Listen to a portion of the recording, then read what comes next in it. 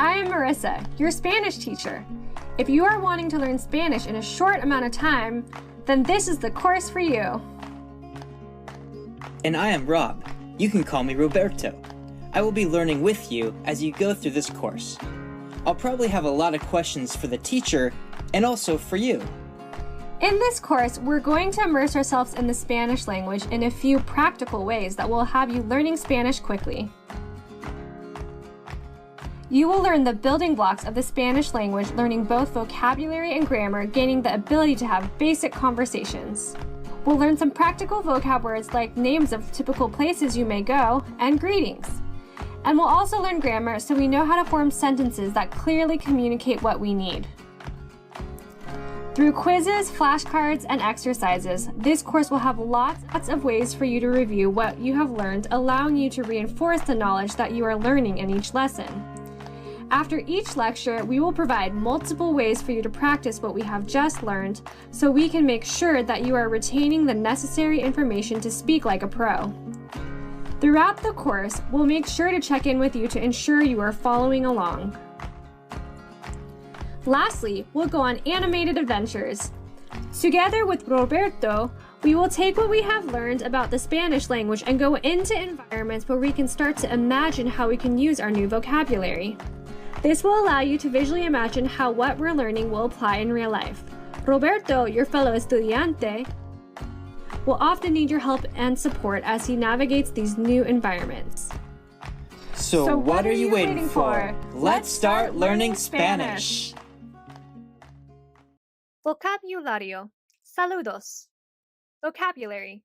Greetings. In this lesson, we're going to learn about saludos, or greetings. The first thing that you do when you meet someone new is you greet them. So let's talk about how to do that in Spanish. We will focus on structure and grammar in future lessons, but to begin, let's learn some basic phrases. All right, we have 13 phrases to go through, so let's get started and repeat after me. If someone were to wave at you, you could say, hola, or hello. In contrast, if someone was leaving and waving at you, you could say, adios, or goodbye. If you wanted to thank your cashier, your waiter, your friend, or host family, you could say, gracias, or thank you. Now, if you're walking in a store and someone is in your way, you could say, con permiso, or excuse me. Alternatively, if you accidentally bumped into someone in the store, you could say, perdón, or pardon me. A less formal way of saying perdón would be to say, lo siento, or I'm sorry. When meeting someone for the first time, it's best to say, mucho gusto, which means, nice to meet you. An appropriate response to this would be, igualmente, or likewise. Also, when you first meet someone, you should probably introduce yourself. To do this, you would say, me llamo, which means my name is. So for my name, I would say, me llamo Marissa.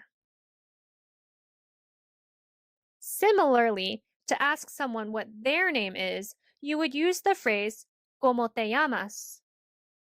Or, what is your name? Lastly, to casually greet someone in the morning, you would say, buenos días, which means good morning. However, if it were the afternoon, you would say, buenas tardes, or good afternoon. And at night, you would say, buenas noches, which means good night. Good job powering through. I'll see you on our next adventure. Hi, class. Roberto and I are going on a live TV station to practice our saludos. All right, class. I have an earpiece in, so when our maestra asks a question, if I don't know how to answer it, I'll pick up this pencil, or drink some coffee, or touch my chin as I stall and wait for you to tell me the answer. And action. Roberto, How do you say good morning? Buenos dias. How do you say good evening? Buenas noches. How do you say nice to meet you? Mucho gusto. How do you say goodbye? Adios. How do you say likewise? Igualmente. How do you say good afternoon? Buenas tardes. All right, that's it. Great job, Roberto. Great job, class. Stay classy. Thanks for stopping by.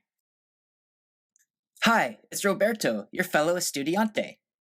If you're like me, and you don't have a lot of time on your hands, and you like to learn on the go, then I have just the resource for you.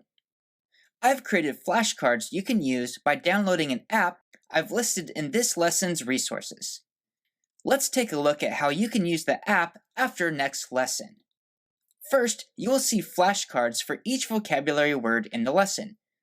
You can click on the word in the English, and it will reveal what the word is in Spanish.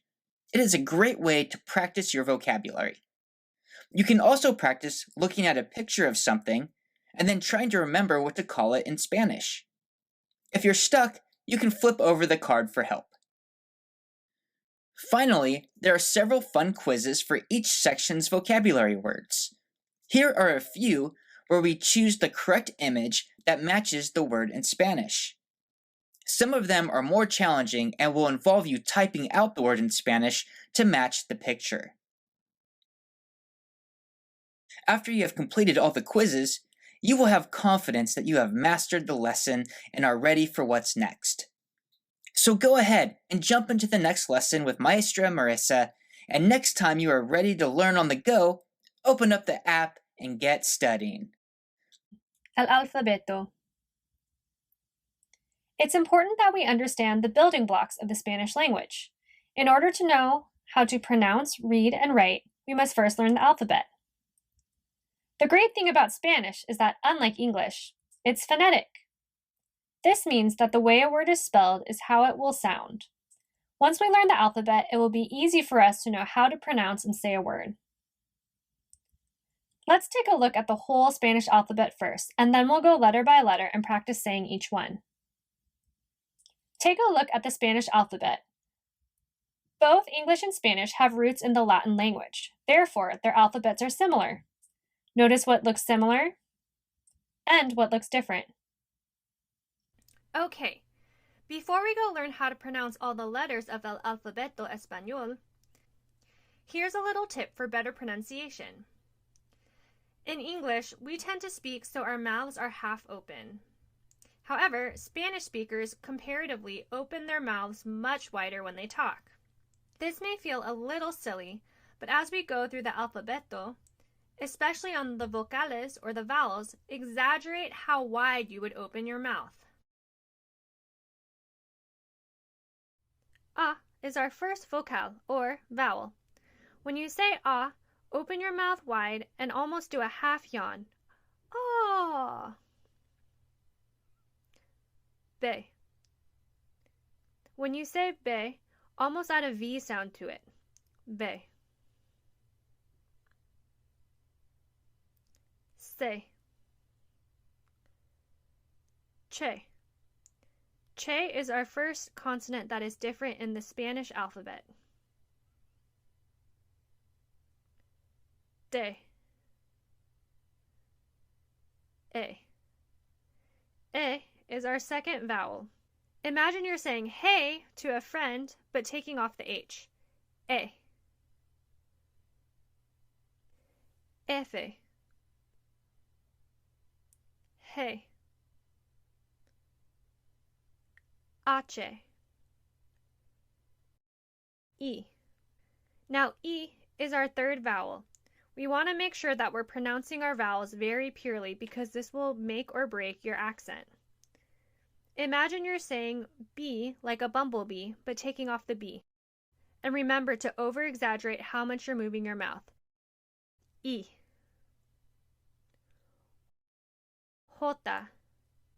Jota, or what we know as J in English, normally takes on the sound of an H.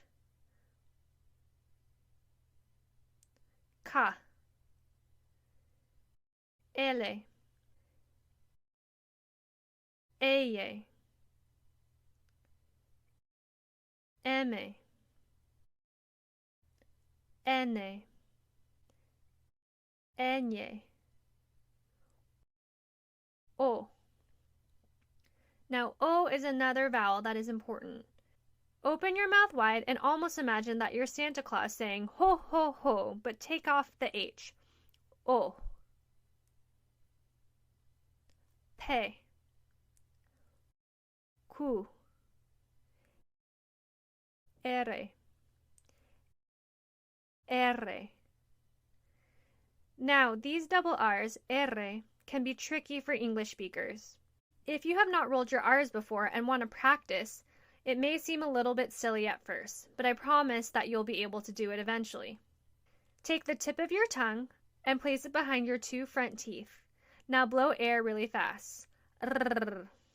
If you can't do this, a quick temporary fix is to pronounce KD really fast. Kada, kada. Ese. Te. U. U is our last vowel. Imagine that you're trying to scare someone and you say boo, except take off the B. U. Be. Now when you say the V in Spanish, almost put a B sound to it. Be. W. X. Y. And last but not least, Zeta. Great job! You did it! Now on to the next adventure. Hi, it's me, Marissa, your maestra, your teacher. I'm here with Roberto, your fellow student, to review the alphabet. Hi, I am muy emocionado, or very excited to review the alphabet with you. Look up on the board to find the alphabet. It looks like something is missing though. Can you name it? That's right, the vowels. Roberto, what is the first vowel that we are missing? Is it A, as in cat? I'm sorry, that is not correct. Class, can you help Roberto? That's right, ah, which is pronounced ah, like the sound you would make if you were yawning. Okay, what's next? E. Close. Can you tell Roberto how to pronounce the second vowel? That's right, eh, like saying hey to a friend without the H. Thanks for the help. Okay, Roberto, what is the third vowel? I want to say I, like eyeball, but I think it is E. Is that right? Class, what do you think? Yes, that is correct. Good job, Roberto. Good job, class. Okay, class, what is the next vowel? Easy. O, as in oh boy, Roberto, you are doing great. I am very proud of you. Okay, last vowel. What is the last vowel? I'm not sure. Can I phone a friend? Class, help. I know it is you in English, but how do you say it in Espanol? Perfect. Thank you. Maestra, is it U? Great job. Class, let's all say the vowels together. A, E, I, O, U. Vocabulario. Fruta. Vocabulary. Fruit. In this lesson, we're going to take what we learned in Lesson 1 and apply it by learning to pronounce some new words. Throughout this course, we will learn vocabulary words through themes. This lesson's theme is fruit, or fruta. Let's walk through how this lesson will work. A word and picture will pop up on the screen. The picture will signify what the word means. I will first pronounce the word and then give you a few seconds to repeat after me. So for example, right now, we're trying to say the word for apple, which is manzana. If you don't pronounce the word perfectly, don't get discouraged. It takes time for our mouth and tongue muscles to learn new sounds. Also, we'll have plenty of practice throughout this course for you to practice your pronunciation. Remember, language is best learned through reinforcement, use, and practice, so be sure to complete all the activities at the end of this course. All right, now we have 7 vocab words to go through, so let's push through and let's get started. All right, let's start with our first word. ¿Cómo se dice, or how do you say, apple in Spanish? Manzana. Manzana. Now let's practice saying the word for grape. Uva. Uva. Now let's move on to one of my favorite fruits, the orange. ¿Cómo se dice orange? Naranja. Naranja. All right, we're over halfway through. Let's say the word for strawberry. Fresa. Fresa. All right, now we're at the word for watermelon. This word's a little bit interesting because if you look at it, there is a little slash above the I. This is an accent mark. Accent marks go over vowels and signal emphasis. The syllable that includes the accent mark is a syllable that is stressed and emphasized. So if we were to put emphasis on the syllable where the accent mark is in the word for watermelon, we would say sandia instead of sandia. Make sense? The difference is subtle, but it is important to master pronunciation. Let's say this word together one more time. Sandia. All right, now let's practice with our 6th fruit. How would you say banana? Plátano. Remember that when pronouncing this word, you want to put emphasis on the syllable with the accent. So it should sound like plátano.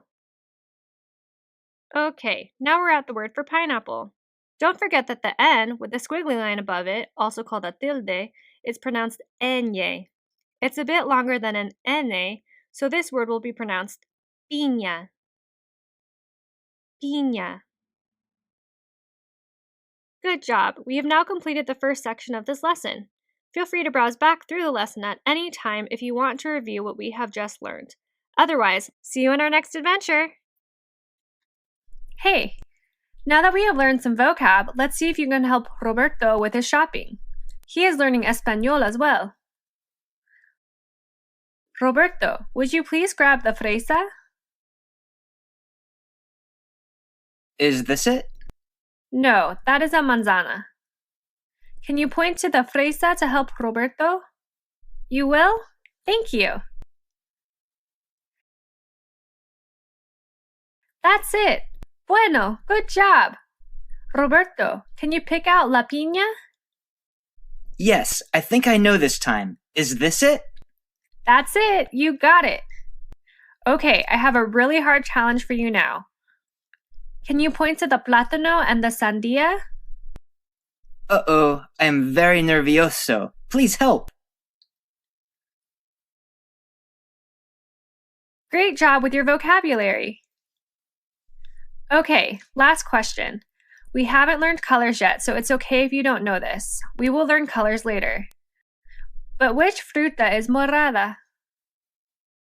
Is it the plátano? No, that is amarillo, yellow. Can you help Roberto find the fruta morada? That's it, the uva. We'll see you in the next lesson to learn some more. Hola clase y bienvenido, or welcome, to Storytime. Throughout this course, I will read you a short story and give you a chance to see how much you understand and comprehend. For those of you who are beginners, you may only understand some of what I am saying. However, as we dive further into the course, you'll be able to understand more and more. For now, just focus on picking out and recognizing the vocab words we have already learned. For those of you who are more advanced, try to see if you can understand and translate the sentences that I am saying. As the course progresses, there will be less and less English. After story time, be sure to take the short quiz where you get to test your comprehension and see how much you understood. All right, now let's go read. Página 1. Voy a la tienda para comprar algunas frutas. Yo quiero una fresa y un plátano. Okay, class. I went to the store to buy some fruit. What 2 fruits did I want? Let me read página 1 or page 1 again. Voy a la tienda para comprar algunas frutas. Yo quiero una fresa y un plátano. Página 2, page 2. Voy a regresar a mi casa. En la cocina hay una piña. I return home, and in my kitchen, what fruit is there? Let's reread page 2 one more time. Voy a regresar a mi casa. En la cocina hay una piña. Página 3. Mi amiga llega a mi casa y me lleva una manzana. My friend comes over and brings me what fruit? Let me reread page 3 to you one more time. Mi amiga llega a mi casa y me lleva una manzana. Página 4. Con todas las frutas yo hago una ensalada de frutas.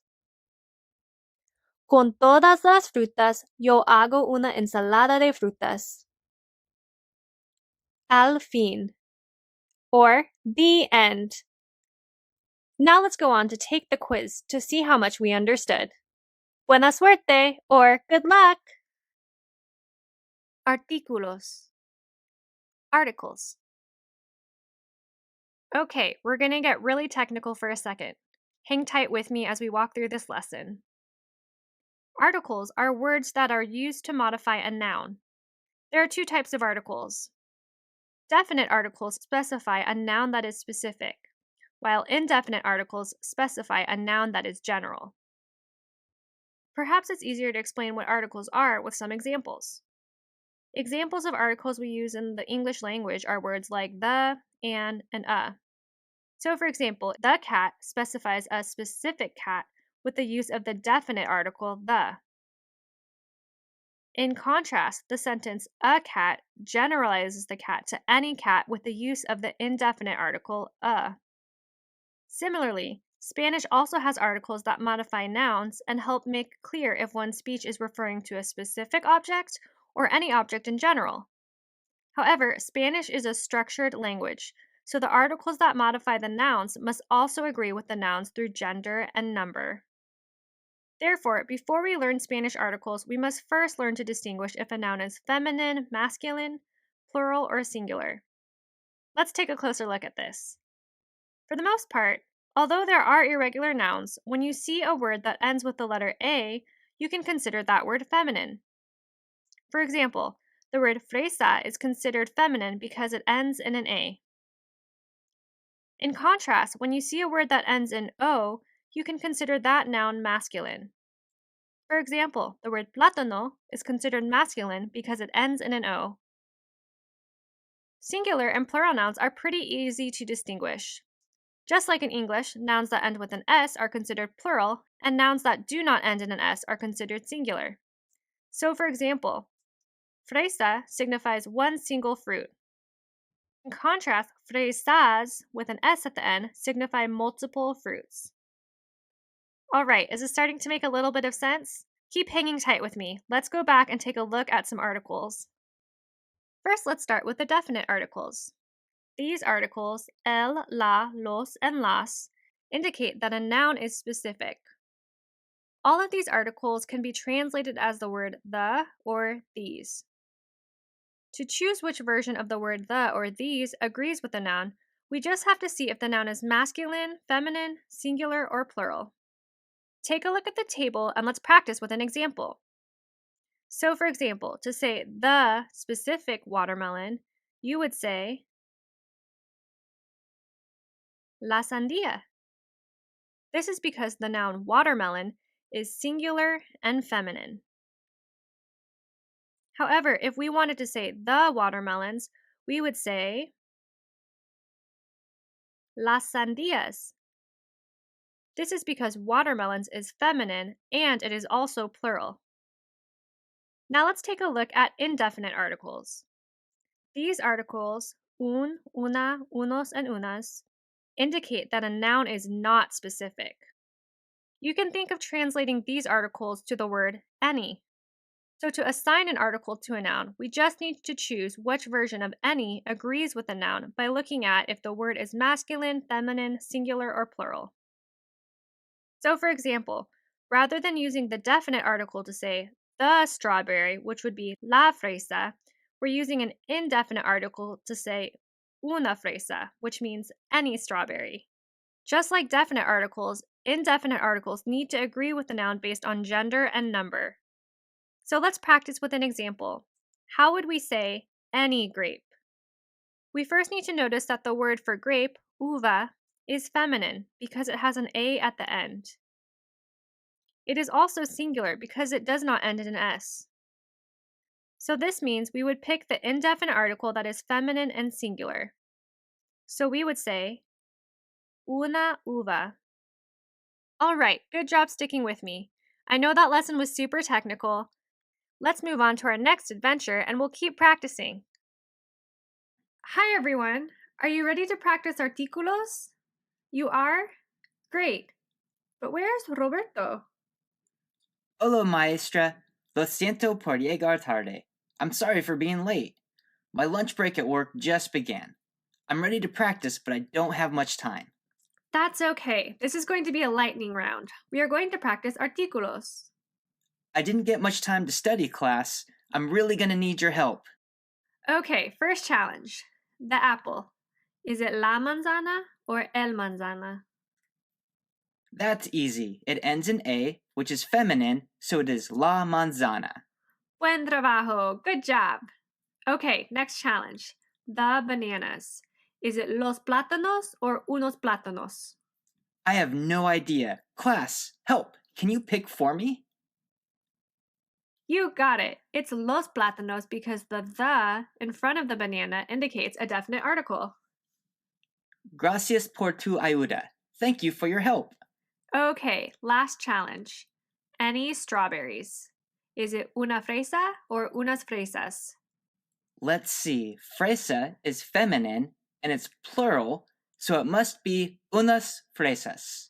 Perfecto! 3 for 3. That was awesome. Okay, my work break is over. Gotta go. Bye, Roberto. Bye, class. Vocabulario. Ropa. This lesson's theme is ropa, or clothes. This lesson will work similar to lesson 2. A word and picture will pop up on the screen as well as a translation of what the word means. I will give you some time to anticipate the article that goes along with the noun and then reveal the answer. After, we will say the word with the article together. All articles in this lesson will be definite articles. So el, la, los, and las will be used. So for example, a picture of a shirt will pop up on the screen. The word for shirt in Spanish is camisa. What article belongs with the word camisa? Because it ends with an A, we can say la camisa. At the end of this lesson, we will do an activity that will allow you to practice speaking. Attached to this lesson, there will also be flashcards that you can print out to give yourself some extra practice. Remember that language is best learned through reinforcement, use, and practice, so be sure to complete all the activities at the end of this course. All right, now let's get started. Practice saying the word on the screen and also guessing the article that goes along with it. La camisa.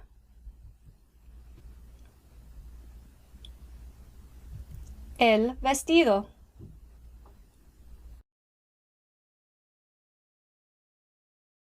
La falda.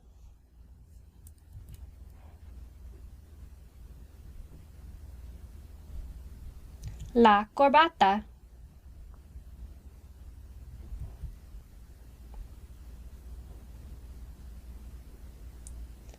El gorro.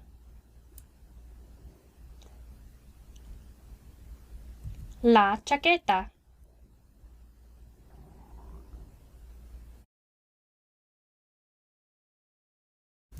El chaleco. Los pantalones. So this word is a little bit tricky because although it ends in an S, so we know that it is a noun that is plural, the word pantalón does not end with an A or an O, so it is difficult to tell if it is masculine or feminine. Although identifying feminine nouns as words that end in A and masculine nouns as words that end in O is a good rule of thumb, there are other rules that we need to learn. Masculine nouns typically end in E, an accented vowel, another consonant other than D or Z, or MA. Although there are some irregular nouns that don't follow these rules, you can follow these guidelines to assign the correct articles to the noun for now. Feminine nouns also have other rules. Feminine nouns can also end in D, Z, or ion. Using our new rules, let's go back to the word pantalones. Because pantalones ends in ES, we can guess that it is a masculine noun because of the E, and that it is plural because of the S. So it would be los pantalones. Let's keep going. What article would belong with the word traje? That's right, it would be a masculine singular article because traje ends in an E. El traje.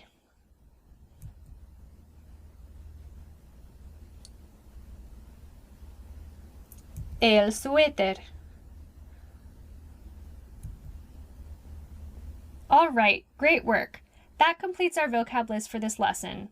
We are now going to move on to an activity that will allow you to practice speaking. A picture will flash on the screen along with the English translation of the word. So for example, we are looking at a picture of pants. You will be asked to translate the word into Spanish. After a few seconds, the answer will be revealed. In this case, the answer is los pantalones. All right, let's get started. First, how do you say shirt in Spanish?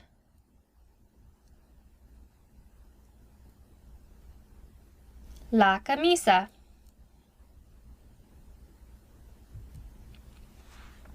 How do you say suit in Spanish?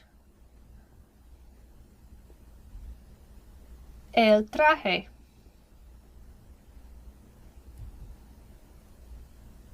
How do you say jacket in Spanish?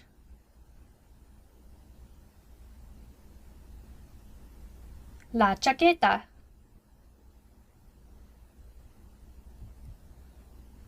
How do you say dress in Spanish?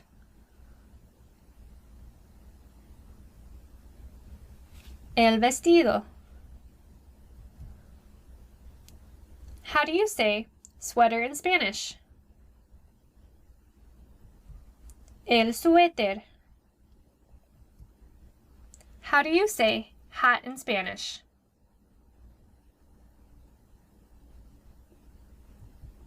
El gorro.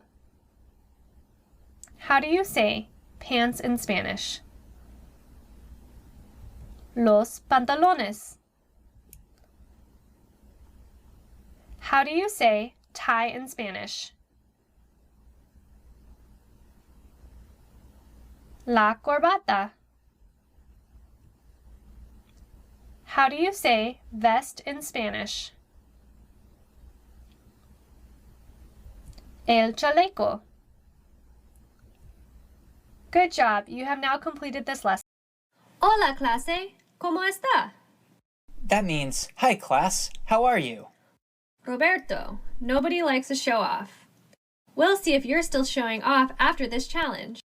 As long as the class is helping, I know that this challenge will be a piece of cake. Okay, here it is.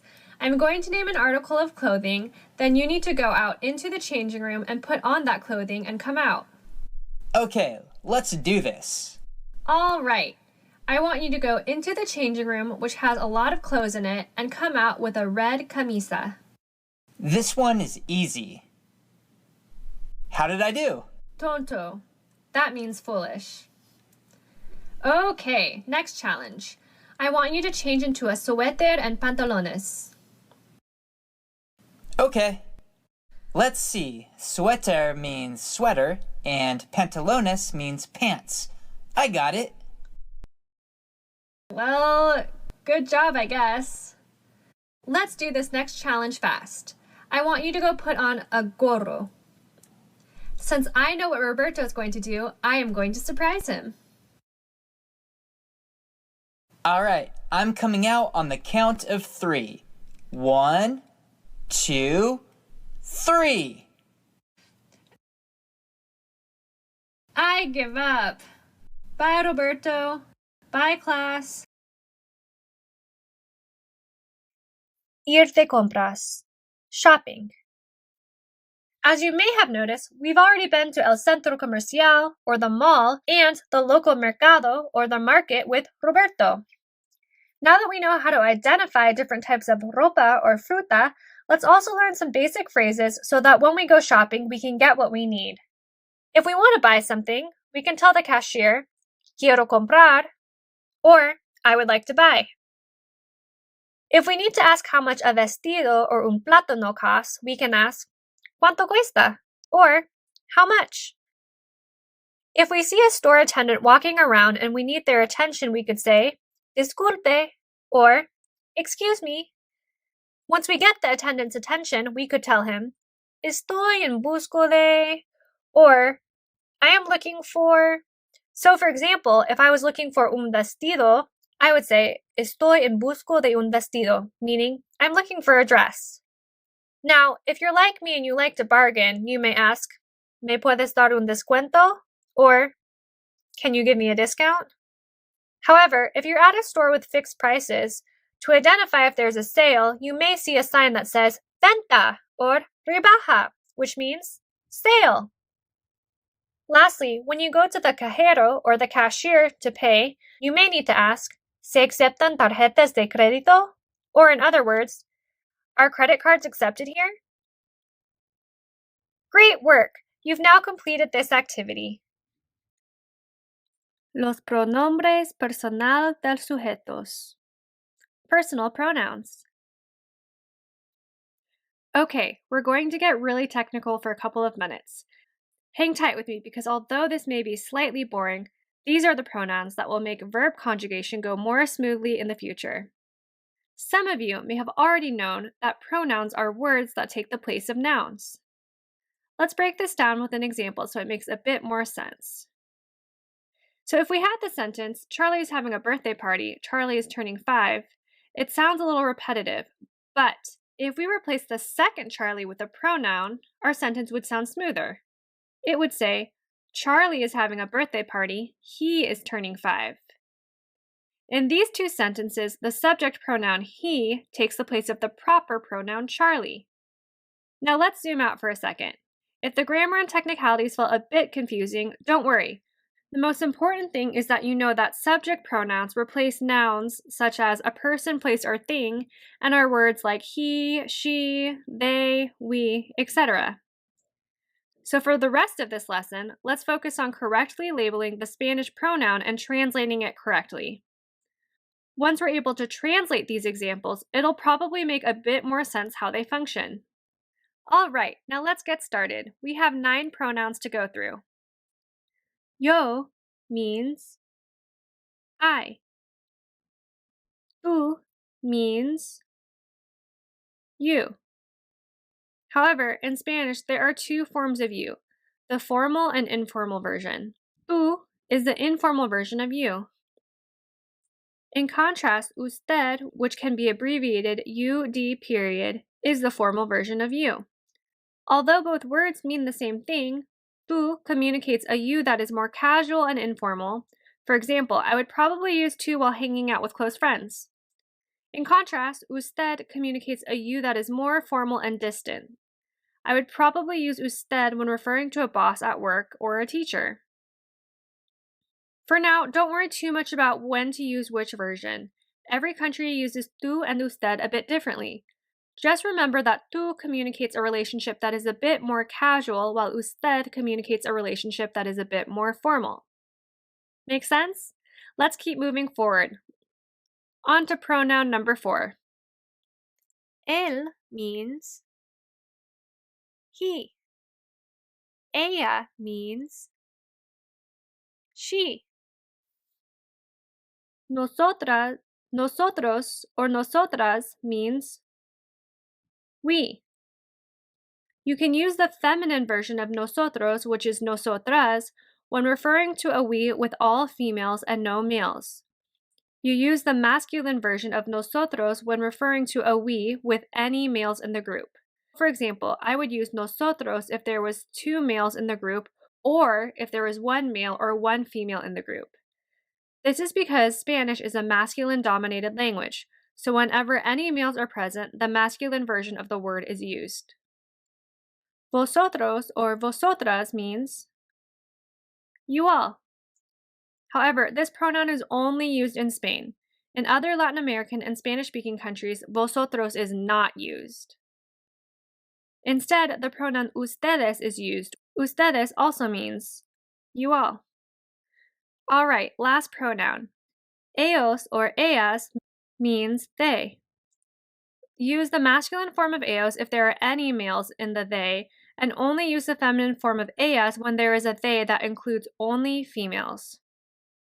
All right, great work. We've now completed the lecture. Now let's practice with an activity. In this activity, an English pronoun and picture will flash on the screen. Using the English pronoun and the picture, translate the pronoun into Spanish. For example, if we wanted to translate the word we into Spanish, I could use nosotros or nosotras. However, because the picture shows 3 women, I would use the feminine form of nosotros, of nosotras, since there are no men present in the we. Make sense? Let's get started. How would you say he? If you said él, you are correct. How would you say she? If you said ella, you are correct. How would you say we?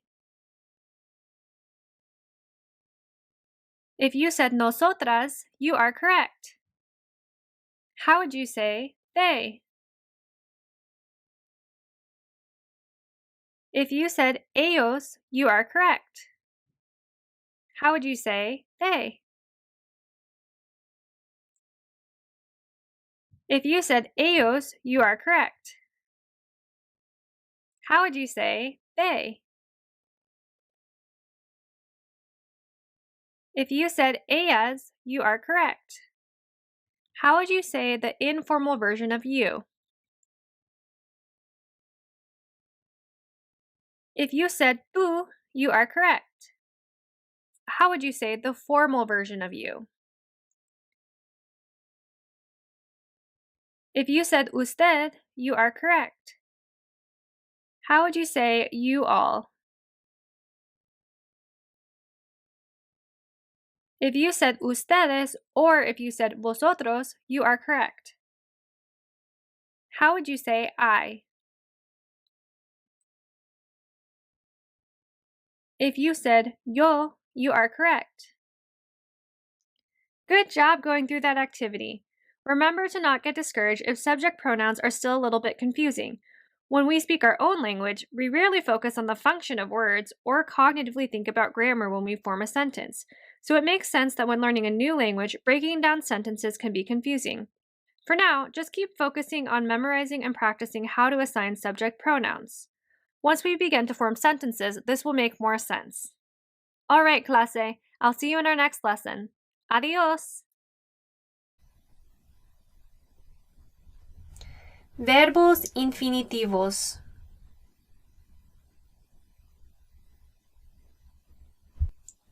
In this lesson, we're going to be learning about infinitive verbs, or verbos infinitivos. Verbs are action words. Infinitive verbs are the most basic verb form in Spanish. They do not indicate who is performing an action or at what time an action is being executed. In English, infinitive verbs are any verbs with the word to in front of them. So, for example, to run would be an infinitive version of the verb. To run does not indicate who is running or if the action is happening in the past, present, or the future. In Spanish, infinitive verbs can be identified by their endings. They can end in 3 different ways: in AR, ER, or IR. We will look at some examples of verbs later. Knowing how to identify a verb is key to understanding the Spanish language. So let's get started and take a look at some examples of these words that end in AR, ER, or IR. First, let's take a look at verbs that end in AR. Ayudar means to help. Caminar means to walk. Estudiar means to study. Hablar means to talk. Trabajar means to work. Now let's take a look at some verbs that end in ER. Comer means to eat. Leer means to read. Beber means to drink. Correr means to run. And lastly, now let's take a look at some verbs that end in IR. Decidir means to decide. Escribir means to write. And vivir means to live. Now let's move on to an activity. This activity will work a lot like our vocab lessons where a word and picture will pop up on the screen. In this activity, we will work on improving our Spanish speaking skills. A verb will flash upon the screen and I will ask you to translate the word from English to Spanish. For example, I will ask, how do you say to drink in Spanish? After some time has passed, I will then reveal the answer as beber. If it seems like you do not have enough time to think of an answer, feel free to pause the video as you need. All right, now let's get started. How do you say to live in Spanish?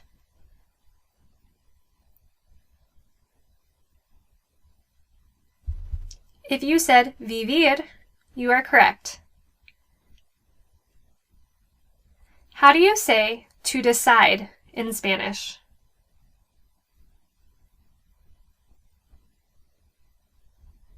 If you said decidir, you are correct.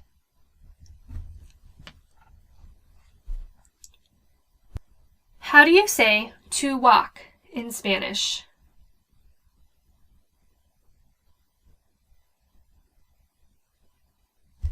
If you said caminar, you are correct.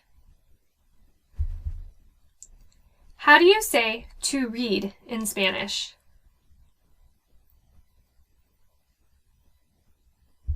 If you said leer, you are correct.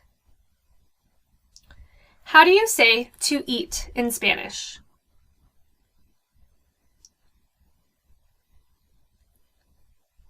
If you said comer, you are correct. How do you say to help in Spanish?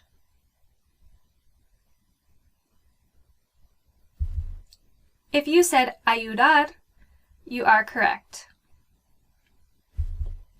How do you say to drink in Spanish? If you said beber, you are correct. How do you say to work in Spanish?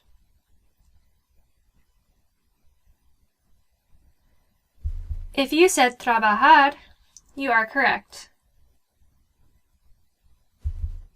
How do you say to write in Spanish? If you said escribir, you are correct. How do you say to talk in Spanish?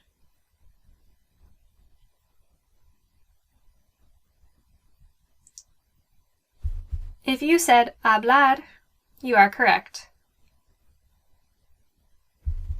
How do you say to run in Spanish?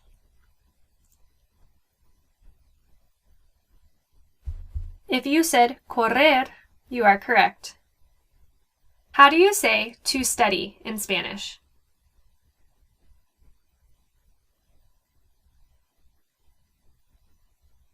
If you said estudiar, you are correct. Good job! You have now completed this lesson. If you're having some trouble memorizing these verbs, don't worry. We will have plenty of time to practice them later throughout this course. For now, just remember that Spanish verbs can be identified by their endings. If you would like some more time to review and reinforce what you have learned, feel free to go back through the lesson, look at the next lesson for review, or look at our flashcards. Hola, clase! Today we are going to work on verbs. Roberto is going to use a verb to describe my actions. All right, Maestra. We are ready for the challenge. Let's see. You are walking, so the verb is caminar. Great job, Roberto. What am I doing now? I see that you're running, but I don't know the word. Class, can you help? Roberto, hurry up and guess. I'm getting tired. Clase, please help him. Thanks, class. The verb is correr. Wow, that took a long time. Let's choose an action that isn't as exhausting. You are eating, so the verb is comer. And now you're drinking, and that is beber. Let's see, you are reading, that is escribir. Nice try, but escribir means to write. How do you say to read? Class, can you help Roberto? Thanks, class. The verb for reading is leer. You are writing, that is escribir. Great job. Last one. Let's see, I don't hear any words, but I think you are pretending to talk. Everyone, let's say the verb for talking on 3. 1, 2, 3. Hablar. Great job, class. Great job, Roberto. Okay, we needed that. Los verbos en presente. Unfortunately, Spanish verbs are a bit more difficult to navigate than verbs in English. In English, although we have different verb tenses, we do not conjugate verbs based on both who is performing or the action. Before we start this lesson, I want to say that conjugation is normally a very challenging part of learning the Spanish language. Because verbs are used so differently in Spanish and English, our brains are being exercised in a new way. If this lesson begins to get frustrating, feel free to pause the video as you need and take breaks. It may be helpful to re-watch this lecture as you need. It will take time for concepts and patterns to begin to click and stick. With that being said, we will have plenty of practice through this course using the present tense. Don't get discouraged as we enter into this new territory, but keep taking breaks, practicing, and moving forward. Previously, we saw that if a word ends in AR, ER, or IR, we could identify that that word was a verb. However, in the infinitive form of a verb, we can't tell who is doing the action or at what point in time the action is taking place. Right now, we're going to look at verbs that take place in the present. In other words, we're going to look at verbs in the present tense. The present tense indicates actions that are currently happening, habitual routine, or things that will happen in the near future. To indicate that a verb is in the present tense, we have to drop the verb endings. This means that we take off the AR, IR, and ER that once indicated that the verb was in infinitive form. So then, what do we replace these endings with? We are going to replace the AR, IR, and ER with endings that indicate time in the present and also indicate who is executing the action. This is where conjugation gets a bit tricky. In English, the present tense verb does not change based on the subject. You can see in the sentences he runs, she runs, they run, and I run, the sentences all indicate someone is running in the present and the verb run does not change very much. However, in Spanish, verb endings change based on who is executing the action. Let's take a look at some examples, and remember, please pause the video and take a break as needed. First, let's take a look at AR verbs. For every verb you conjugate in every tense and for every pronoun, you want to drop the AR, IR, and ER ending. So for verbs that end in AR, we're going to drop the AR ending and replace those letters with a different ending according to who is executing the action, or in other words, the subject pronoun. So for example, if we take a look at this chart that has all of the subject pronouns, we can see that the endings are based on who is executing the action. If I was executing the action, I would replace the AR with an O. If it was you or tú, it would be an AS. If it was él, ella, or usted, or he, she, or a formal you, I would replace it with an A. If it was nosotros or we, I would replace it with amos or AMOS. If it was vosotros, it would be replaced with ais. And if it was ellos or ustedes, they or you all, I would replace it with an AN. So let's take a look at a tangible example. So for example, if I took the verb hablar and I wanted to say I talk, I would need to first drop the AR ending and then look at the table to find the subject pronoun yo or I. Looking at the table, I can see that for the subject pronoun yo or I have to conjugate my verb so that it ends in an O, so that it indicates both talking in the present tense and also that I am the one that is talking. So I drop the AR ending and add an O. So to say I talk, I would say yo hablo or hablo.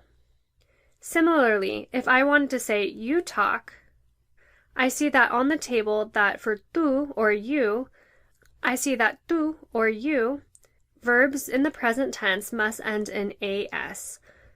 So I drop the AR ending of hablar and add an AS. So to say you talk, I would say tú hablas or hablas. Now if I wanted to conjugate hablar for the rest of the subject pronouns, I would look at the table, drop the AR ending, and add the ending that is corresponding. So it would be yo hablo, tú hablas, él, ella, or usted habla. Nosotros hablamos, vosotros habláis, and ellos or ustedes hablan. Making sense so far? Let's keep going and take a look at ER verbs. Now let's take a look at how to conjugate ER verbs. Just like AR verbs, we're going to drop the ER ending and replace it with an ending according to the table that we have in front of us. If we take the verb comer, for example, we dropped the ER, and for yo, comer becomes yo como. Tú comes. Él, ella, or usted come. Nosotros comemos. Vosotros comís. And ellos or ustedes comen. Now if we take a look at IR verbs, it should be no surprise to you that we drop the IR ending and replace it with an ending according to this table based on the subject pronoun. So for example, if we were to take the verb vivir, which means to live, we would conjugate it yo vivo, tú vives, él, ella, or usted vive, nosotros vivimos, vosotros vivís, and ellos or ustedes viven.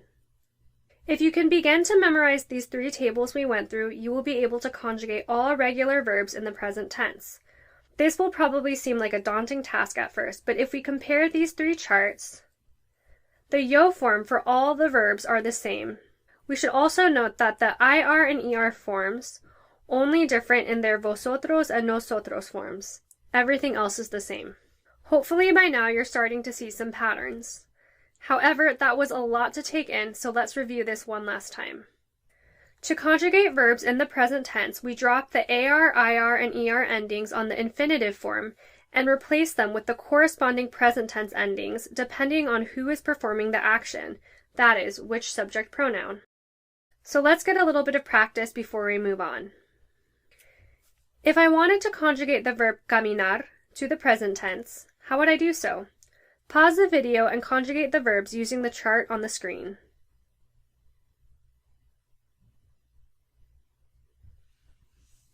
Alright, good work. So hopefully you dropped the AR ending and added the corresponding endings in the present tense based on the subject pronoun who was executing the action.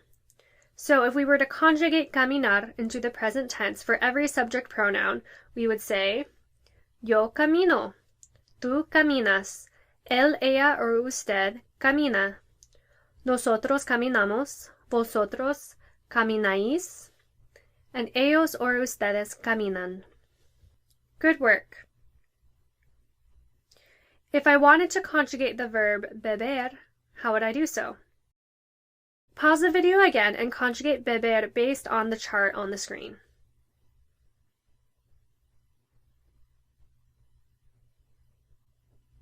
Good work. So hopefully you dropped the ER ending and added the corresponding ER endings in the present tense based on the subject pronoun executing the action. So the answers would look like this. Yo bebo, tú bebes, él, ella, or usted bebe, nosotros bebemos, vosotros bebís, and ellos or ustedes beben. All right, now let's take a look at an IR verb. If we were to conjugate escribir, which means to write, into the present tense for every subject pronoun, what would it look like? Pause the video and use this chart to conjugate the verb for every subject pronoun.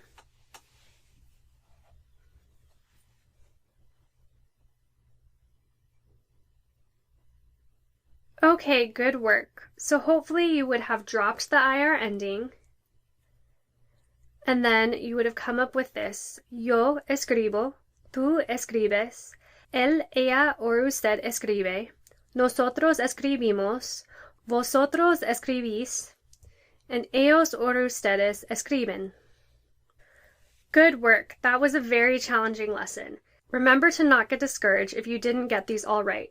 Conjugation takes time, especially because thinking about verbs in Spanish are different than how we think about them in English. So remember, give yourself some grace, take breaks as needed, keep practicing, and pause or rewatch this video. Feel free to download the conjugation resource guide that has tables showing you how to conjugate all regular verbs for more practice. Verbos irregulares. Now, to make things a bit more complicated, we need to take a look at irregular verbs. Irregular verbs are verbs that do not follow the conjugation rules. This means that these verbs will deviate a bit from the rules that we looked at last lesson. It can be discouraging to hear that on top of learning a new and complex system of conjugating verbs, there are also lots of other irregular verbs to memorize. However, remember, it takes time, practice, and patience to learn all of these new words. So once again, feel free to pause this video as needed, take breaks, and look at the resources and give yourself some grace. Two encouraging things to note are, 1, irregular verbs are the most common verbs. So although it may feel like there is a whole new list of verbs to memorize, these will also be the verbs that we are practicing with the most. And 2, there are some patterns and rules to follow when conjugating irregular verbs. Let's take a look at some of these verbs.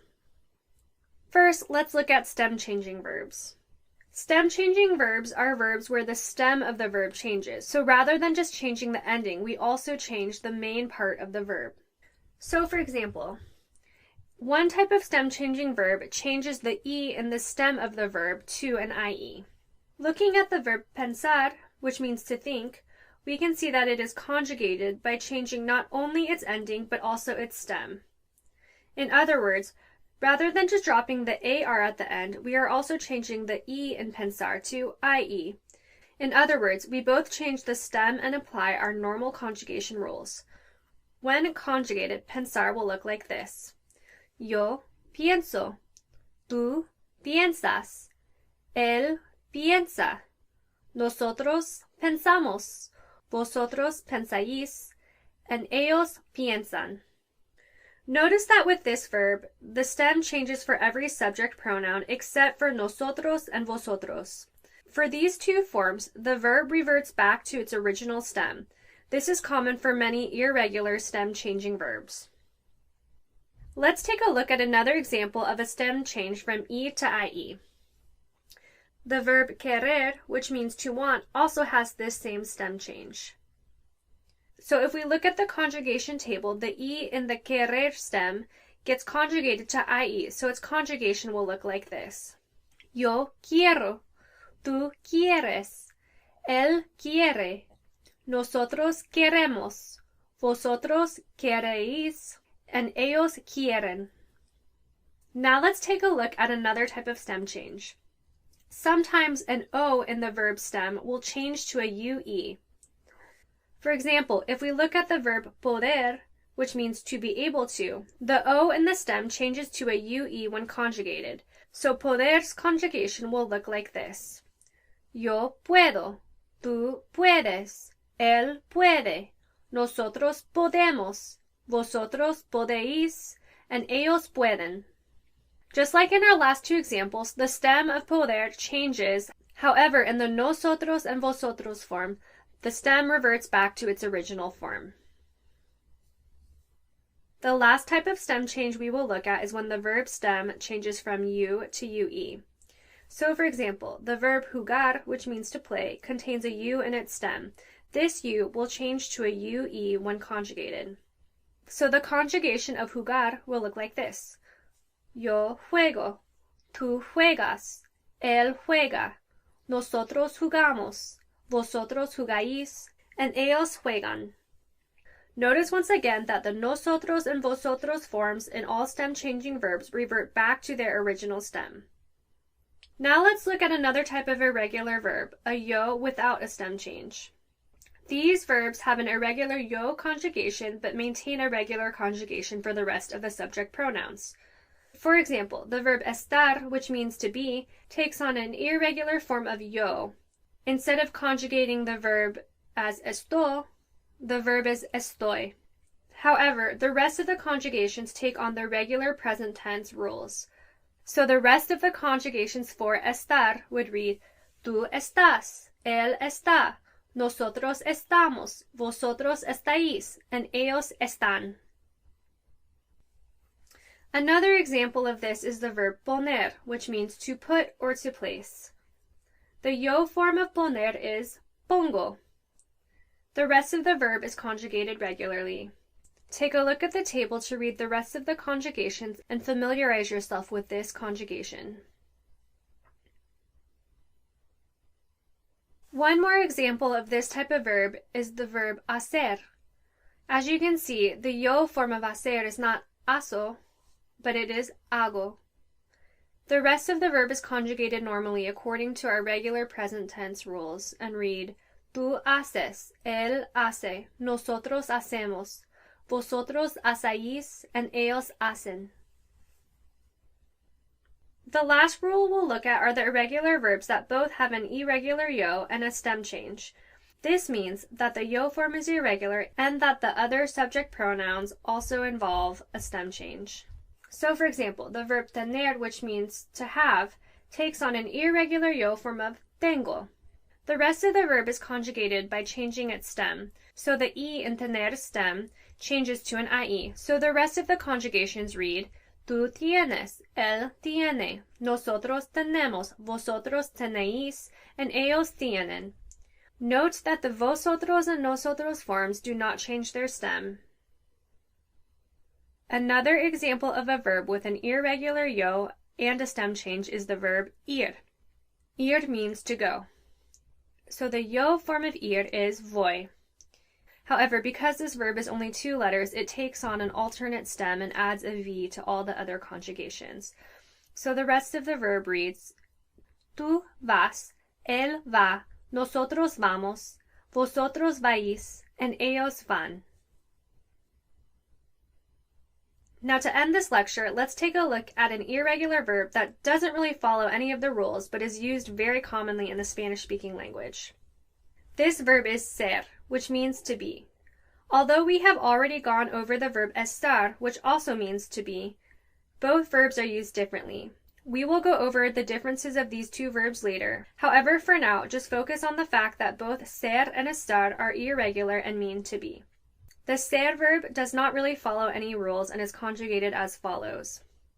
Yo soy, tú eres, él es, nosotros somos, vosotros sois, and ellos son. All right, good work. That was a lot of new information to take in. Remember to pause the video and take breaks as needed and/or rewatch the lesson to review. If you feel ready to practice, let's move forward and do an activity. This activity will work by asking you to conjugate an irregular verb. A subject, pronoun, and verb will pop up on the screen in English, and I will ask you to translate this conjugation to Spanish. After some time, the answer will be revealed. So, for example, if I asked you, how do you say he has in Spanish, I would give you some time to think and formulate an answer. Hopefully, after a while, you would come up with the answer, tú tienes, or tienes. Feel free to pause the video as needed to give yourself some time to think if I am revealing the answer too quickly. For this activity, it is probably most helpful if you answer these questions with open notes. So feel free to download and print off our resources or use your own notes that you took throughout this lesson. Okay, now let's get started. How would you say she goes in Spanish?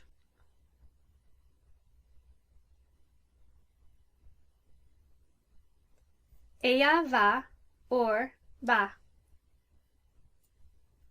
How do you say we think in Spanish?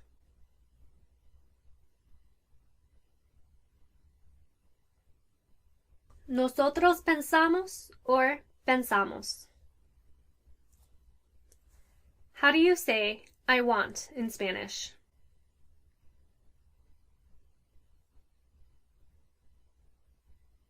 If you said yo quiero or quiero, you are correct. How do you say they are able to?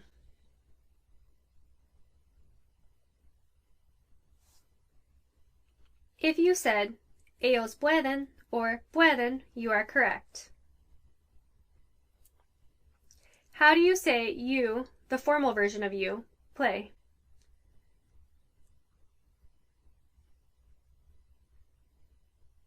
If you said usted juega or juega, you are correct. Remember that although tú is a form of you, usted is the formal version of you, so you would conjugate this verb in usted form. How would you say you all, the Spanish version of you all, make?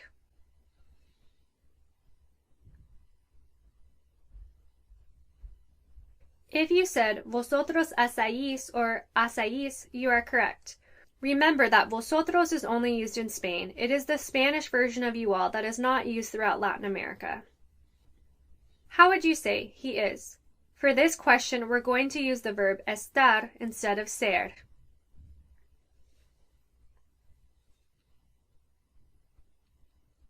If you said él está or está, you are correct. How would you say she is? For this question, we're going to use ser instead of estar.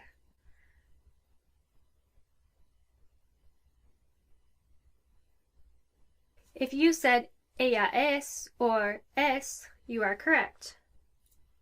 Good work! You have now completed this activity. Feel free to go back and go through the lecture if you feel you need more practice. Remember that we will have plenty of practice with all of these verbs, so be sure to give yourself some space to mess up and make mistakes as we're learning all of these new rules and the exceptions to these new rules. Hola, clase. Let's read another short story. Everyone take a seat. Página 1. Tengo un pájaro. El pájaro se llama Martín. Let me reread that one more time. Tengo un pájaro. El pájaro se llama Martín. Página 2. Martín puede cantar muy bien. Él tiene buena voz. I'm going to read that page one more time. Martín puede cantar muy bien. Él tiene buena voz. Página 3. Cada mañana Martín y yo jugamos con una pelota pequeña. Él le gusta jugar. Let's reread that one last time. Cada mañana Martín y yo jugamos con una pelota pequeña. Él le gusta jugar. Al fin. The end. Okay, clase. Don't forget to take the quiz to test how much you remembered. Adios! Practical lessons. Irregular verbs. As mentioned before, even though irregular verbs don't follow the rules, they are some of the most commonly used verbs in everyday speaking. Let's take a quick look at some practical phrases in which these verbs are used. If you've had a long day of travel and you need to tell your Spanish-speaking friend that you want to eat, you can say, tengo hambre, or I am hungry. Similarly, if you're out on a hike and need to get some water, you can say, Tengo sed, or I am thirsty. If you're at a party, you check your watch and realize that it is way past your bedtime, you can say, Tengo que irme, or I have to leave. Now, if you're in a classroom goofing off with the rest of your classmates, you may hear a teacher give the command, Pongan atención, which means, pay attention. Lastly, maybe you're with your host family and your mom asks you, ¿Puedes poner la mesa? What she's asking is, can you set the table? Good work! Hopefully these quick and simple phrases will help you in your future trips abroad. I'll see you in our next adventure! Vocabulario. Animales. In this lesson, we're going to learn some vocab words. This lesson's theme is animales, or animals. This lesson will work by going through a list of vocab words of animals. After we complete this, we will practice these new vocab words by beginning to form simple sentences. Let's get started. Dog is perro. Cat is gato. Monkey is mono. Bird is pájaro. Elephant is elefante. Fish is pescado. Horse is caballo. Rabbit is conejo. Tiger is tigre. Butterfly is mariposa. Okay, good work. Now let's do an activity to practice our new vocab words and also our articles and present tense verbs. In this activity, we are going to combine everything that we have learned thus far and put it to the test. We will use our new vocab words, some old vocab words, articles, and the present tense to begin to form simple sentences. This activity will work by asking you to translate a sentence from English to Spanish. A picture of an animal and a sentence in English will flash up on the screen. After, I will ask you to translate it. So, for example, if I wanted to say, the fish lives, I would first need to figure out what article belongs with the noun pescado. For this lesson, we can assume that all articles are definite articles. Therefore, we can refer to this chart and know that all articles used in this lesson will be el, la, los, or las.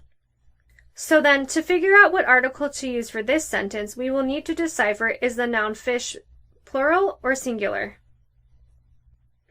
Is it masculine or feminine? Pescado is singular because there is no S indicating multiple fishes, and it is masculine because it ends in an O. So we can use the article el. So far in this sentence, we have el pescado. So in order to say the fish lives, we need to figure out how to conjugate the verb vivir so it demonstrates that the fish is the one executing the action. So we must ask ourselves, what subject pronoun does el pescado represent? When conjugating verbs, it is important to think of all singular subject nouns as he or she, and all plural subject nouns as they. So for example, the verb that goes along with el pescado will be conjugated in the form of él, ella, or usted. In contrast, if the noun was los pescados, we would conjugate the noun for the form of they, ellos or ustedes. Once again, for our example, we are conjugating el pescado like we would conjugate a verb for él, ella, or usted. So we would conjugate vivir as vive. So our sentence, the fish lives, is el pescado vive. Alright, does that all make sense? I know this is a lot to do at once, but take your time. Feel free to pause the lesson as you need if the answers are being revealed too quickly. And also feel free to review our conjugation and article lessons to help you with this activity. All right, now let's get started. How would you say the butterfly has the orange? To answer this question, it may be helpful to look at our fruta vocabulary.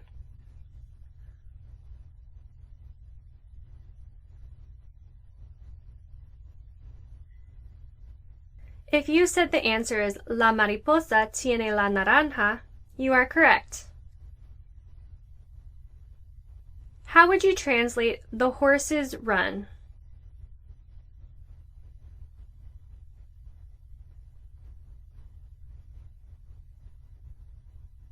If you said Los caballos corren, you are correct. How would you say the bird sings?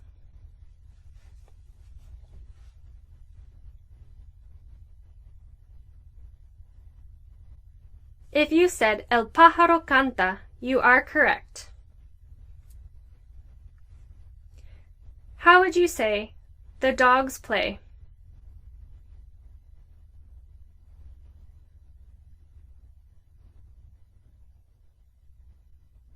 If you said Los perros juegan, you are correct. How would you say the fish lives?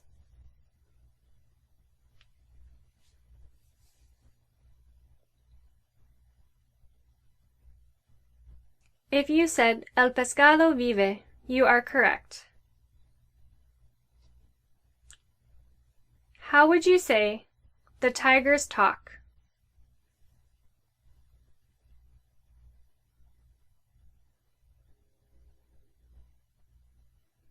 If you said Los tigres hablan, you are correct. Remember, because there are multiple tigers or tigres, the article is los because tigres are plural, and the verb hablar is conjugated in the form of ellos or ustedes because there are multiple tigers. How do you say the rabbit studies?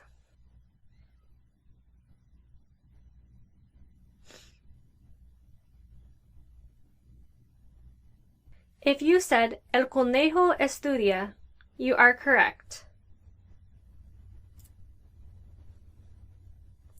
How would you say the monkey eats the banana?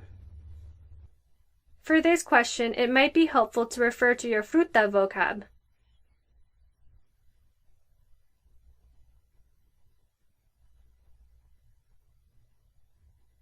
If you said El mono come el plátano, you are correct. How would you say the elephants walk?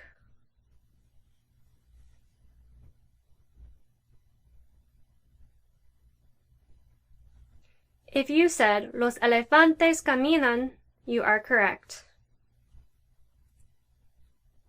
How would you say the cats drink?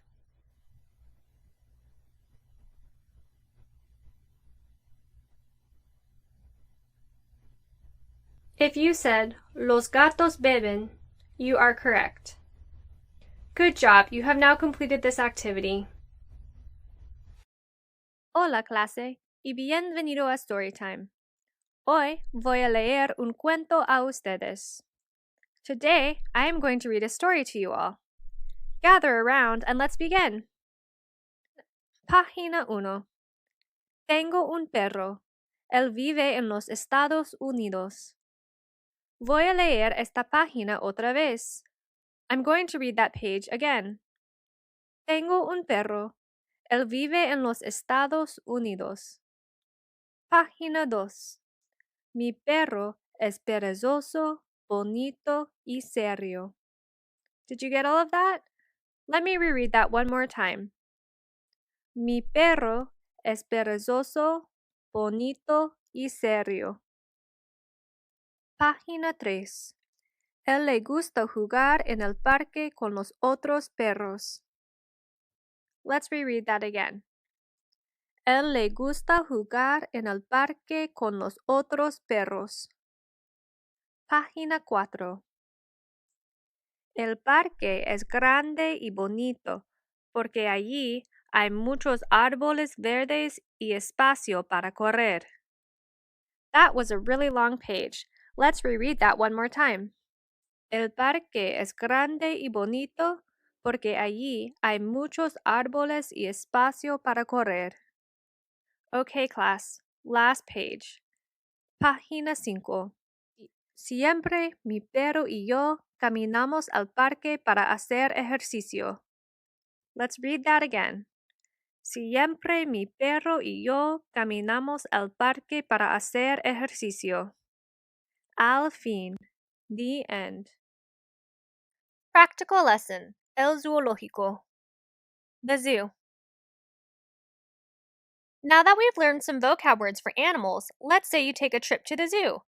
Let's go over some phrases that you may hear or that you may use while there. First, to get into the zoo, you normally have to purchase a ticket. To do this, you can ask the cajero or the cashier, ¿Puedo comprar un boleto? Or, can I buy a ticket? Let's say you're walking along and you see an elefante and you want the friend that you're with to see it too. You can say, Mira, or look. Now let's say you're standing around an exhibit full of pájaros and there's a large crowd. You can ask the people you're with, ¿Puedes ver? Or, can you see? Similarly, if you're standing around an exhibit of tigres that may be dangerous, you may see a sign that says, Cuidado, or caution or be careful. This will warn you to stay far away. You may even see signs in some areas that say prohibido or prohibited to warn you of places where you are not allowed. Good work! Hopefully these phrases will help you on your next adventure at the zoo or other touristy areas that you may visit. Adios! Palabras interrogativas. In this lesson, we are going to learn about palabras interrogativas, or interrogative words, also known as question words. Sometimes in English, we refer to some question words as the 5 W's of who, what, when, where, why, and how. Just like in English, palabras interrogativas are used to ask questions. In Spanish, some question words must agree with the plurality and singularity of a word and will need to be adjusted with an es at the end if the subject noun is plural. Others must agree with feminine or masculine forms, and endings will switch from an a to an o depending on the gender of the subject noun. Most of these words will be used when forming questions.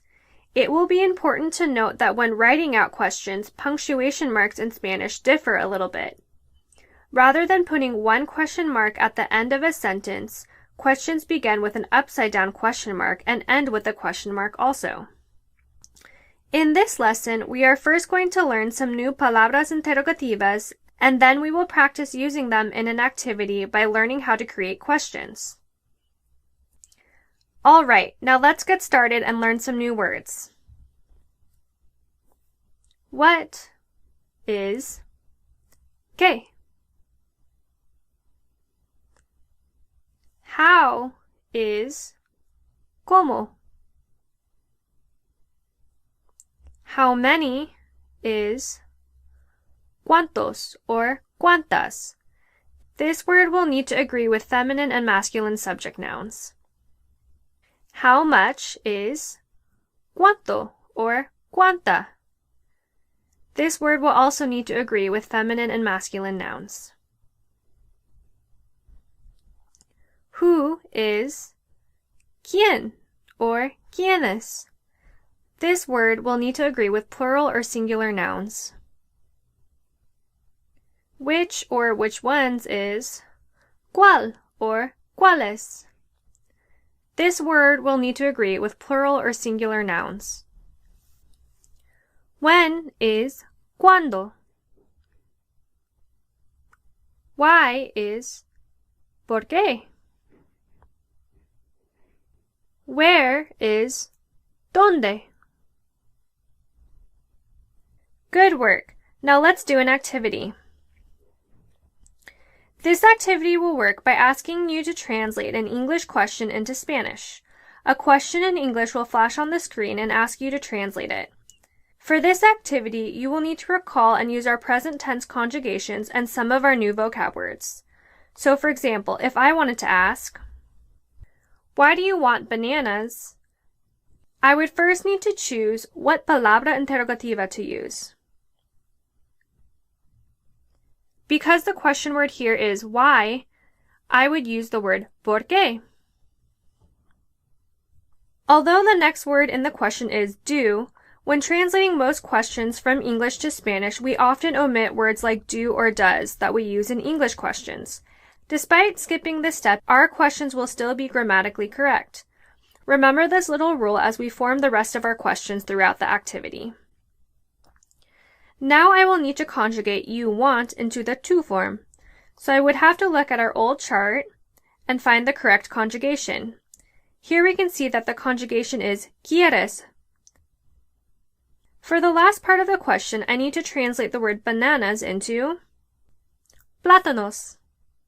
So our question, why do you want bananas, would be, ¿por qué quieres plátanos? As we start to combine all the things we have learned thus far in the course, things can get a bit tricky, messy, and confusing. It's okay if you don't get the whole translation correctly. Focus on the parts of the questions that you got right and celebrate those little victories. Feel free to pause the video and give yourself time to think if the answers are being revealed too fast. Otherwise, let's get started with our first question. When do you study?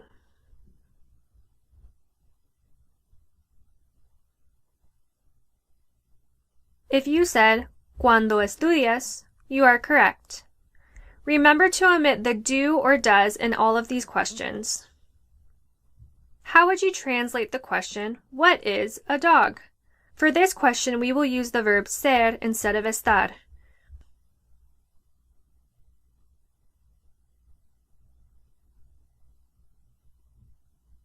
If you said, ¿Qué es un perro?, you are correct.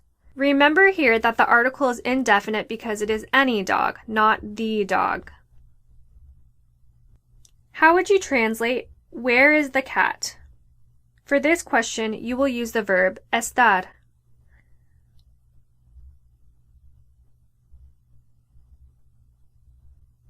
If you said, ¿Dónde está el gato?, you are correct. Remember that the article in this question is el because it is a definite article because it is the cat, not any cat. How would you translate, how many dresses do you have?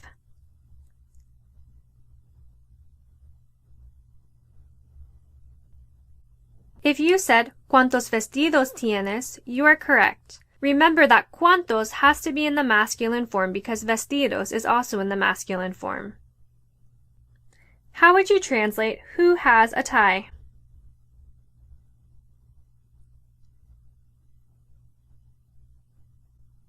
If you said, ¿Quién tiene una corbata?, you are correct. How would you translate, how are you? In this question, we are going to be using the informal version of you and also the verb estar instead of ser.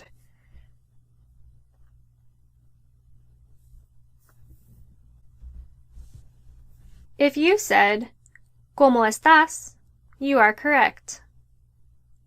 Now let's do one more question. How would you say, which pineapples do you want? We will be using the informal version of you.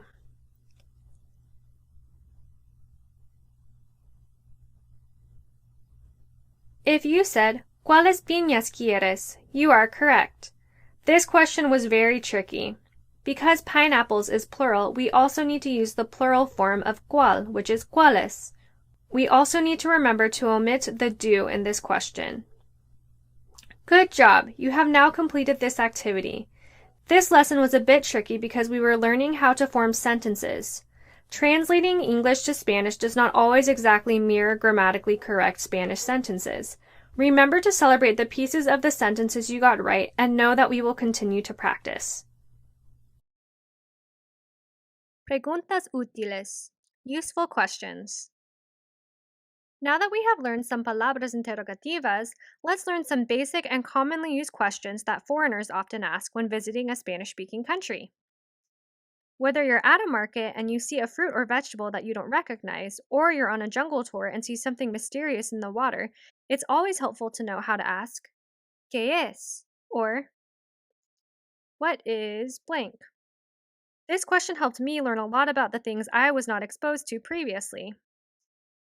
Another important question is, ¿Dónde está blank? Or in other words, where is blank? For example, if you're having some stomach problems, you may need to ask someone, ¿Dónde está el baño? Or, where is the bathroom? Or if you're taking a day trip and need to find transportation, you may need to ask, ¿Dónde está la estación del tren? Or, where is the train station? Next, if you're about to go outside or you're on a trip for a day and you need to know how to dress, you could ask, ¿Cómo está el clima? Or, what is the weather like? Lastly, if you're at a restaurant trying to choose between which dish to get, or you're at a market trying to decide which scarf, blanket, or good to buy and you want the local expertise, you can ask the question, ¿Cuál es mejor? Or, which is better? All right, good work. We've now completed this lesson. I'll see you on our next adventure. Vocabulario. Lugares. This lesson's theme is lugares, or places. This lesson will be divided into 3 different categories of places. The first category we will go over encompasses terms that you would find on a map. The second category are general locations that you would find in your city or neighborhood. The last category encompasses rooms that you would find in a home. After we go over all of these vocab words, we will do an activity that will give us practice responding to questions. All right, let's get started with the lecture. The first category is lugares en el mapa, or places on a map. Country is el país. City is la ciudad. Border is la frontera. Neighborhood is el barrio. The next category is lugares en la ciudad, or places in the city. Library is biblioteca. School is la escuela. Park is el parque. Store is la tienda. Restaurant is el restaurante. The next category is cuartos en la casa, or rooms in a house. Bedroom is la habitación. Bathroom is el baño. Kitchen is la cocina.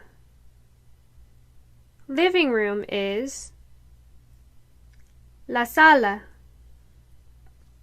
Dining room is el comedor. Good work! We've now completed the lecture part of this lesson. Now let's move on to an activity to practice what we have just learned. In this activity, we will be using our new vocab words by learning to respond to a question. For this activity, it may be helpful to review the irregular present tense conjugations of the verb ir. A question and a picture of a location will pop up on the screen asking someone where they are going.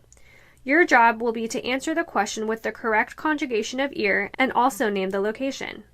So, for example, if I were to ask, ¿Dónde van ustedes?, we would first need to ask ourselves, what subject pronoun should we use to respond to you all? Because the question asks, where do you all go, we would respond with we, or nosotros. Next, we would need to conjugate the verb ir to the we or nosotros form. If we look at our chart, we can see that this is vamos. Lastly, we would need to use our vocab words from this lesson to find out how to say library in Spanish. Once we find that vocab word, we can respond, Nosotros vamos a la biblioteca. Notice that in this sentence there is an a. A means to, so our sentence directly translates to, we go to the library. Let's take a brief look at the word a really quick. Like mentioned before, a means to. When formulating our answers for this activity, we will need to put an a in between the verb and the article. However, it is important to note that if the article before the noun is el, we would not say vamos a el comedor, but instead say al comedor. In other words, whenever the article is el, we say al instead. So in our last example, we said nosotros vamos a la biblioteca. Because the article is la, we could say a la biblioteca. However, if we wanted to say I go to the dining room, we would need to say voy al comedor. Because the article in front of comedor is el, we combine the a and the el to form al. So our formatted responses will involve first a subject pronoun, the correct conjugation of ir, an a, an article, and a place. Make sense so far? I know this is a little bit tricky, but let's get started with some practice and it'll begin to make sense as we move forward. How would you respond to ¿Dónde van ellos?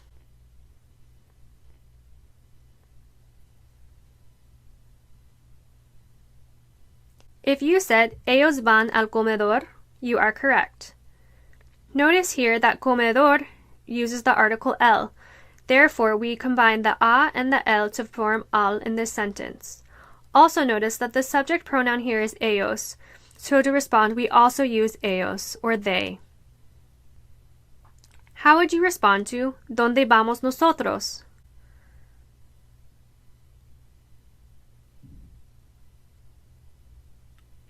If you said nosotros vamos al parque, you are correct.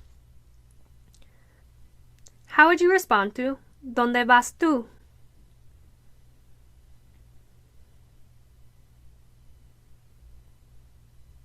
If you said voy a la ciudad, you are correct.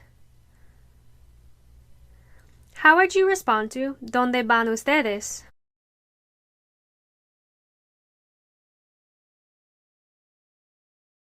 If you said nosotros vamos a la habitación, you are correct. How would you say ¿Dónde va él?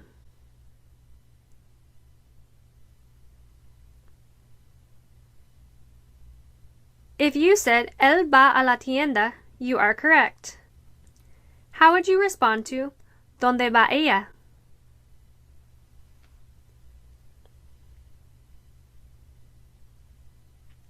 If you said ella va a la cocina, you are correct. How would you respond to ¿Dónde van ellas?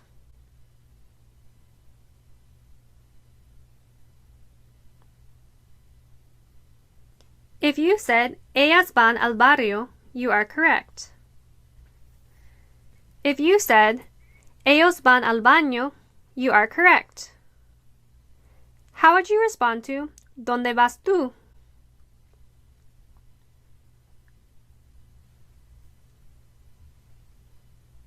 If you said voy al restaurante, you are correct.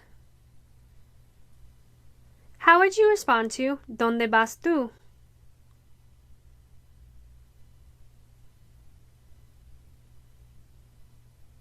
If you said voy a la sala, you are correct. How would you respond to ¿Dónde van ellas?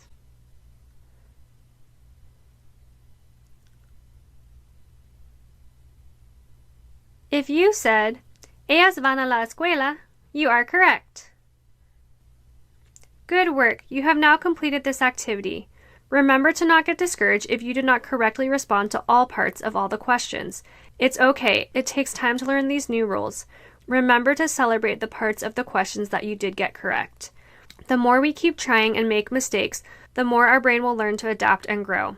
So let's keep moving forward on to the next lesson. Good work. Hola, and welcome back to Storytime. Remember, if you can't translate every sentence word for word, that's perfectly normal. For now, just practice trying to make sense of what's being read to you. After Storytime, we'll take a short quiz to test what you have learned. It may be helpful for you to take notes as I read so you can refer back to it for the quiz. Okay, clase, now let's all sit down and escuchar. Página 1. Mi amiga Natalia trabaja en el centro comercial. Did you get all of that? Let me reread that one more time. Mi amiga Natalia trabaja en el centro comercial. Página 2. Natalia también es una estudiante. Hoy ella estudia en la biblioteca. Let's reread that one more time. Natalia también es una estudiante. Hoy ella estudia en la biblioteca. Página 3. En la biblioteca, ella lee un libro sobre cocinar. Okay, clase, one last time. Make sure to listen up. En la biblioteca, ella lee un libro sobre cocinar. Al fin. The end. Los adjetivos. In this lesson, we are going to be learning about adjectives, or words that describe nouns. Adjectives are important words to learn because language is how we express ourselves.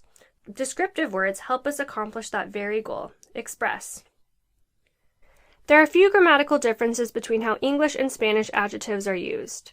Probably, the first big difference is that in Spanish, adjectives come after the noun rather than before. So for example, rather than saying el bueno perro, the good dog, we would say el perro bueno. The adjective follows the noun.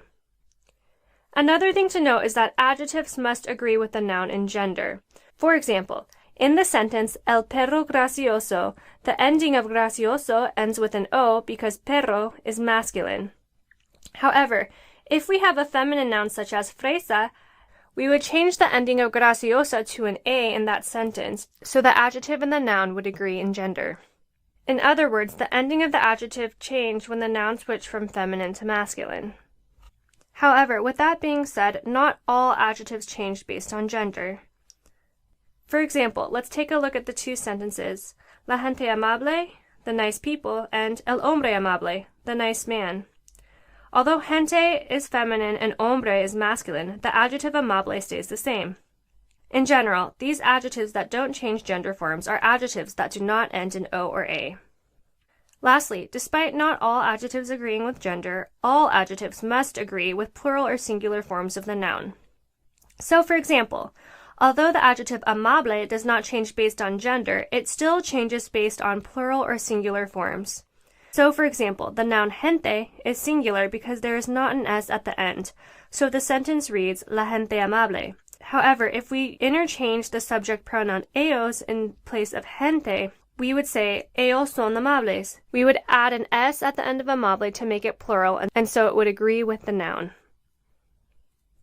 Alright, now let's learn some adjectives, and then we will practice them with these new rules we just learned. I will indicate the adjectives that will change based on gender with an O/A at the end. The other ones will stay the same regardless of the subject's gender. Okay, now repeat the words after me to practice speaking. Organized is ordenado. Disorganized is desordenado. Lazy is perezoso. Ugly is feo. Lovely is lindo. Tired is cansado. Good is bueno. Bad is malo. Big is grande. Small is pequeño. Goofy is gracioso. Serious is serio. And kind is amable. Alright, now before we move on to our activity, let's review our rules one last time. Remember, adjectives come after the noun rather than before. Some adjectives, although not all, must agree with the gender of the noun. And lastly, all adjectives must agree with plural and singular forms of the noun. Keep these rules in mind as we move on to our activity. In this activity, we're going to practice using the new adjectives and rules we learned to form simple phrases. Let's walk through a simple question together so we can see how this activity will work. A phrase in English will flash up on the screen and ask you to translate it to Spanish. So, for example, we need to translate the phrase, the goofy dog. First, we need to refer back to our animales lecture to find the word for dog. Once we decide that the word is perro, we also need to match it with an article. Because it is the dog and not any dog, the article is definite. Also, because perro is masculine and singular, we can choose the article el. Lastly, we need to find the translation of goofy, gracioso, that agrees with dog. Because perro is masculine and singular, we can use the adjective gracioso that does not have an S at the end and ends with an O. Remember that the adjective needs to go after the noun and not before like it does in English. So our sentence would be el perro gracioso. Alright, now let's get started. Feel free to pause the video if you need more time to formulate an answer. How would you say the organized cat? If you said el gato ordenado, you are correct. How would you say the ugly fish? If you said el pescado feo, you are correct. How would you say the small strawberries?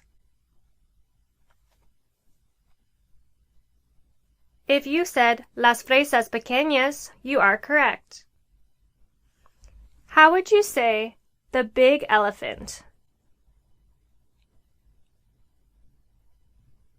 If you said el elefante grande, you are correct.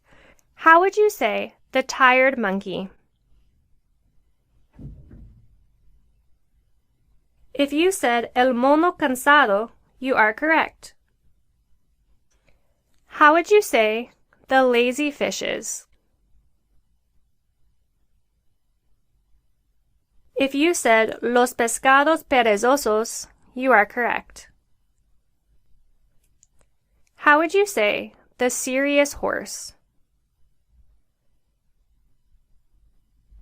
If you said el caballo serio, you are correct. How would you say the bad dog? If you said el perro malo, you are correct. How would you say the kind rabbit? If you said el conejo amable, you are correct. How would you say the lovely butterflies? If you said las mariposas lindas, you are correct. Good job. You have now completed this activity.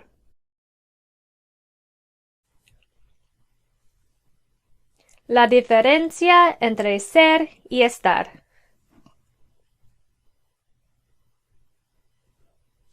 In this lesson, we're going to talk about la diferencia entre ser and estar, or the difference between ser and estar.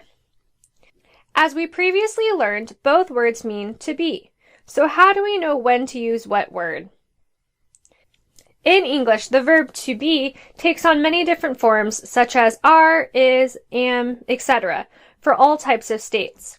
However, Spanish differentiates the different types of being with these two words. In general, you can think of ser as describing more permanent states or pieces of identity. In contrast, you can think of estar as describing temporary states. Let's look at some examples of what this actually means. So you can think of ser as describing physical and descriptive characteristics of an individual. So for example, if I wanted to say, you are pretty, I would say, tú eres linda. If I wanted to say, she is nice, I would say, ella es amable. I would use ser in both of these sentences because we are describing descriptive characteristics of people. Ser also describes nationality and origin because this is a permanent thing that does not change about us. So for example, if I wanted to say I am from the United States, I would say soy de los Estados Unidos. Or if I wanted to say I am Ecuadorian, I would say soy ecuatoriana. Both of these sentences employ the word ser because nationality and origin are unchanging characteristics. Ser is also used to describe profession, identity, or religion. This is because although profession and religion can change from time to time, these are stable parts of our identity. These are not states. So for example, if I wanted to say I am a student, I would say soy estudiante. If I wanted to say I am a human, I would say soy humano. And if I wanted to say I am a Christian, I would say soy cristiana. In all of these sentences, I use the word ser because these are parts of my identity and these are not states. And lastly, ser is also used to tell time. This is a bit confusing for some people because time constantly changes. However, if we think of time as a whole, it is a permanent entity that never changes. Time always is. So ser is used to tell time because time as a whole is permanent, even though hours and minutes can change within time. So if I wanted to say it's 2 o'clock, I would say son las dos. So let's review. Ser is used to describe descriptive characteristics, physical characteristics, nationality or origin, profession, religion, and to tell time. All of these things are more permanent states or aspects of our identity. In contrast, we use estar to describe temporary states. Let's take a look at what this means more in depth. We use estar to express states of emotions or feelings because these can fluctuate based on circumstances. So, for example, if I wanted to say I am happy, I would say estoy feliz. Or if I wanted to ask how are you and respond I am well, I would say ¿Cómo estás? And I would respond estoy bien. Estar is also used to describe health and conditions. If I wanted to say I am sick, I would say estoy enferma. Estar is also used to describe temporary states of action. Think of that sentence as I am currently running, but will not be forever. So if I wanted to say this, I would say estoy corriendo. Don't worry too much about this sentence or the conjugation of the verb correr. We will go over that later. Estar is also used to describe states of death and life. Although we think of death as a permanent state, it is still a state. One can be in a state of death or one can be in a state of life. So if I wanted to say she is alive, I would say está viva. And if I wanted to say he is dead, I would say está muerto. Estar is also used to talk about location. So for example, if I wanted to say she is in the living room, I would say ella está en la sala. Or if I wanted to say they are in Ecuador, I would say ellos están en Ecuador. Location is never permanent. We constantly change where we're at. So estar is used because this is not a permanent state. So the exception to estar is that we also use estar to describe permanent locations. So for example, if I wanted to say the couch is in the living room, I would say el sofá está en la sala. Or if I wanted to say Ecuador is in South America, I would say Ecuador está en Sudamérica. This is a bit confusing because if the sofa is permanently in the living room or Ecuador is permanently in South America, why would estar be used?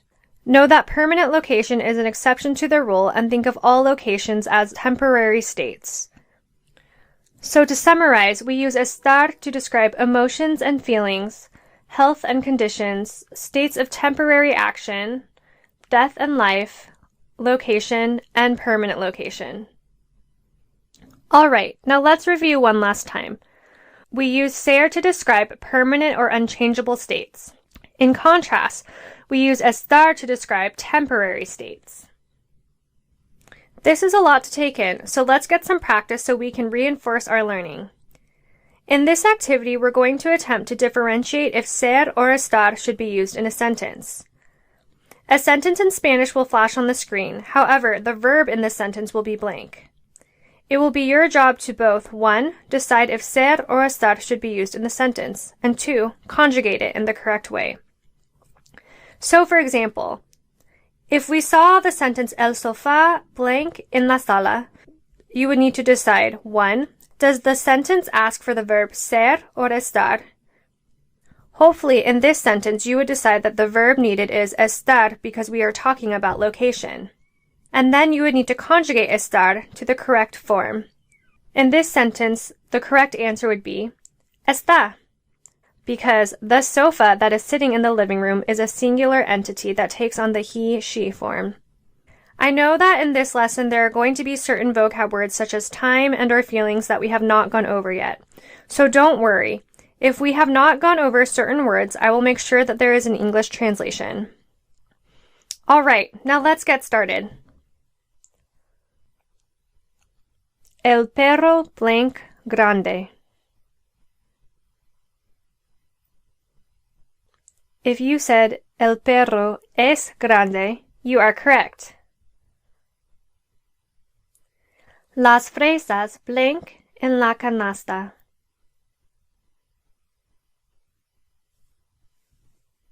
If you said las fresas están en la canasta, you are correct.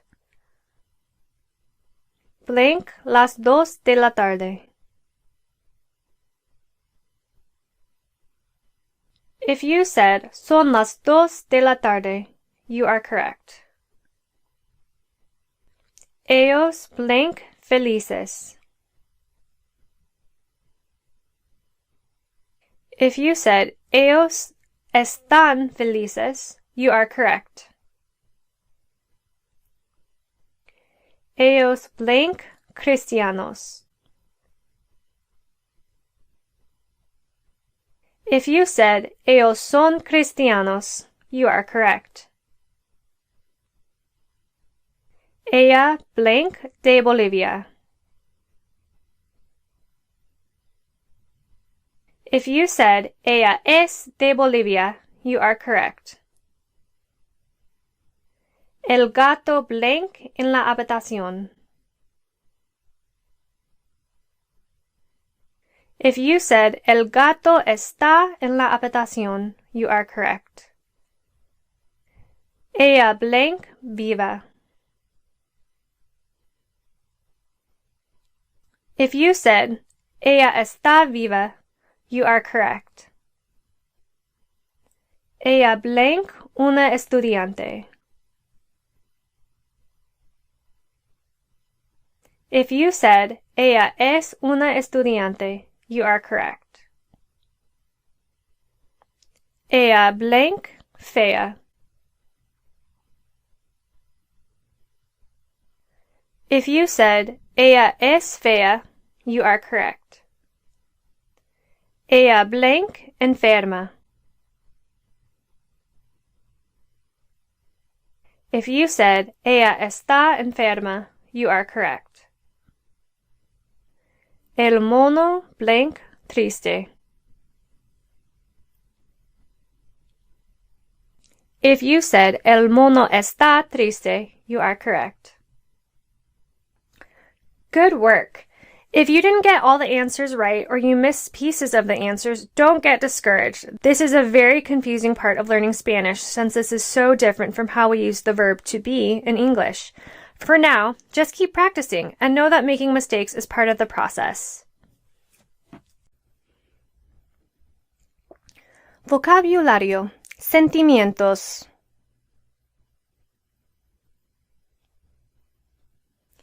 In this lesson, we are going to be learning some vocabulary words that surround sentimientos, or feelings and emotions.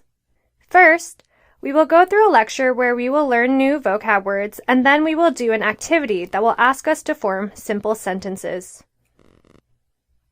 Alright, now let's get started.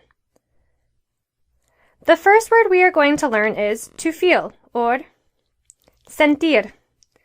Sentir means to feel emotions, but it does not mean to physically feel an object. We can identify that this word is a verb because it ends in IR. Let's look at the present tense conjugations really quick because sentir is an irregular verb. As you can see, sentir is a stem-changing verb since the E in the stem of the verb changes to IE. The conjugations read as follows. Yo siento, tú sientes, él siente, nosotros sentimos, vosotros sentís, and ellos sienten. We will work with this verb and practice conjugations later. Now, before we look at some feelings, let's remember that when discussing feelings with the verb to be, we use the verb estar instead of ser because feelings are temporary states and not permanent parts of our identity. Additionally, we should note that feelings are descriptive words, so some feelings must agree with the plurality and singularity of nouns, and some feelings must agree with the feminine and masculine forms of nouns. These will be pointed out throughout the lecture. Now let's look at some vocab words. Feel free to repeat after me to practice pronunciation and speaking. Happy is feliz, or felices for plural. Sad is triste, or tristes for plural. Excited is emocionado or emocionada, depending on if you want to say the feminine or masculine version. Emocionado also needs to agree with the noun in plurality or singularity. Angry is enojado or enojada. Enojado also needs to agree with the noun based on plurality or singularity. Scared is asustado, asustada, or asustados or asustadas, depending on the feminine, masculine, plural, or singular form of the noun. Now, another way to say scared is tener miedo. Miedo is a noun and tener is the verb to have. So this expression directly translates to have fear. However, both the phrases estoy asustada or tengo miedo would both mean I am scared. Both are appropriate and used interchangeably.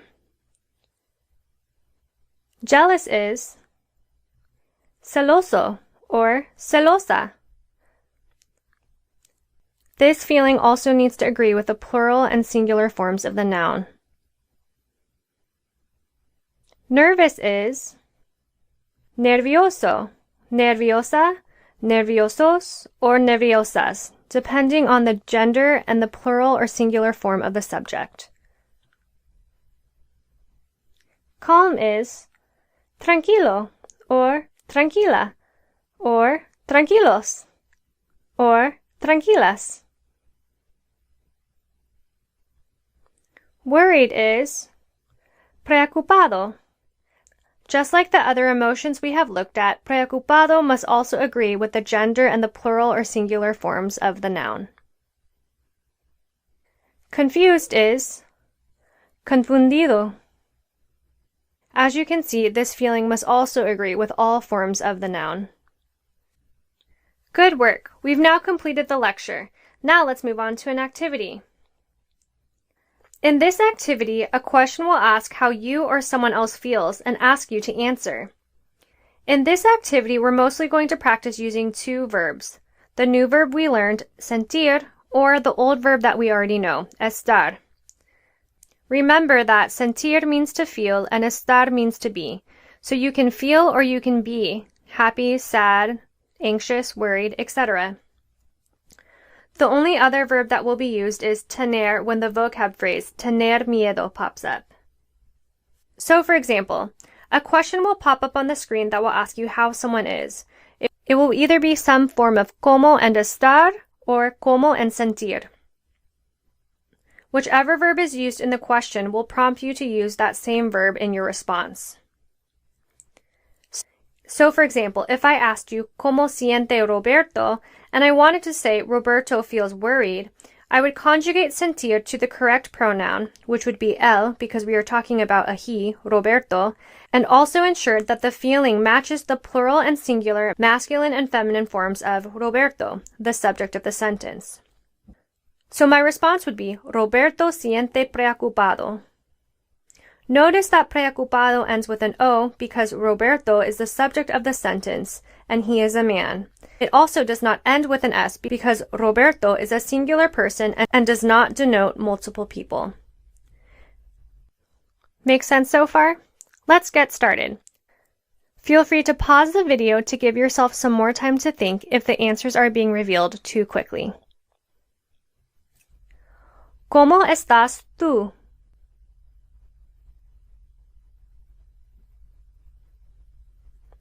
If you said, estoy triste, you are correct. ¿Cómo están ellos?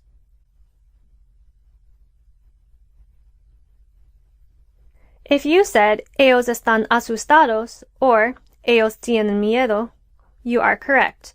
Both of these phrases would work.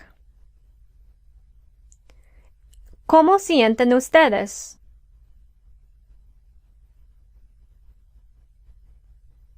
If you said, nosotros sentimos felices, you are correct. ¿Cómo sienten ellas? If you said, ellas sienten confundidas, you are correct. ¿Cómo están ustedes?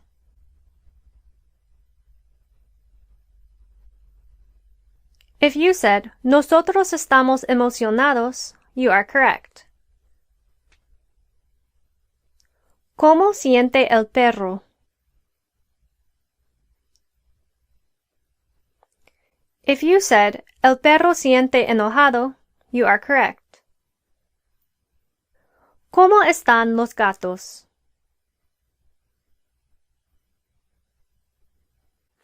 If you said, los gatos están tranquilos, you are correct.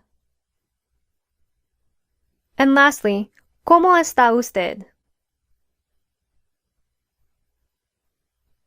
If you said, yo estoy celoso or yo estoy celosa, you are correct. The gender of the word celoso, which means jealous, can be switched depending on how you identify. Good work, you have now completed this activity. Remember to not get discouraged if you did not get everything correct. Keep practicing and know that making mistakes is part of the process. ¿Qué hora es? What time is it? In this lesson, we're going to be learning about how to talk about time. This is a very practical piece of learning Spanish because wherever you travel, you will most likely at some point need to ask someone for the time. This lesson will also give us practice with our palabras interrogativas and the verb ser. Before we dive too far into talking about time, we first need to learn how to say numbers in Spanish. Some people already know how to count, so if you don't need to learn numbers or don't need to review, feel free to skip this section of the lesson. First, let's go over how to say the numbers 1 through 19. This will help us to say greater numbers throughout the lesson. Repeat after me. Uno, dos, tres, cuatro, cinco, seis, siete, ocho, 9, 10, 11, 12, 13, 14, 15, 16, 17,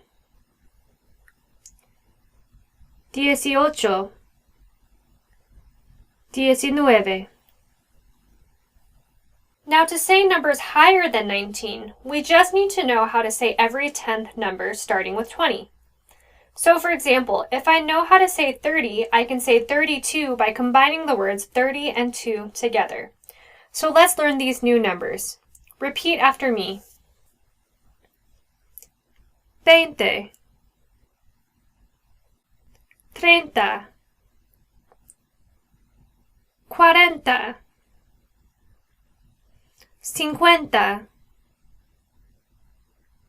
60, 70, 80,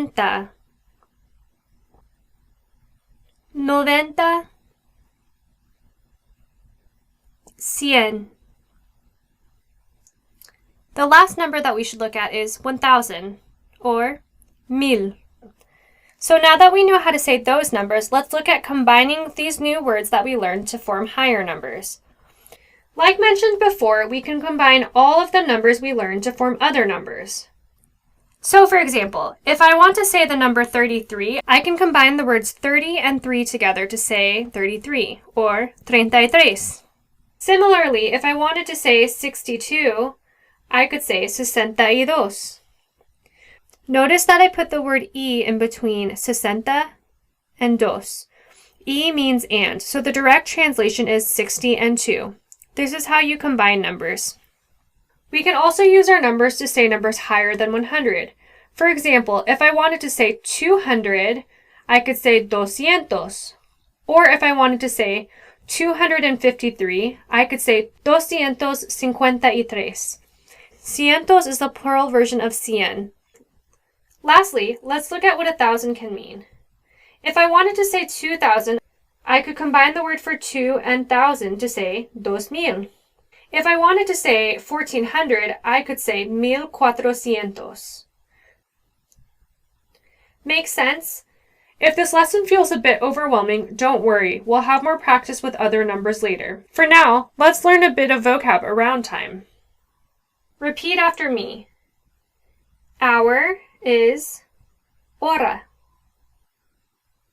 Minute is minuto. Second is segundo. And lastly, clock is reloj.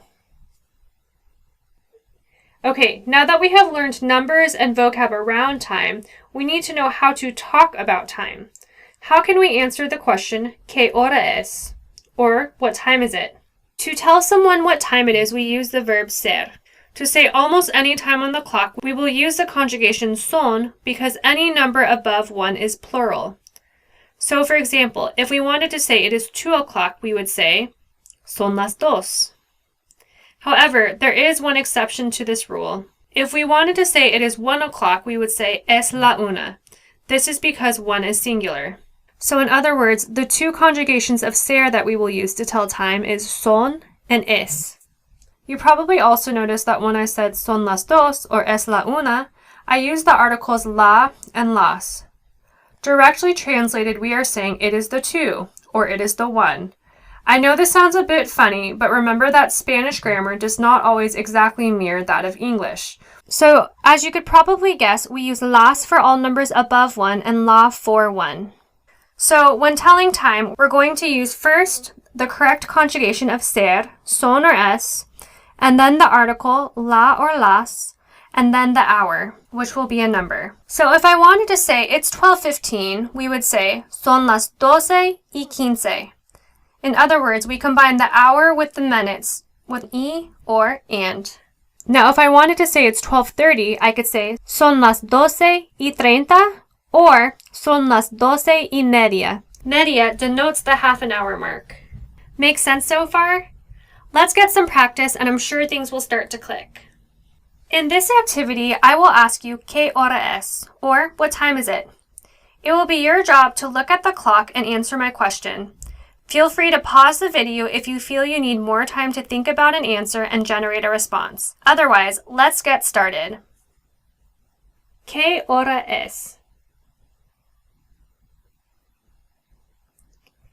If you said son las 8:15, you are correct. ¿Qué hora es? If you said, son las 12:47, you are correct. ¿Qué hora es? If you said, es la una, you are correct. ¿Qué hora es? If you said, son las 12:05, you are correct. ¿Qué hora es?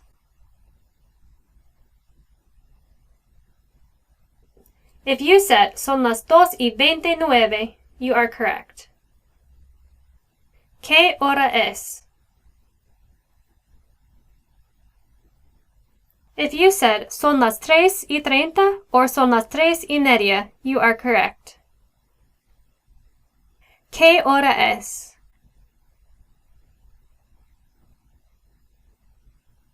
If you said, son las 11:36, you are correct. ¿Qué hora es? If you said, son las 3:12, you are correct. ¿Qué hora es? If you said, son las 11:25, you are correct. Good job! You have now completed this activity. Hola, clase, and welcome back to story time. Gather around and let's begin. Página 1. A las 12:30, mi amigo Roberto camina a la biblioteca. Did you get all of that? Let me read that again. A las 12:30, mi amigo Roberto camina a la biblioteca. Página 2. En la biblioteca, Roberto siente muy feliz. Let's read that one more time. En la biblioteca, Roberto siente muy feliz. Página 3. A la 1, Roberto sale a la biblioteca para ir al parque. Let me say that one more time. A la 1, Roberto sale a la biblioteca para ir al parque. Página 4. En el parque, Roberto encuentra un gato. El gato siente triste. Let's reread that one last time. En el parque, Roberto encuentra un gato. El gato siente triste. Al fin. The end. Preposiciones. Prepositions.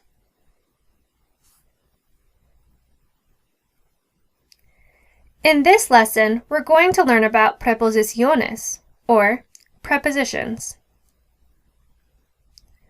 Prepositions are linking words that usually come before a noun or pronoun and connect the noun or pronoun to the rest of the sentence.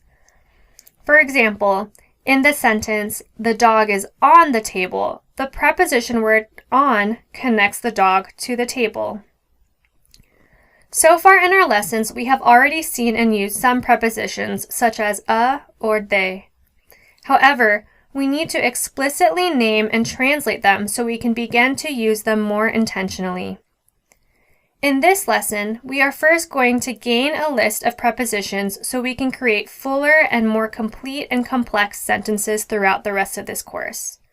Specifically understanding what prepositions are can be a little bit confusing because most of the time in English we use them without even thinking about them. Because of that, in this lesson, my advice is to not get too hung up on the function of prepositions, but rather just learn how to translate these words, and we will later learn how to use them. I think that once we begin the activity, prepositions will begin to make more sense. So let's get started on learning some prepositions, and then we'll use them in an activity. Repeat after me. A means to or at. De means of or from.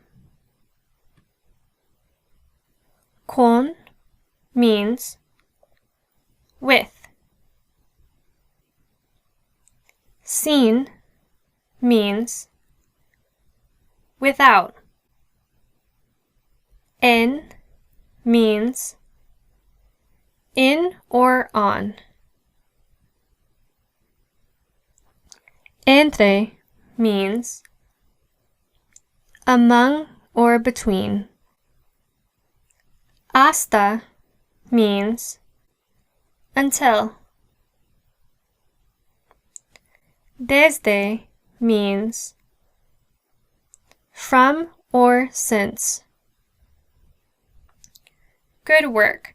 Now that we've learned some Spanish prepositions, I'm hoping that they seem less menacing and less intimidating. Let's gain some practice with them in an activity. In this activity, we're going to practice using our prepositions by using them in phrases or sentences. A sentence or phrase will flash on the screen and you will be asked to translate it from English to Spanish. You will need to pull in everything we have learned thus far in the course to complete this activity. Let's get started. How would you translate, "The cat is in the living room"?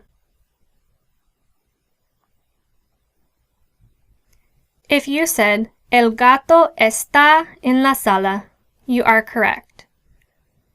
Notice in this sentence that we use the preposition en.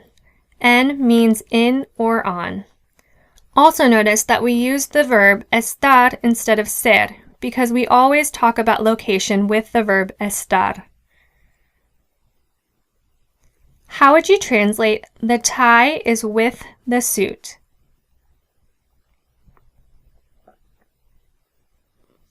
If you said, "La corbata está con el traje," you are correct. Remember once again that we use the verb estar when talking about location. Also notice that we use the preposition con, which means with.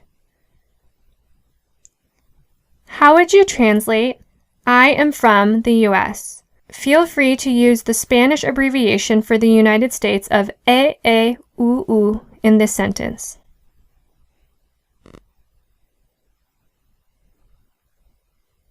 If you said, "Soy de los EEUU," you are correct. This sentence was a little bit tricky.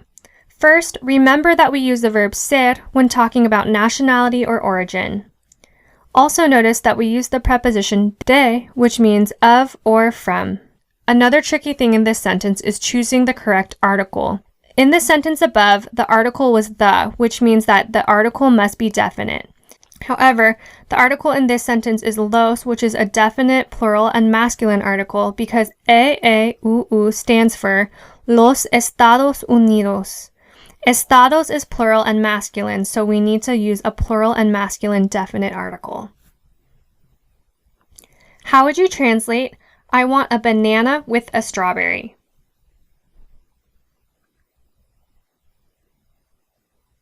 If you said, "Quiero" or "Yo quiero un plátano con una fresa," you are correct.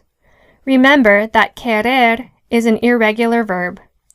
Also notice that we used two indefinite articles because the sentence above says "a banana" and "a strawberry," which is also synonymous to saying any banana or any strawberry. Lastly, notice that we use the preposition con or with. I'm hoping that the prepositions are starting to come a little bit easier and make some more sense. Let's keep going. How would you say, "I go to the library"?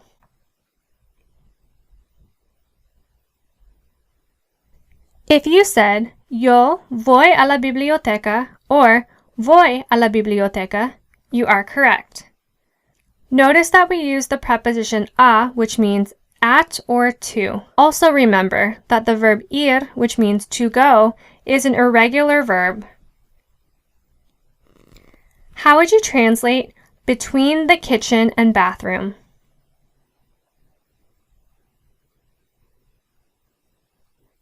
If you said "entre la cocina y el baño," you are correct. This phrase was a little bit tricky, so if you did not get the whole thing correct, don't fret. Notice first that we use the preposition entre, which means between. Also notice that we used a conjunction, The Y in this sentence is pronounced E, which also means and. So far, we have not explicitly gone over conjunctions, so don't fret too much if that was confusing. How would you translate since 3 o'clock?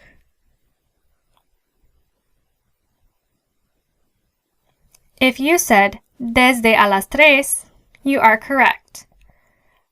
Notice that in this sentence we did not use the verb ser because we were saying since 3 o'clock, not it is 3 o'clock. In other words, we don't need a verb in this phrase. Similarly, how would you say until 5 o'clock?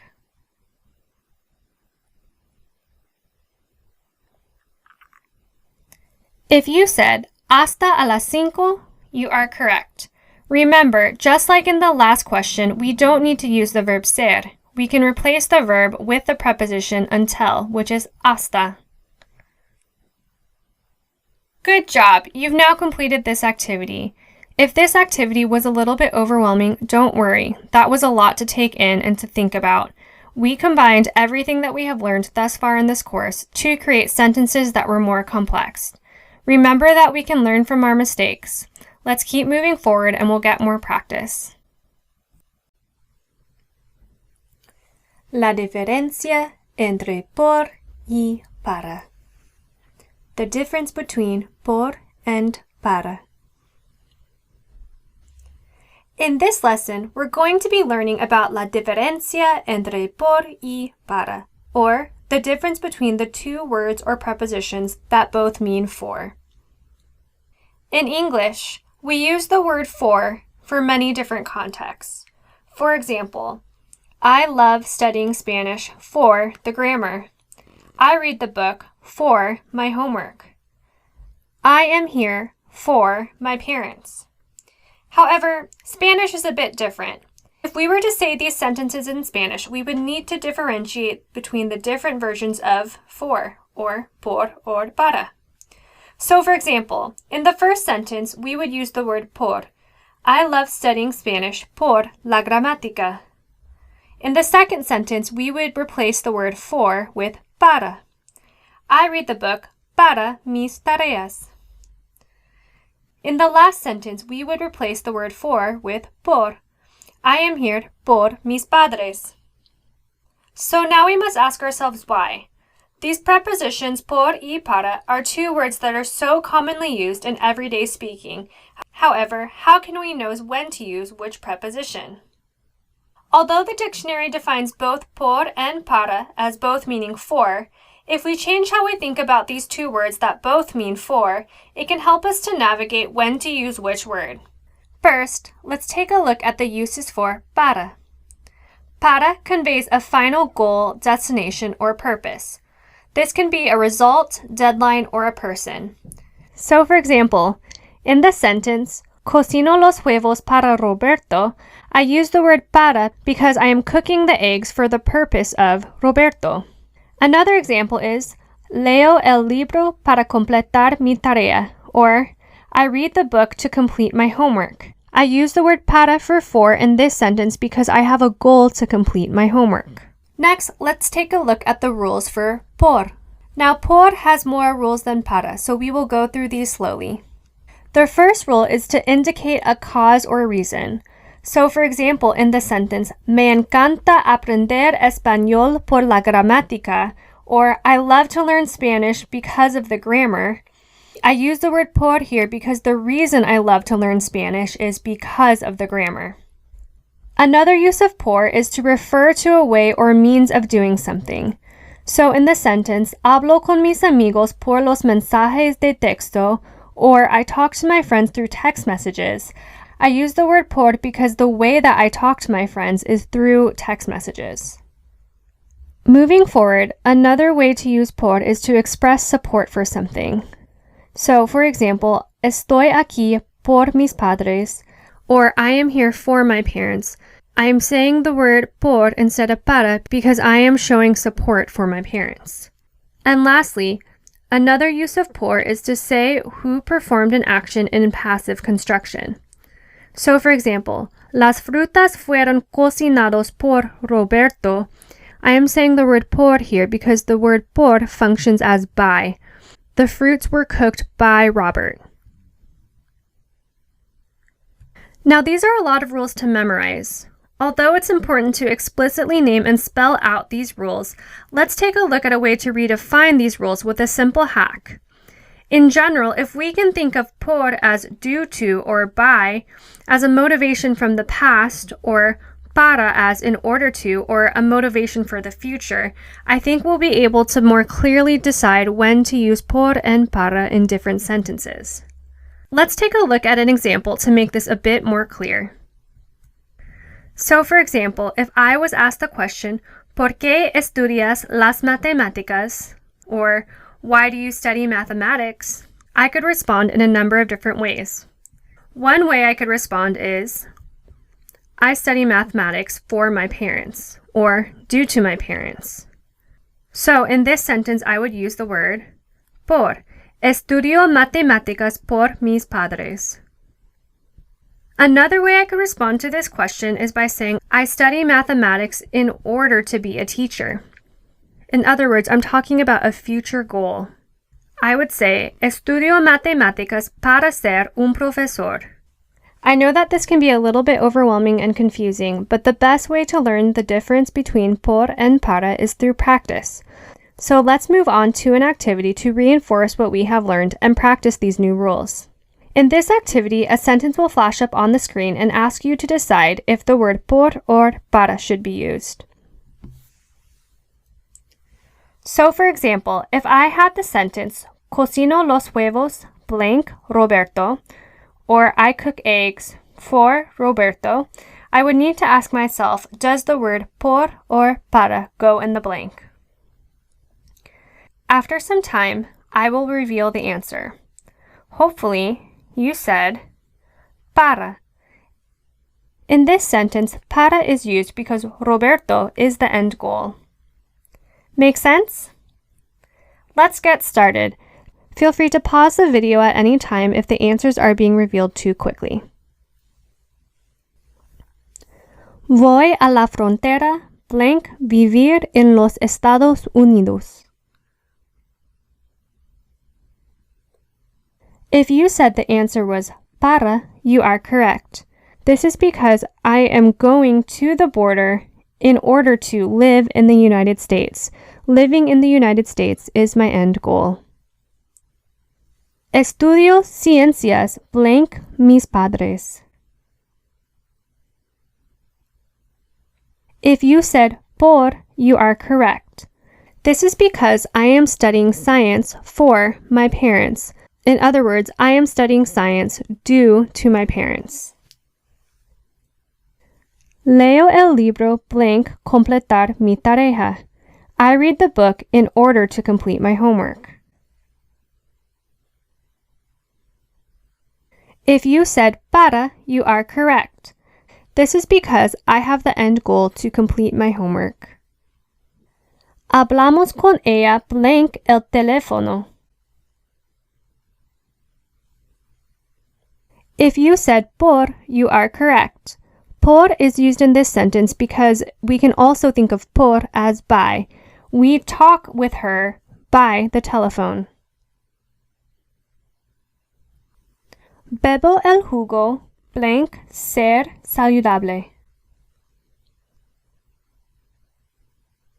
If you said para, you are correct.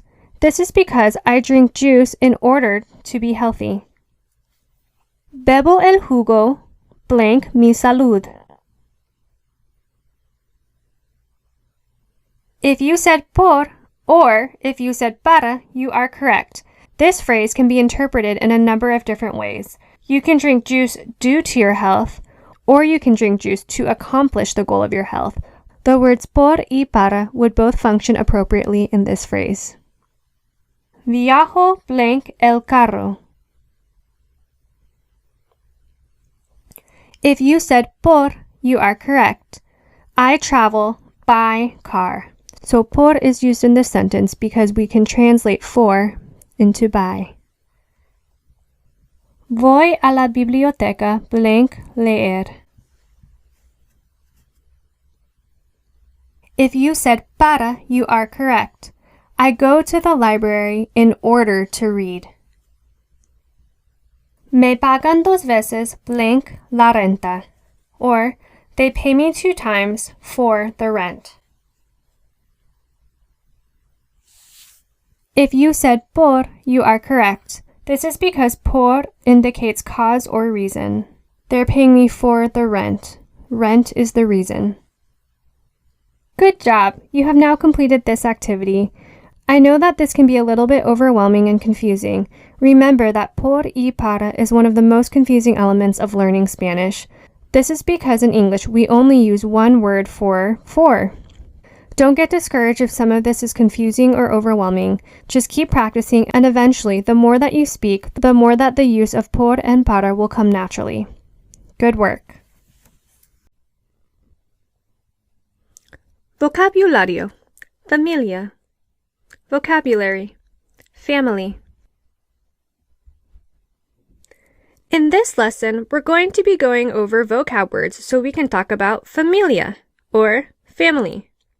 First, we will go through a short lecture to learn some new vocab words, and then we will do an activity asking you to use and practice with our new words.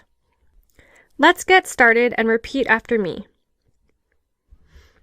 Father is padre. Mother is madre. Husband is esposo. Wife is esposa. Son is hijo. Daughter is hija. Brother is hermano. Sister is hermana. Cousin is primo or prima, depending on the gender of the person. Aunt is tía. Uncle is tío. Nephew is sobrino. Niece is sobrina. Grandpa is abuelo. Grandma is abuela. Good work! Now let's move on to an activity to test our knowledge of what we just learned. In this activity, we will be focusing in on using and comprehending our vocab words. A description of someone in the family will flash on the screen, asking you to name the family member it is describing. So, for example, if I saw the description, el padre de mi primo, I would first translate this phrase to, the father of my cousin. Notice that the cousin is male because the noun ends with an O. After some time, hopefully you would be able to come up with the answer, tío, since an uncle would be the father of one's cousin. For this activity, all of the questions will have the words mi in them. This means my.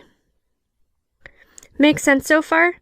Feel free to pause the video at any point in time if the answers are being revealed too quickly. Otherwise, let's get started. La madre de mi madre. If you said abuela, you are correct. El hijo de mi hermano. If you said sobrino, you are correct. El hijo de mi abuela. If you said padre, you are correct. La hija de mi hermana. If you said sobrina, you are correct. La hermana de mi madre. If you said tía, you are correct. La esposa de mi padre. If you said madre, you are correct. La hija de mi padre.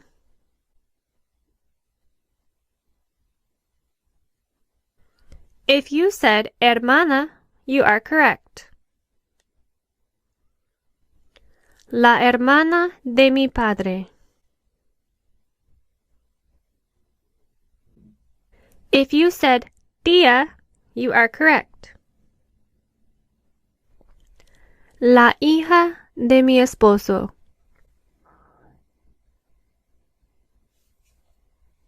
If you said hija, you are correct. Good work! You have now completed this activity. Las reuniones. Gatherings. Now that we have talked about family, let's learn some phrases that may be helpful when we go to visit those family members. These phrases can also help us navigate interactions if we are visiting anyone in their home. Before you enter someone's house or leave the table to use the restroom, it's best to say, con permiso. This phrase, as we have learned, functions as, excuse me, but in this context it means, with your permission. After you say this, your host will likely allow you to enter their home by saying, pase or pasen. In other words, they're trying to say, come in. Pase will be used if you are one singular person, and pasen will be used if there are multiple people with you. Now, if you're bringing someone new to this gathering, it's good to introduce that person. To do this, you can say, les presento a blank. In other words, you can think of this phrase as, let me introduce you to blank. So, for example, if I wanted to introduce my student Roberto to my friends, I would say, les presento a mi estudiante Roberto. If you have not seen your host or someone else at the gathering in a long time, it's good to say, es un gusto verte, or it's a pleasure to see you. Now, if you're at the dinner table and you have some bread, but you need someone to pass you the butter, you can turn to your neighbor and say, ¿me puedes dar? Or, can you give me?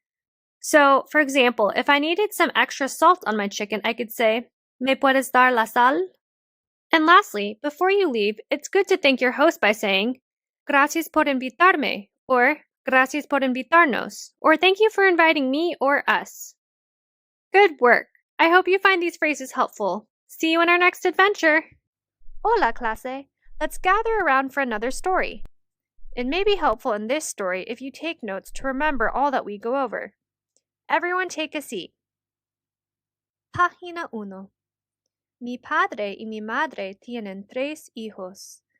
Ellos tienen yo, mi hermano David, y mi hermana Catarina.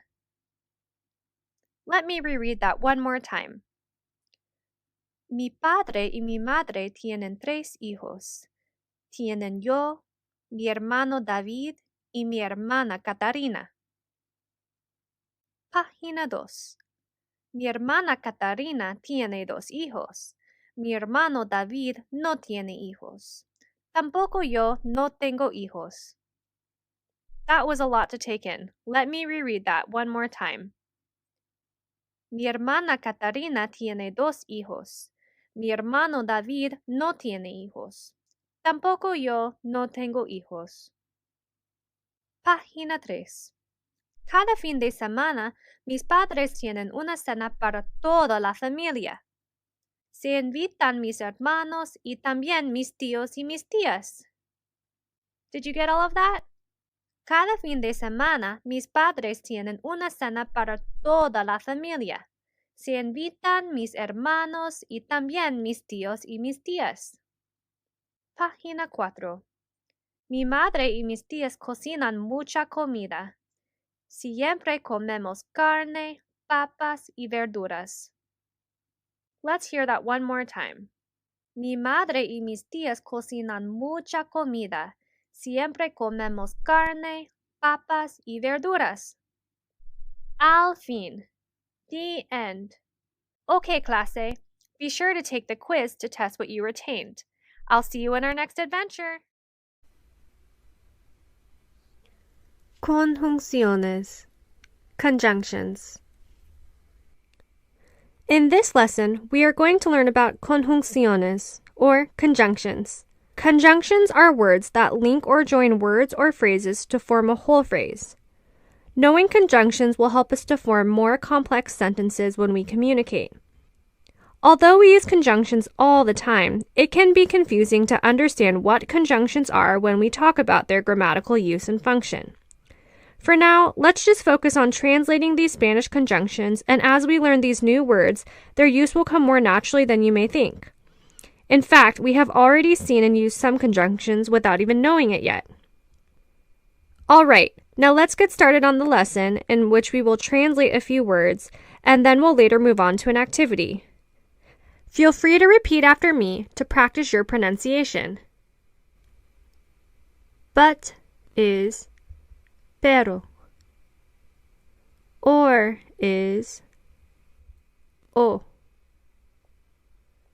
Because is porque. And is y. As or while is mientras. That is que. So or thus is entonces. Neither or nor is ni. Good work.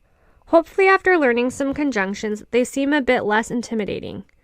Although they have a specific use to link or join words and phrases, knowing their meaning makes using them relatively self-explanatory since we use these words so frequently in English. In our next activity, you will practice using conjunctions and be able to see their use and function. In this activity, a phrase will flash on the screen and you will be asked to translate it from English to Spanish. After a short while, I will reveal the answer to you. Feel free to pause the video if you feel the answers are being revealed too quickly. You will be pulling in everything we have learned thus far in this course to translate these sentences and also using our new conjunctions. So remember, don't get discouraged if your sentences are not perfect. Part of learning a new language involves making mistakes and getting frustrated. Let's get started. How would you say, I want a dog or a cat? If you said, quiero un gato o un perro, you are correct. Notice that we use the conjunction o, which means or. Also remember that querer is an irregular stem-changing verb, so the e in the stem will change to an ie. The last thing I will point out about this sentence is the use of the indefinite article un.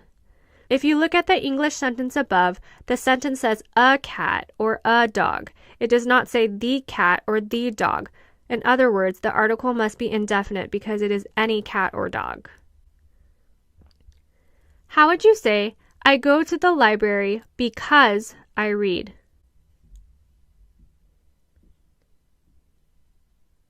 If you said, voy a la biblioteca porque yo leo, you are correct. Notice that we use the conjunction porque, which means because. Porque probably looks a little bit familiar to you because we have used la palabra interrogativa of por qué. Notice that because combines the por and que into one word, and la palabra interrogativa divides them into two. How would you say, I am a mom and a sister?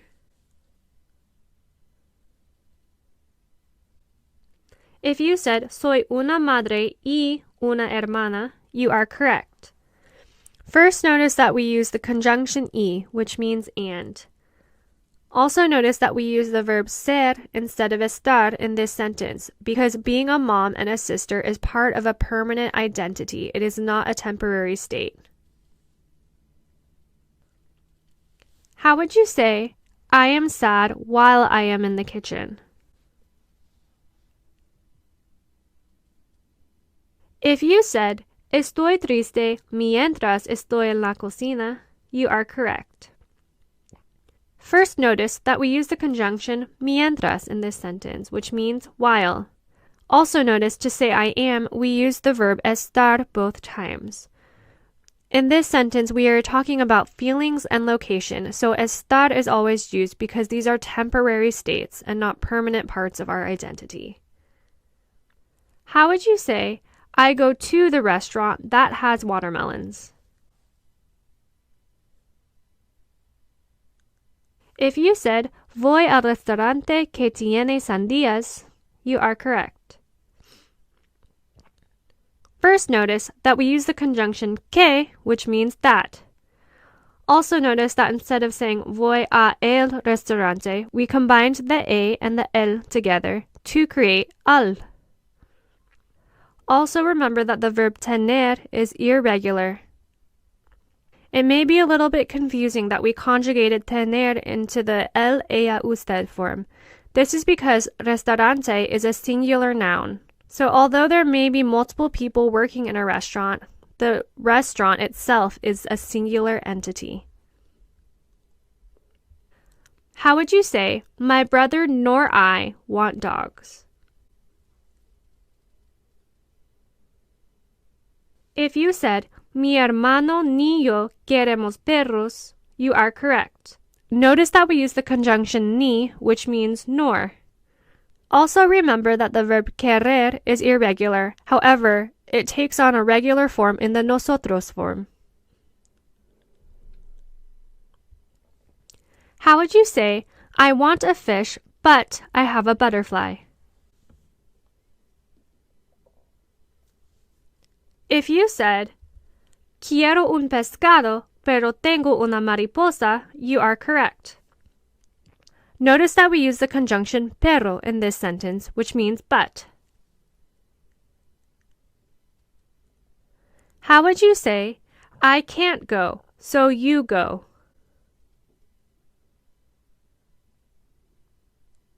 If you said, no puedo ir, entonces tú vas, you are correct. This sentence was a little bit tricky because it could be interpreted a couple of different ways. I can't can be interpreted as to be able to, so we would use the verb poder. First, we would conjugate poder into the yo form, which is puedo, and after the infinitive verb of to go follows. Lastly, also notice that we use the conjunction entonces, which means so. Good work! You have now completed this lesson. Remember to not get discouraged if you did not say everything correctly. We can learn from our mistakes. The more we practice, the more things will begin to click. El verbo haber. The verb haber. In this lesson, we're going to learn about el verbo haber, or the verb haber. Haber is one of the most commonly used verbs in Spanish and is mostly used as a helping verb, which we will see much later. The direct translation of haber is there is or there are. However, haber means so much more than this, which is why this verb is getting its own full lesson. Let's dive into the uses of haber a bit more. Like mentioned before, haber is most commonly used as an auxiliary verb. This verb is used to form haber's perfect tense. The perfect tense refers to actions that have been or will be completed. For example, the question, ¿has estudiado?, asks, have you studied? For now, don't worry too much about the perfect tense. This is not how we will use haber right now. Next, the there is, there are definition does not only refer to a place, but also to mere existence. For example, the sentence, hay mariposas en la tienda, the sentence translates to, there are butterflies in the store. Additionally, it is also used as an idiom to say, it is necessary. This normally comes with the conjugation I. For example, hay que estudiar means it is necessary to study. Lastly, to make things a bit more complex, haber is also an irregular verb. Let's go over the present tense conjugations of haber, and then we'll practice using this verb. As you can see, haber is an extremely irregular verb. Let's go over these conjugations together. Yo, he. Tú, has. Él, ella, or usted, ha, or hay. Nosotros, hemos. Vosotros, habéis. And ellos, ellas, or ustedes, han. For now, the only conjugation of haber that we will use is I. The rest of the conjugations we will explore when we use haber as an auxiliary verb. One confusing thing about haber is that, unlike other verbs, we always use I when referring to both plural and singular objects. For example, hay mucha fruta says, there is much fruit. In the second sentence, hay muchas frutas directly translates to, there are many fruits. Although the first sentence is singular and the second sentence is plural, we still use the él, ella, usted conjugation of I. This may feel a bit confusing, but for now, just remember that I is the conjugation of haber, which denotes existence or idiom. Let's move on to an activity where we can practice with our new verb, haber. In this activity, we are going to practice with the two uses of haber, both to say there is and also it is necessary to. A sentence will flash upon the screen asking you to translate it. Once again, this activity will pull from everything we have learned thus far in the course, so remember to give yourself some space to make mistakes. Feel free to pause the video if answers are being revealed too quickly. Let's get started. How would you say, it is necessary to read? If you said, hay que leer, you are correct. How would you say, there are butterflies? If you said, hay mariposas, you are correct. How would you say, there is a skirt in the living room? If you said, hay una falda en la sala, you are correct. How would you say, it is necessary to go? If you said, hay que ir, you are correct. How would you say, it is necessary to talk? If you said, hay que hablar, you are correct. How would you say, there are suits in the bedroom? If you said, hay trajes en la habitación, you are correct. How would you say, there are dogs? If you said, hay perros, you are correct. How would you say, it is necessary to listen? If you said, hay que escuchar, you are correct. Good work! You have now completed this activity. Haber is a confusing verb to learn, so remember that as we continue to practice with it, things will begin to click. If some things don't completely make sense, that is okay. And as we continue to go through this course, my hope is that forming sentences and using this verb will feel more natural.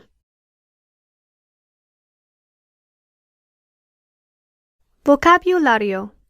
El cuerpo. Vocabulary. The body. In this lesson, we're going to be learning how to say different parts of el cuerpo, or the body.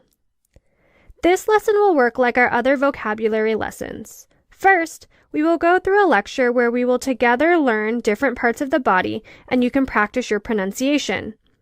After, we will do an activity to practice our new vocab words. Let's get started and repeat after me. Head is cabeza. Eyes are los ojos. Nose is la nariz. Remember that nariz is a feminine noun. Mouth is boca. Ear is oreja.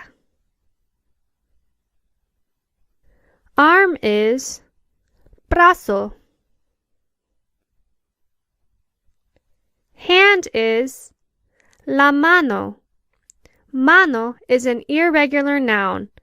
Although it ends in an O, it is feminine, so we use the article la with the noun mano.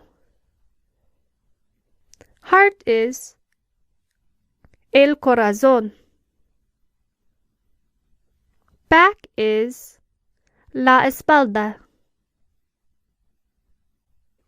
Stomach is el estómago. Leg is pierna. And lastly, feet are los pies. Good job! We've now completed the lecture section of this lesson. Now let's move on to an activity to practice what we have learned. In this activity, we will be using our new vocab words to tell a doctor what part of the body does not feel good. The question, ¿Cuál parte del cuerpo no siente bien?, will flash upon the screen and you will have to answer back using the indicated body part. For example, if the question, ¿Cuál parte del cuerpo no siente bien?, flashed upon the screen along with a picture of an arm, I would first need to identify the body part in the picture as el brazo. And then to answer the doctor, I would say, el brazo no siente bien. Make sure that in your answer, the verb, article, and noun all match in plural, singular, and feminine and masculine forms. Also notice the word del in the question. Del is a combination of the word de and el, or in other words, the words of and the. However, because there are two e's that are together, it is useless to say de el. Instead, to make speaking more efficient, Spanish combines the two words to say del, which means of the. In contrast, if the article was la, we would keep the de and the la separate. Make sense? Alright, now let's get started. Feel free to pause the video at any point in time if the answers are being revealed too quickly. ¿Cuál parte del cuerpo no siente bien? If you said, los pies no sienten bien, you are correct. ¿Cuál parte del cuerpo no siente bien? If you said, la oreja no siente bien, you are correct. ¿Cuál parte del cuerpo no siente bien? If you said, el corazón no siente bien, you are correct. ¿Cuál parte del cuerpo no siente bien? If you said, la espalda no siente bien, you are correct.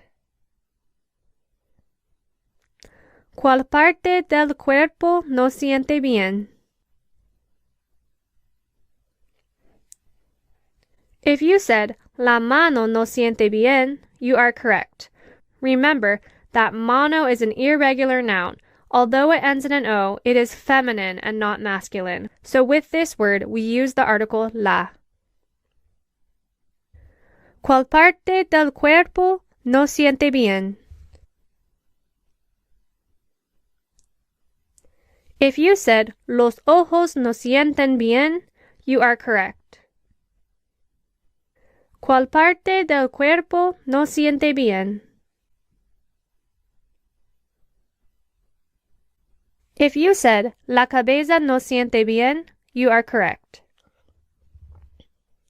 ¿Cuál parte del cuerpo no siente bien? If you said, el estómago no siente bien, you are correct. ¿Cuál parte del cuerpo no siente bien? If you said, la nariz no siente bien, you are correct. ¿Cuál parte del cuerpo no siente bien? If you said, las piernas no sienten bien, you are correct.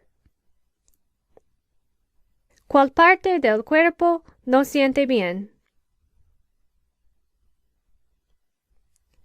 If you said, la boca no siente bien, you are correct.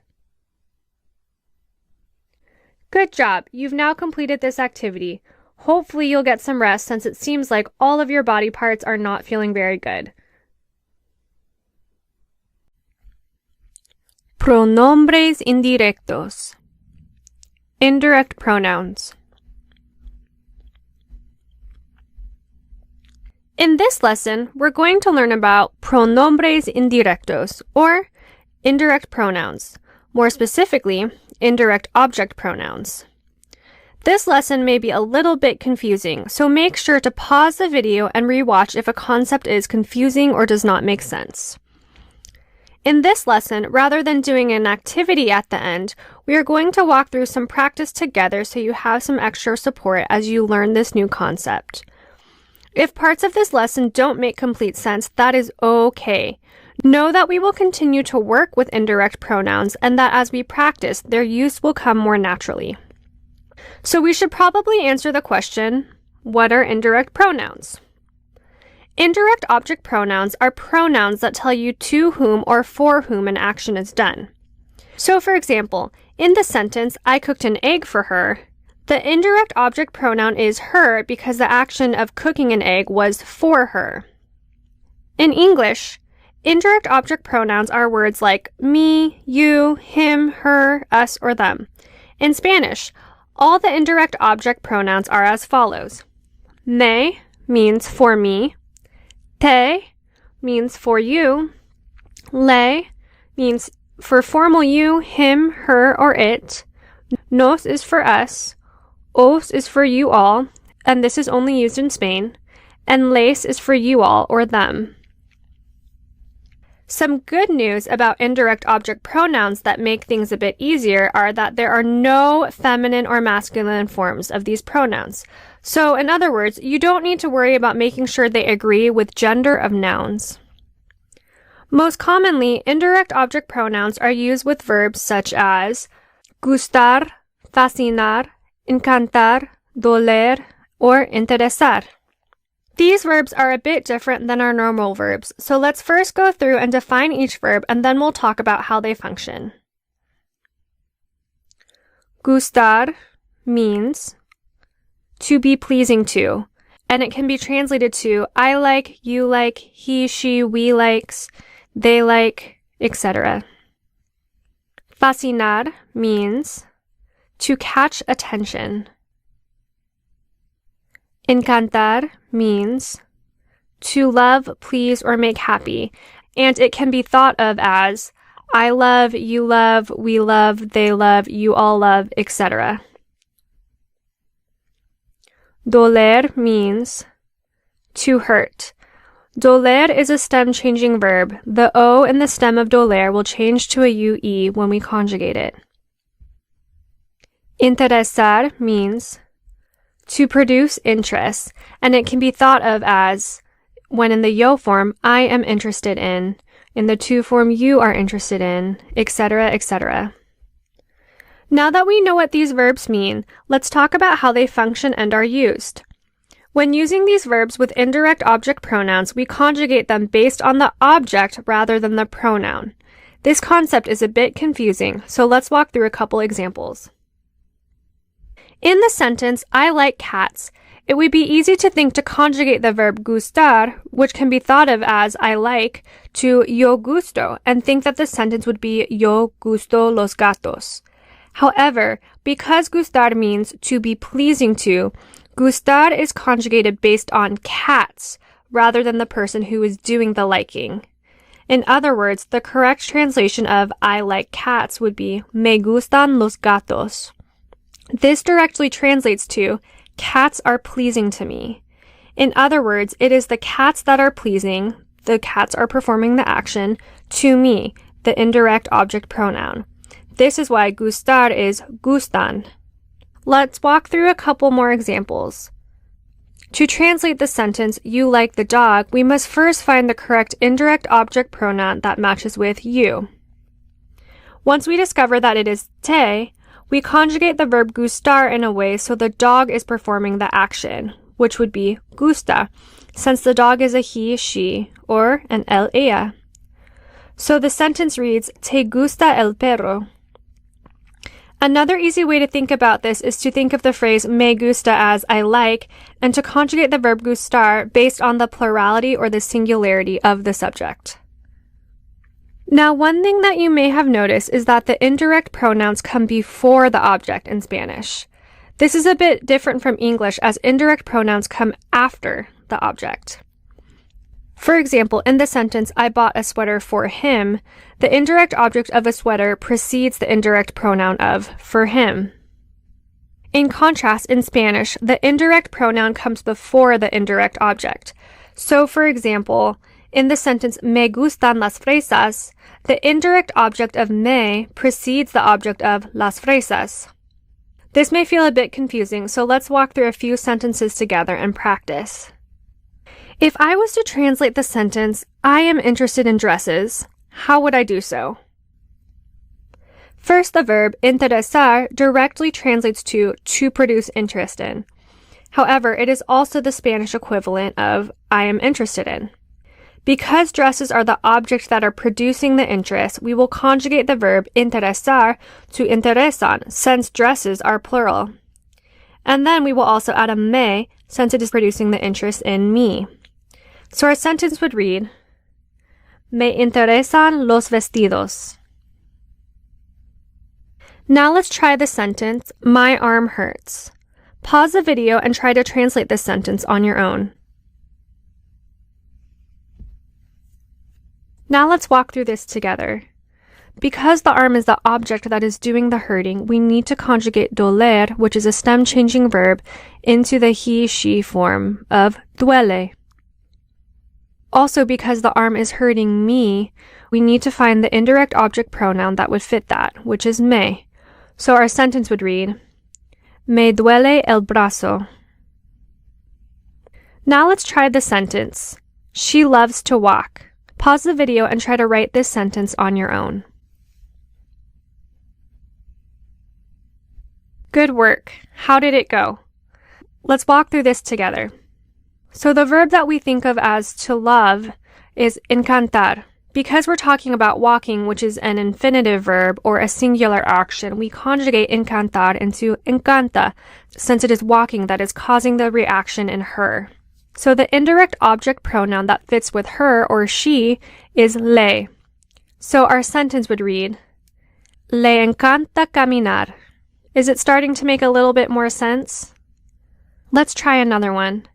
How would you translate the sentence, they are fascinated with fish? Pause the video and try to translate the sentence. Let's walk through this together. Because fish are the objects that are causing the reaction in them, or they, we conjugate fascinar into the eos form, which is fascinan. Next, we'll find the indirect object pronoun that would match with they, which is les. So our sentence would read, les fascinan los pescados. And let's try another one. How would you translate the sentence, we like oranges? Pause the video and try to translate this sentence. Good work. So first we need to find the verb for like, which is gustar. Gustar directly translates to be pleasing to. Because oranges are the object doing the pleasing, we conjugate gustar to fit with oranges. So in other words, we're going to conjugate gustar into gustan since there are multiple oranges. Next, we need to find the indirect object pronoun that goes with we. This is nos. So our sentence would read, Nos gustan las naranjas. Let's try the sentence, our legs hurt. Pause the video and translate the sentence. Alright, hopefully you conjugated the verb doler into duelen because legs are the object that are doing the hurting to us. And hopefully you found that us is nos. So our sentence would read, Nos duelen las piernas. How would you translate the sentence, he loves to study? Pause the video and do your best. Okay, because the singular action of studying is causing a reaction in him, we're going to conjugate encantar according to the object which is studying. So our sentence would read, Le encanta estudiar. How would you translate the sentence, I do not like cats? Pause the video and try this on your own. Hopefully after some time, you first translated the word like into gustan since cats are plural. Next, hopefully you found the indirect object pronoun of me. However, because this is something that I do not like, the word no needs to first come in the sentence. So our sentence would read, No me gustan los gatos. Good job! You have now completed this activity. Remember to not get discouraged if this lesson was confusing. It takes a lot of time and practice to fully grasp the different ways of thinking. Hola, clase. Let's read a story. Take a seat and let's begin. Página 1. Mi amigo Jesús le interesan los animales. Por eso Jesús es un estudiante. Él quiere ser un doctor de animales. Voy a leer esta página otra vez. I'm going to read this page again. Mi amigo Jesús le interesan los animales. Por eso Jesús es un estudiante. Él quiere ser un doctor de animales. Página 2. Jesús le gusta leer. Siempre está en la biblioteca estudiando los cuerpos de los animales. Did you get all of that? Let me reread that one more time. Jesús le gusta leer. Siempre está en la biblioteca estudiando los cuerpos de los animales. Página 3. Cuando los gatos, los perros o los pájaros les duelen, pueden ir a la oficina de Jesús para recibir ayuda. Sin embargo, Jesús todavía no sabe ayudar a animales grandes como los elefantes. Solo sabe ayudar las mascotas. That was a long page. Let me reread that one more time. Cuando los gatos, los perros o los pájaros les duelen, pueden ir a la oficina de Jesús para recibir ayuda. Sin embargo, Jesús todavía no sabe ayudar a animales grandes como los elefantes. Solo sabe ayudar las mascotas. Al fin. The end. Remember to take the quiz, clase.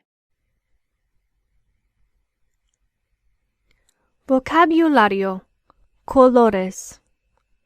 Vocabulary. Colors.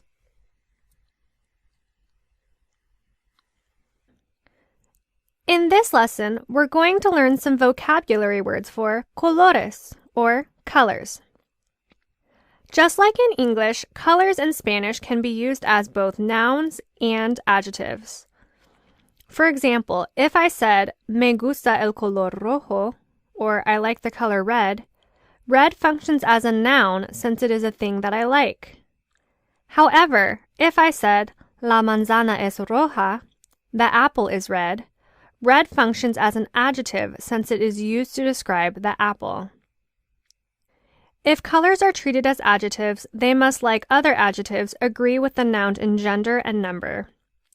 For example, if I was to say, el carro rojo, I would use the masculine and singular version of rojo or red, so the adjective agrees with the masculine and singular version of the noun carro. However, if I said the sentence, las manzanas rojas, I would change rojo to the feminine and plural form of this adjective so it matches and agrees with the noun manzanas. Makes sense? So now let's learn some of these colors so we can practice with them later. Feel free to repeat after me to practice your pronunciation. Orange is anaranjado. Yellow is amarillo. Blue is azul.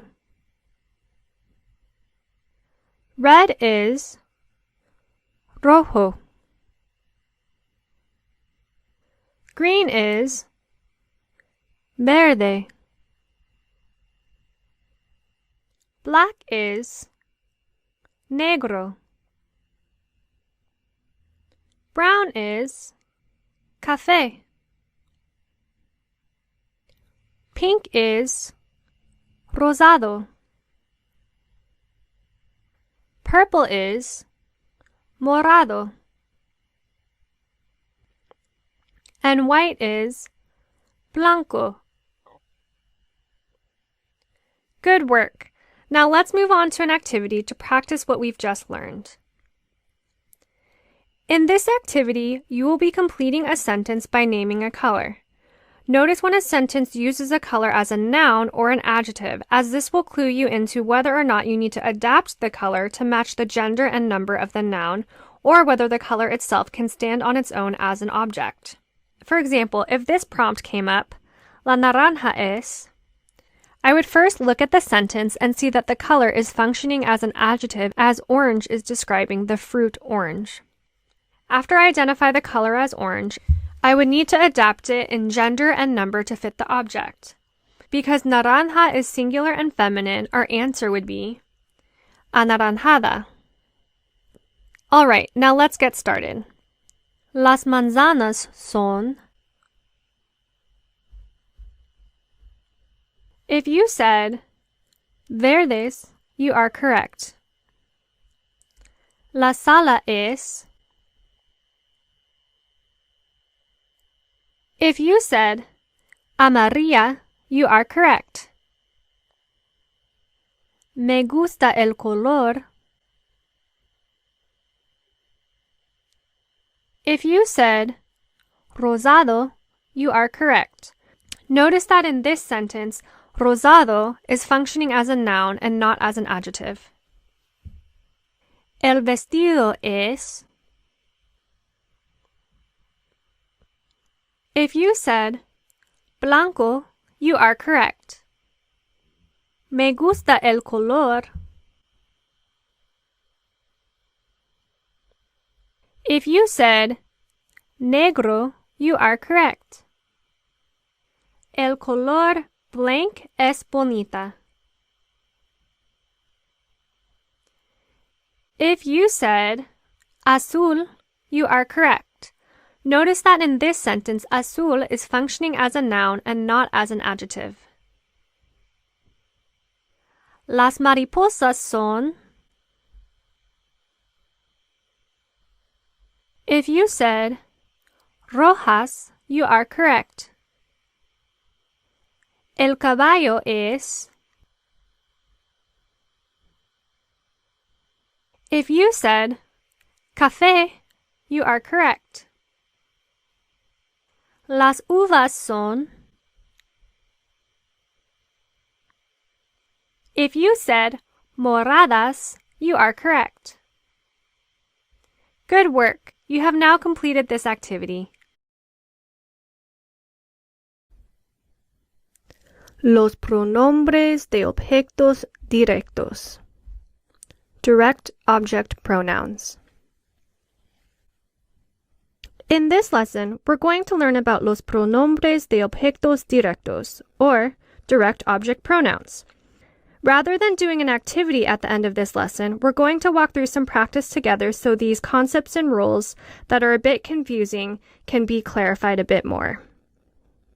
Indirect object pronouns are words like lo, la, los, and las.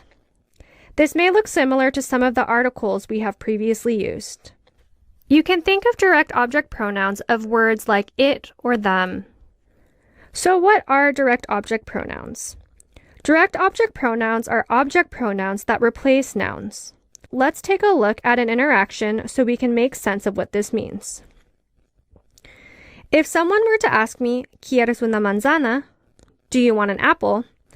I could answer, no gracias, no quiero una manzana, or no thank you, I don't want an apple. However, this is a bit redundant. Instead, I could choose a different answer and say, no gracias, no la quiero, or in other words, no thank you, I don't want it.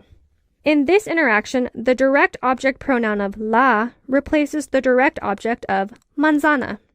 In other words, direct object pronouns directly replace the noun so that we do not have to repeat it twice. Moving forward, in Spanish, direct object pronouns usually come before the verb. This is different than English because direct object pronouns typically come after. This can be seen in our English translation of our response to the question, ¿Quieres una manzana? If we were to answer the question in English, we'd probably say something like, no thank you, I don't want it. The direct object pronoun of it comes after the verb at the end of the sentence. However, in Spanish, the direct object pronoun comes before the verb. Instead of no quiero la, we say no la quiero. So what should we do if there are two verbs in a sentence? If there is a verb followed by an infinitive, the direct object pronoun comes before the main verb. So for example, if I ask the question, ¿Quieres comer la manzana? You can see that there are two verbs in the sentence, querer and comer. However, querer is conjugated into the to form, while comer is in the infinitive form, which we can see by the er ending. So when we respond, we could say, no la quiero comer. The la, the direct object pronoun, comes before the first conjugated verb. Lastly, you probably have already noticed, and it may not come as a surprise to you, that direct object pronouns agree with the direct object in gender and plurality and singularity. So in our example, la agrees with manzana because they are both feminine and singular. However, if the direct object was manzanas, I would need to look at our table and find a feminine and plural version of the direct object pronoun of las. Really quickly, let's review all of our rules for the direct object pronouns that we have gone over thus far. So, direct object pronouns replace direct objects. Direct object pronouns usually come before the verb. When there is a verb followed by an infinitive, the direct object pronoun comes before the main verb. Direct object pronouns must agree with the direct object in gender and plurality and singularity. Make sense so far? This may be a bit confusing, so let's run through a few practice examples together. So, if I had the question, ¿Quieres tener un perro? And I wanted to answer no, how would I go about doing so? First, I must replace the direct object with the direct object pronoun. So in other words, I must first identify the direct object. If we look at our question, we can see that perro is the direct object since it is the only noun in the sentence. Direct objects are the recipients of the actions of the verb. Because the dog is the recipient of wanting and having, it is the direct object. Next, to replace the direct object with the direct object pronoun, we must make sure that the direct object pronoun agrees with the gender and number of the perro, or the dog. If we look at the word perro, we can see that it is masculine because it ends in an O, and it is singular because it does not end in an S. So if we look at our chart, we can see that the direct object pronoun that would go with this is lo. Now we know that direct object pronouns come before the verb. However, because we have two verbs, we need to remember our second rule that the direct object pronoun will come before the conjugated verb. So once we conjugate querer and leave tener as an infinitive, so it mirrors the question form, we would be able to answer the question, ¿Quieres tener un perro? I would respond, no lo quiero tener. Notice that querer is conjugated and tener is left infinitive, and notice that the direct object pronoun of lo comes before both verbs. Make sense? Why don't you try one on your own? Pause the video and answer the question, ¿Quieres ayudar el gato? Good work. So hopefully you came up with the answer, Sí, lo quiero ayudar. If we look at this answer, the lo, the direct object pronoun, matches the gato in gender and singularity. Additionally, it comes before the conjugated verb. Let's try another one. How would you answer the question, ¿Comes la naranja? Pause the video and answer the question. Good work. Hopefully you came up with the answer, no la como. The direct object pronoun comes before the verb comer, which right now is conjugated in the yo form of como, and it matches the direct object of naranja in its feminine and singular form. Let's try another one. Pause the video and answer the question, ¿Estudias el cuerpo? Good work. Hopefully you came up with the answer, Sí, lo estudio. So once again, notice that lo, the direct object pronoun, matches el cuerpo, the direct object, in its masculine and singular form and comes before the verb estudiar, which right now is conjugated in the yo form of estudio. Good job! You have now completed this section of the lesson. Feel free to return to any point of the lecture as needed if you want to review.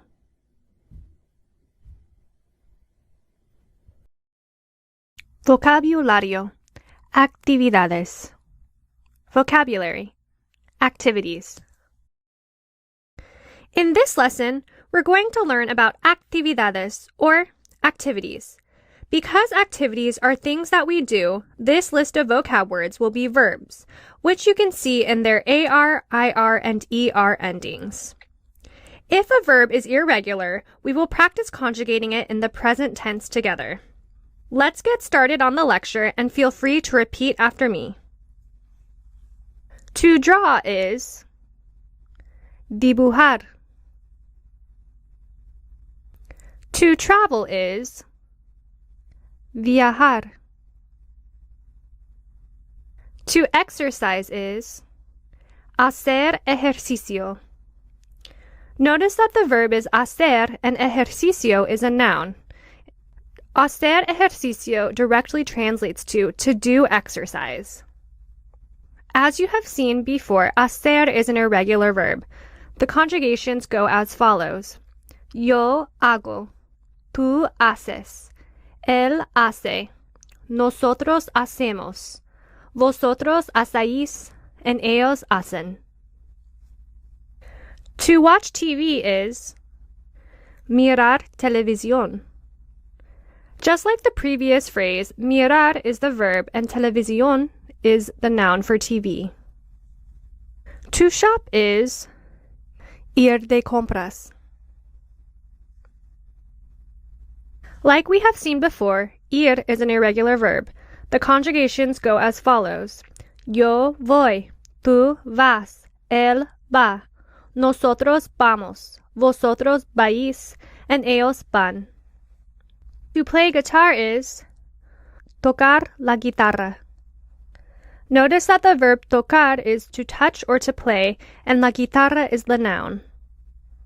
To hang out with friends is pasar tiempo con mis amigos. This directly translates to pass time with my friends. To skate is patinar. To ski is esquiar. To ride a bike is montar en bicicleta.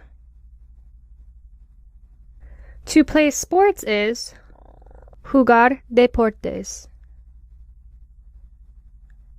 Good work! You have now completed the lecture. Now let's move on to an activity to practice what we have learned. In this activity, we will be translating sentences from English to Spanish. We will be pulling in everything we have learned thus far in the course, so feel free to pause the video if you need to review your notes or if you need a break. How would you translate the sentence, I love to ski?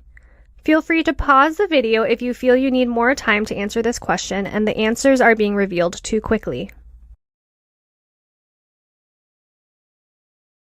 If you said, me encanta esquiar, you are correct. Remember that the phrase me encanta translates to I love. Because it is skiing that is impacting you, encantar is conjugated encanta. How would you translate the sentence, I work out in the morning? If you said, hago ejercicio en la mañana, you are correct.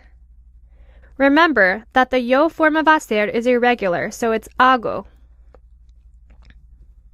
How would you translate the sentence, do you like to watch TV? If you said, ¿te gusta mirar la tele? You are correct. Remember that gustar directly translates as to be pleasing to, and because watching TV is directly pleasing to you, gustar is conjugated in the form of te gusta. How would you translate the sentence, she skates to the store? If you said, ella patina a la tienda, you are correct. How would you translate the sentence, they play sports at 5 o'clock?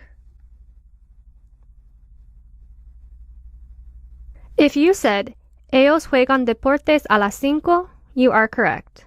Remember, because 5 is a plural number, the article that belongs with it is las.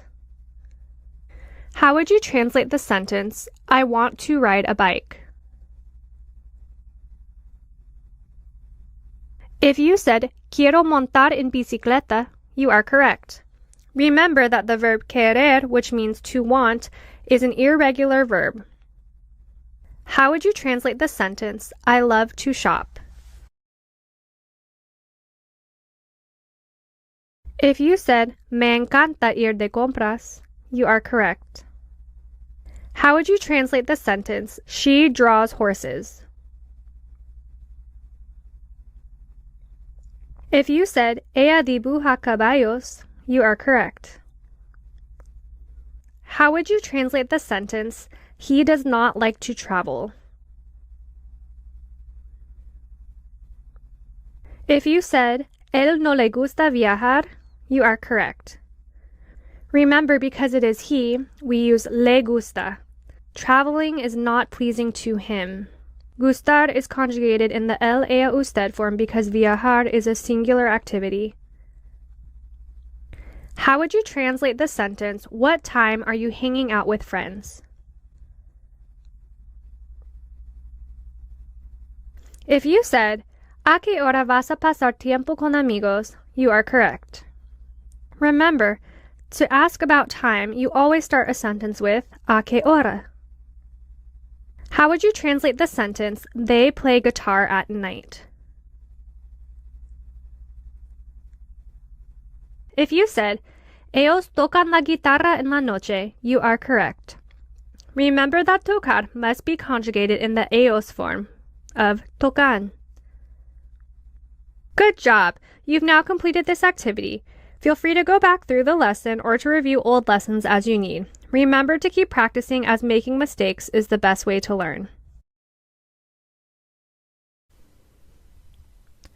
La diferencia entre saber y conocer. The difference between saber and conocer. In this lesson, we're going to go over the difference between the two verbs conocer and saber. Both verbs mean to know. However, each verb is used differently. You can think of saber as translating to what we think of in English as to know. We use it to talk about information, facts, or learned skills. In contrast, you can think of conocer as translating to meet. It is used to express familiarity or acquaintance with a person, place, or thing. Let's practice with an example. If I had the sentence, do you know how to read? Would I use saber or conocer? In this example, I would use the verb saber. This is because reading is a skill. How about if I had the sentence, do you know Roberto? In this sentence, I would use the verb conocer. This is because I am acquainted with Roberto. Let's try another example. If I had the sentence, do you know how to get to the train station? Would I use the verb saber or conocer? In this sentence, I would use the verb saber. This is because I am asking for information. I am asking for directions. But what if I had the question, are you familiar with the train station? What verb would I use, saber or conocer? In this sentence, I would use the verb conocer. This is because this type of knowing is being familiar with a place, the train station. This is different than the last question that asked for directions, for information, for how to get to the train station. Do you see the difference? Now to make things a little bit more complicated, conocer and saber both have irregular yo forms when conjugated into the present tense. So let's walk through these conjugations together. Saber is conjugated as follows. Yo sé, tú sabes, él sabe, nosotros sabemos, vosotros sabéis, and ellos saben. Conocer is conjugated as follows. Yo conozco, tú conoces, él conoce, nosotros conocemos, vosotros conocéis, and ellos conocen. As you can see, for both of these verbs, all of the conjugations are regular except for the yo form. Now let's get some practice with these conjugations and verbs in an activity. In this activity, we will be working with the verbs saber and conocer. A sentence in English will flash up on the screen, and you will be asked to translate it. You will need to decide what version of to know the sentence is asking for, and also correctly conjugate the verb. This activity will pull from the whole course, so feel free to go back and review any sections if you need. If the answers are being revealed too quickly, feel free to pause the video to give yourself some more time to think. Otherwise, let's get started. How would you ask the question, do you know Samuel? If you said, ¿Conoces Samuel?, you are correct. In this sentence, this type of knowing has to do with being familiar or acquainted with a person. Therefore, we're going to use the verb conocer. How would you translate the sentence, do you know where Roberto is? If you said, ¿Sabes dónde está Roberto?, you are correct. In this sentence, we use saber because we're asking for information about Roberto. How would you translate the sentence, I meet the dog? If you said, Conozco el perro, you are correct. In this sentence, we're using the verb conocer in the irregular yo form of conozco. We use conocer in this sentence because we can think of conocer as to meet. How would you translate the sentence, do they know how to read? If you said, ellos saben leer, you are correct. In this sentence, we use the verb saber because we're asking if they know a skill. How would you translate the sentence, is she acquainted with the border? If you said, ella conoce la frontera, you are correct. In this sentence, we use conocer because we're asking if someone is acquainted with the place. How would you translate the sentence, does she know where the border is? If you said, ella sabe dónde está la frontera, you are correct. This answer was a little bit tricky, especially following the last question. In this sentence, we use the verb saber because we are asking for information about a location. How would you translate the sentence, "My dad knows my mom"? If you said, "Mi padre conoce mi madre," you are correct. In this sentence, we use the verb conocer because my father is familiar with my mother. A skill, knowledge, or information, instead we're asking about being acquainted with somebody. How would you translate the sentence, "I know the grandma of my mother"? If you said, "Conozco la abuela de mi madre," you are correct. In this sentence, we're talking about being familiar or acquainted with a person. La abuela de mi madre. Also notice that in this sentence, we're using the yo form of conocer, which is irregular. How would you translate the sentence, "Are you acquainted with the library"? If you said, "Conoces la biblioteca," you are correct. In this sentence, we use conocer because the sentence directly says acquainted with. Good work! You have now completed this activity.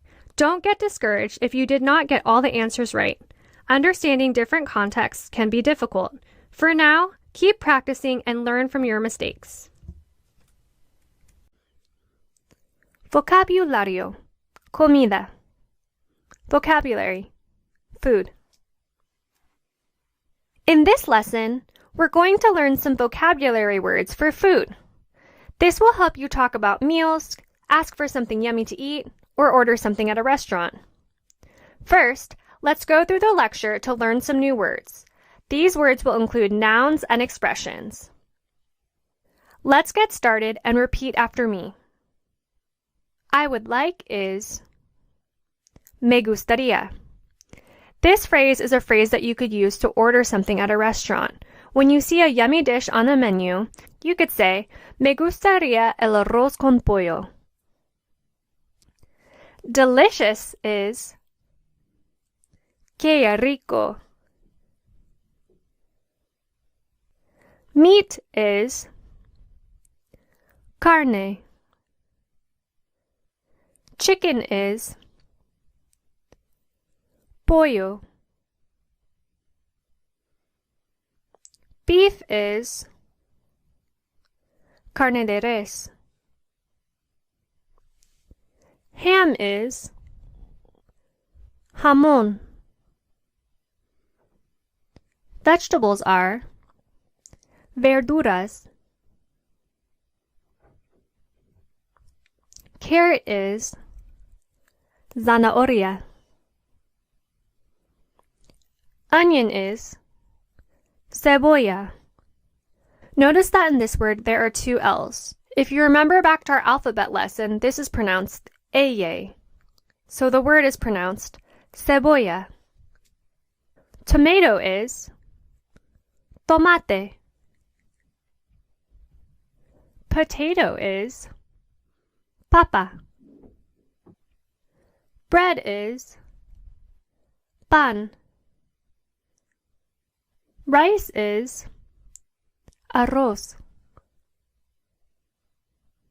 Egg is huevo. Juice is jugo. Milk is leche. Coffee is café. Good work! You have now completed the lecture portion of this lesson. Now let's move on to an activity to practice what we have just learned. In this activity, a question will flash up on the screen asking what type of food would you like to eat. The question will read, ¿Qué te gustaría comer? If we break this question down, first you will notice our palabra interrogativa of ¿qué? Next you will see a phrase similar to what we have just learned, of ¿te gustaría? This is similar to me gustaría, the phrase that we just learned. If you think back to our lesson on indirect object pronouns, you'll remember that we learned the phrase me gusta. Me gustaría and te gustaría are phrases that are very similar to this. In fact, gustaría is a form of the verb gustar. For now, just know that these same rules apply. Te is the indirect object pronoun. We're asking, in this question, what food would be pleasing to you to eat. In the same way that we conjugated gustar in the indirect object pronoun lesson, we will be doing the same here. So for example, if there is one object that is pleasing to you, the phrase would be te gustaría. However, if there are two objects that are pleasing to you, in other words, there are plural, we would say te gustarían. Make sense? After this question comes up, we will have to answer the question with the corresponding food in the picture. So let's look at an example really quick. If we had the question, ¿Qué te gustaría comer?, we would need to answer, Me gustaría la leche. We're responding to the te, the indirect object pronoun, with an indirect object pronoun that refers to me, me. Because the milk is pleasing to me and leche is a singular word, gustaría is written as it is. However, if it was las leches, I would say me gustarían, I would add an N at the end of gustaría, and the phrase would read, me gustarían las leches. These answers can be me gustaría comer la leche or me gustaría la leche. Either one would work or function. Make sense? Let's go ahead and get started. Feel free to pause the video if the answers are being revealed too quickly. ¿Qué te gustaría comer? If you said, me gustaría el tomate, you are correct. ¿Qué te gustaría comer? If you said, me gustaría el arroz, you are correct. ¿Qué te gustaría comer? If you said, me gustaría el carne de res, you are correct. ¿Qué te gustaría comer? If you said, me gustaría el pan, you are correct. ¿Qué te gustaría comer? If you said, me gustaría el carne, you are correct. ¿Qué te gustaría comer? If you said, me gustaría el café, you are correct. ¿Qué te gustaría comer? If you said, me gustaría la zanahoria, you are correct. ¿Qué te gustaría comer? If you said, me gustaría el jamón, you are correct. ¿Qué te gustaría comer? If you said, me gustaría el huevo, you are correct. ¿Qué te gustaría comer? If you said, me gustaría el pollo, you are correct. ¿Qué te gustaría comer? If you said, me gustarían las verduras, you are correct. Notice in this sentence that there is an N at the end of gustaría. This is because the verduras are plural. There is an S at the end. ¿Qué te gustaría comer? If you said, me gustaría la papa, you are correct. ¿Qué te gustaría comer? If you said, me gustaría la cebolla, you are correct. ¿Qué te gustaría comer? If you said, me gustaría el jugo, you are correct. Good work! You have now completed this activity. Alrededor de la mesa. Around the table. Now that we learned how to identify items on a menu, let's learn some helpful phrases so we can politely and culturally appropriately enjoy meals and also order at a restaurant.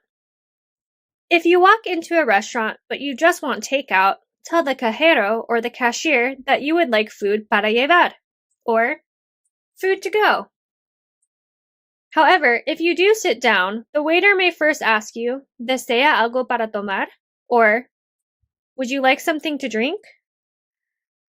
When you're ready to order your main course but you're unsure of what to get, you can ask the mesero or the waiter, ¿Qué recomienda? Or, what do you recommend? Once everyone has their food at the table, it's common that you or someone else will say, Buen provecho, before you start eating. This means something similar to bon appetit, and is used before a meal, when you leave from a meal, or when you walk somewhere and see someone eating. If you love the food you're eating, you can compliment your host or the chef by saying delicioso or que rico, which also means delicious. If a toast is made at dinner, as the glasses clink together, you'll likely say salud or cheers. When the waiter comes to check on you at a restaurant, he or she may ask, ¿Desea algo más? Or, would you like anything else? However, if you don't want anything else and you're done eating, you can ask the mesero or the waiter, La cuenta por favor, or the check please. Good work using these practical phrases. I'll see you in our next adventure. Los verbos preteritos. Preterite verbs.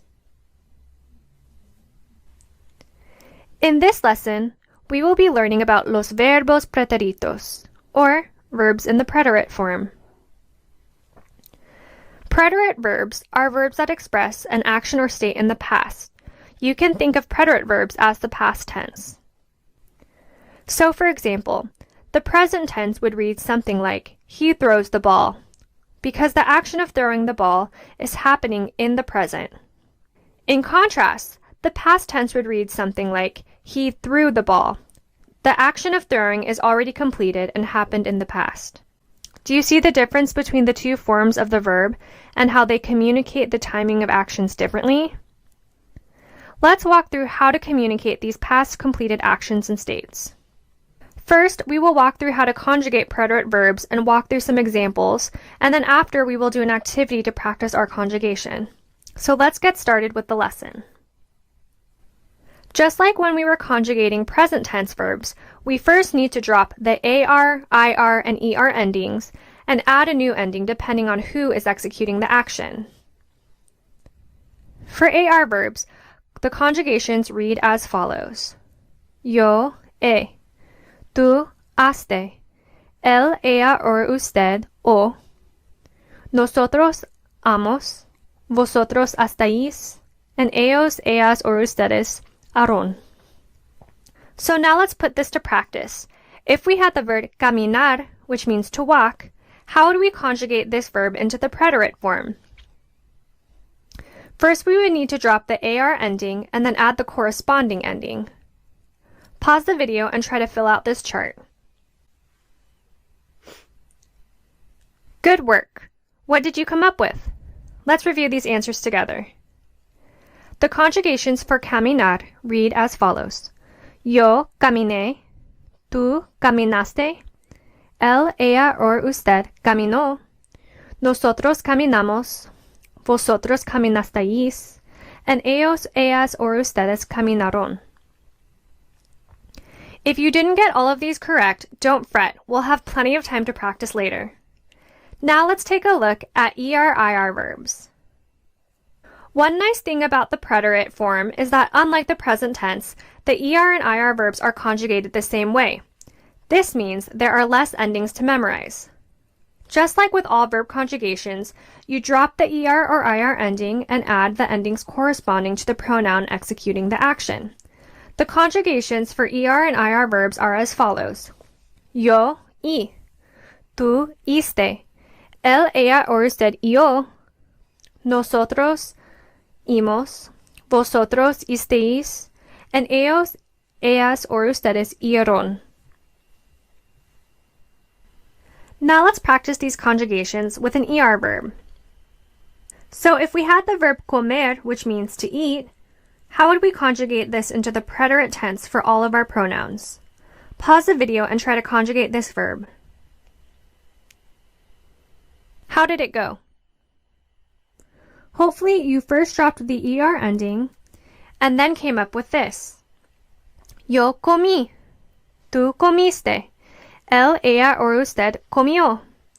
Nosotros comimos. Vosotros comisteis. And ellos, ellas or ustedes comieron. Now let's practice with an IR verb. How would you conjugate the verb escribir? Pause the video and practice this now. Good work! So hopefully you first dropped the IR ending and then came up with this. Yo escribí. Tú escribiste. Él, ella or usted escribió. Nosotros escribimos. Vosotros escribisteis. And ellos, ellas or ustedes escribieron. Making sense? Now let's practice with an activity. In this short activity, we will be asking you to practice conjugating verbs into the past tense. A short phrase will flash up on the screen, and you will be asked to conjugate it using the correct pronoun and conjugation of the verb. Make sure you remember and pay attention to the accent marks where necessary. Alright, so let's get started. Translate the phrase, she walked. If you said, ella caminó, you are correct. Translate the phrase, I ate. If you said, yo comí, you are correct. Translate the phrase, I talked. If you said, yo hablé, you are correct. Translate the phrase, you drank. If you said, tú bebiste, you are correct. Translate the phrase, they ate. If you said, ellos comieron, you are correct. Translate the phrase, we cooked. If you said, nosotros cocinamos, you are correct. Translate the phrase, I traveled. If you said, yo viajé, you are correct. Good work! You've now completed this activity. Remember that conjugating verbs is one of the most frustrating components of learning Spanish. So please, don't get discouraged if you did not get all the answers correct. We will have plenty of time to practice this in future lessons.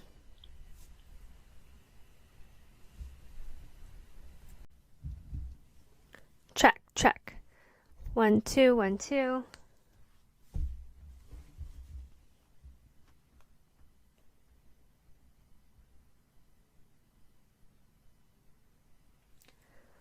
Vocabulario. Meses. Vocabulary. Months.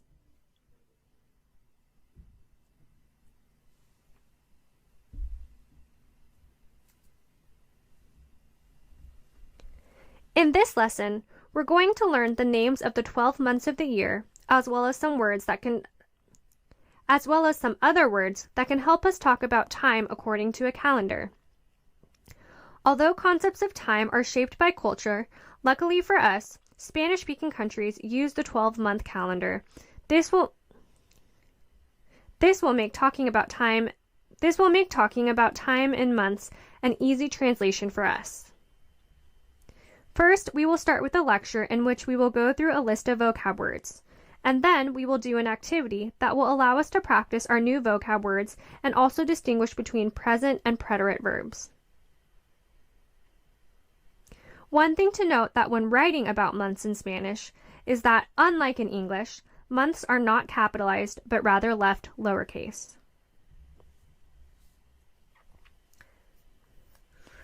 One thing to note is that when writing about months in Spanish is that, unlike in English, months are not capitalized but rather left lowercase. Let's get started on the lecture and repeat after me.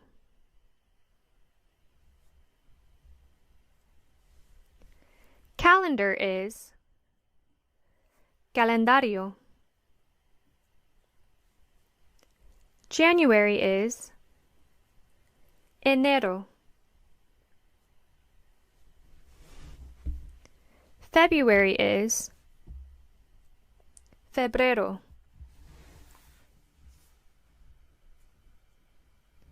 March is marzo. April is abril. May is mayo. June is junio. July is julio. August is agosto. September is septiembre. October is octubre. November is noviembre. December is diciembre. Year is año. Month is mes. Day is día. Día is an irregular noun because although it ends in an A, it is masculine, so the article that belongs with noun is el. Birthday is cumpleaños. Today is hoy. Tomorrow is mañana. Yesterday is ayer.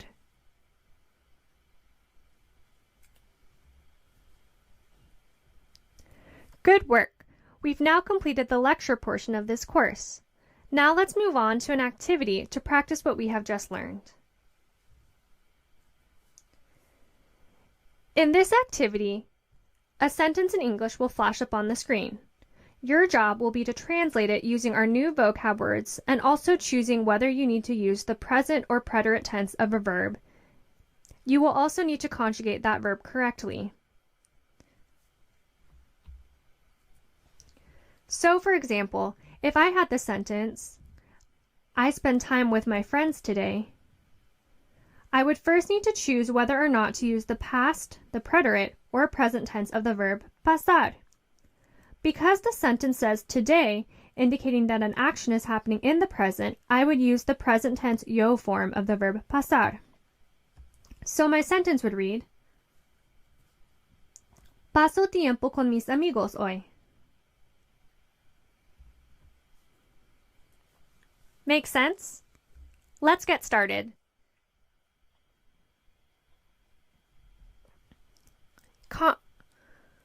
Translate the sentence. In March, he swam.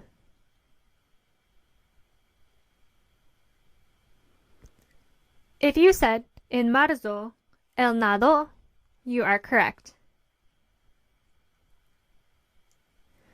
Notice that in the English sentence, the past tense of swim is used. Swam indicates that he swam in the past. The action is completed and is no longer happening in the present tense. This is why we use the preterite form of the verb nadar. How would you say the sentence, today is January?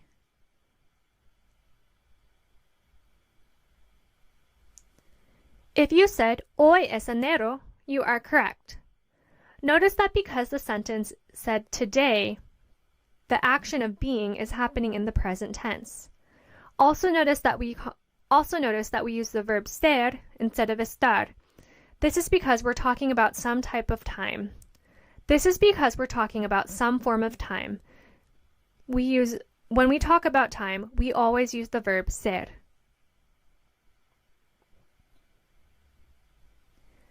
Translate the sentence, in February, I go to the library.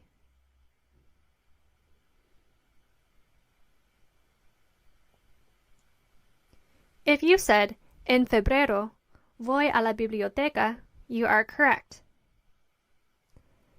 Notice that the verb go is an action that is happening in the present, so we conjugate the verb ir to the present tense. How would you translate the sentence, in December, I went skiing?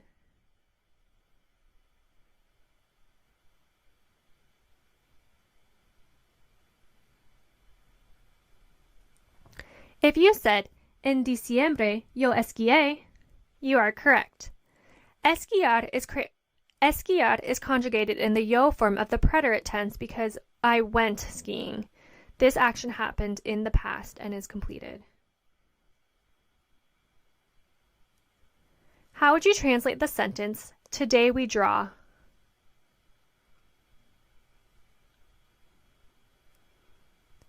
If you said, hoy dibujamos, you are correct. How would you translate the sentence, yesterday we drew?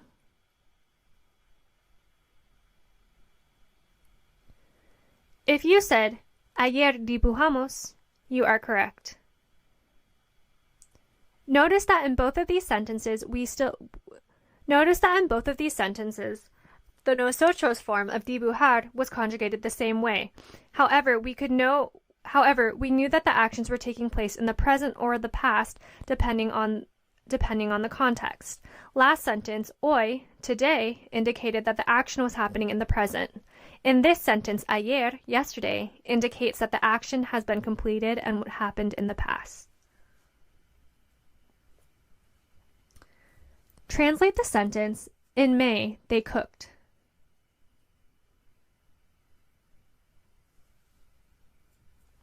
If you said, en mayo, ellos cocinaron, you are correct. Cooked with an ed at the end indicates an action that has been completed in the past. Therefore, we use the preterite tense in this sentence.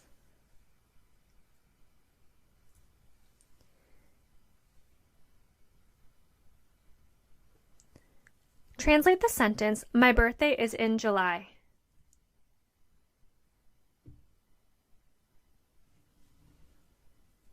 If you said, mi cumpleaños es en julio, you are correct. This sentence is a little bit tricky.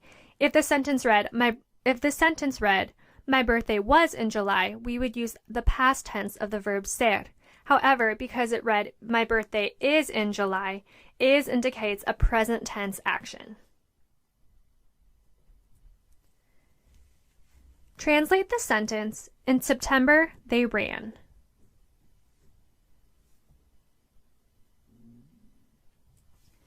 If you said, en septiembre ellos corrieron, you are correct. Ran indicates an action that has been completed in the past. Therefore, we use the preterite tense. Translate the sentence, there are 12 months in a year.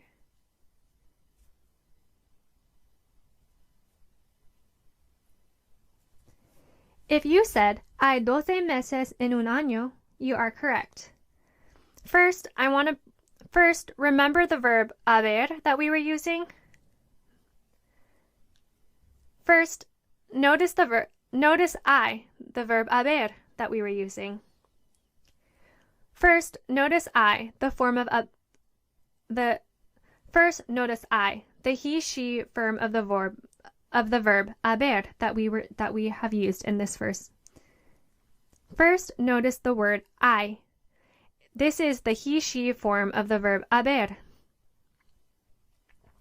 We use I to say there are.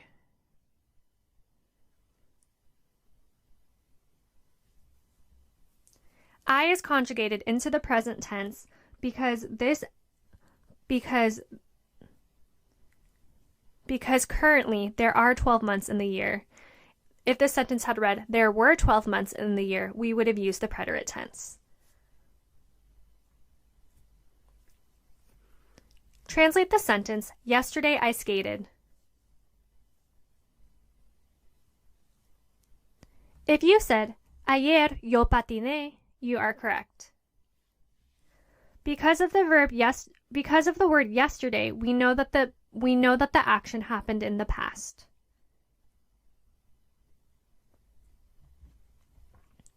Good work. You have now completed this activity. This was a tricky activity to work with, so do not fret if you did not get all the answers right. Keep practicing and let's learn from our mistakes. Even if this lesson felt overwhelming, as we move forward, past lessons will begin to click with even more practice.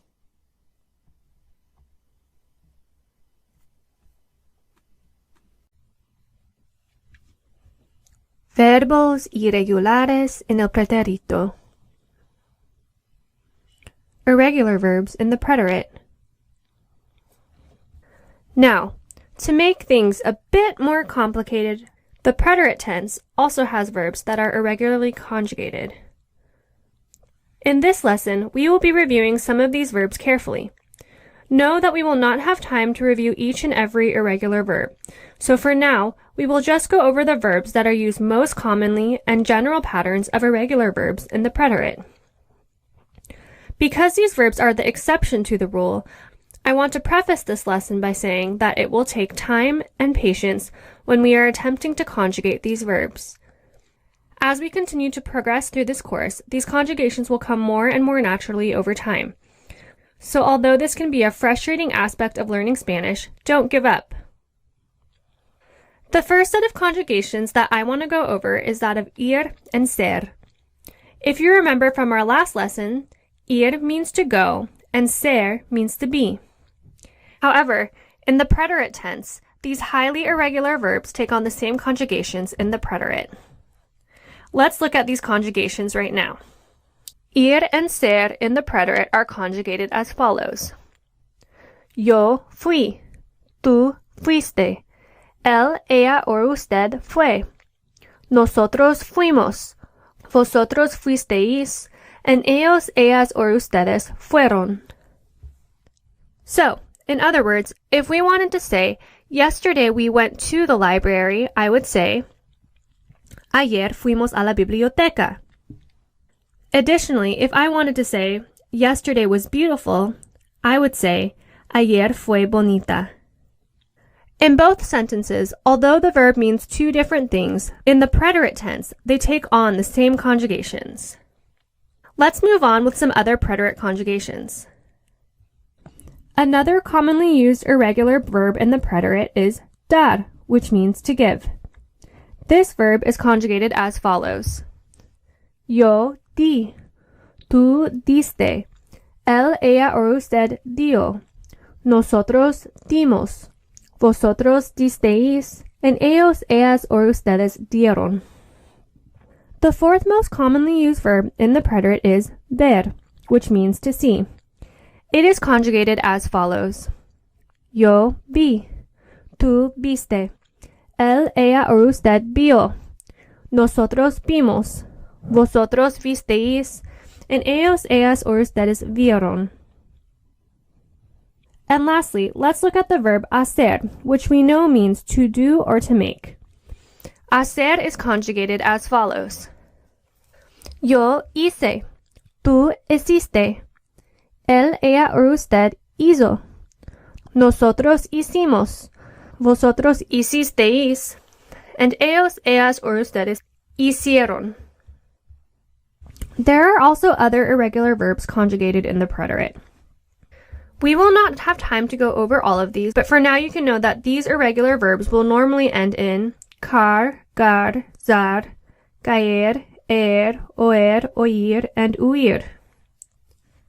For example, the verb jugar, which means to play, and leer, which means to read, are irregular because jugar ends in gar and leer ends in eer. Let's walk through these two conjugations now. Jugar is conjugated as follows. Yo jugué, tú jugaste, él, ella, or usted jugó, nosotros jugamos, vosotros jugasteis, and ellos, ellas, or ustedes jugaron. Leer is conjugated as follows. Yo leí, tú leíste, él, ella, or usted leyó, nosotros leímos, vosotros leísteis, and ellos, ellas, or ustedes leyeron. Although these are not all of the irregular verbs in the preterite tense, we will learn them as we go. For now, just know that verbs that end in car, gar, zar, caer, eer, oer, oír, and huir will most likely be irregular. For now, let's move on to an activity to practice conjugating our irregular preterite verbs. In this activity, we will be using our irregular verbs of ser, ir, dar, hacer, and ver. A sentence will flash on the screen in English, and you will have to translate it into Spanish using our new conjugations. So let's get started. How would you translate the question, how was yesterday?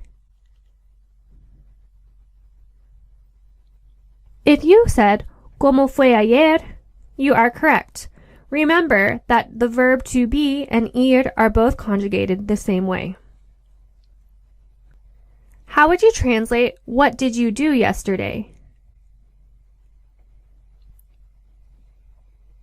If you said, ¿Qué hiciste ayer?, you are correct. How would you translate, I went to the border? If you said, Fui a la frontera, you are correct. How would you translate the sentence, they saw butterflies? If you said, ellos vieron las mariposas, you are correct.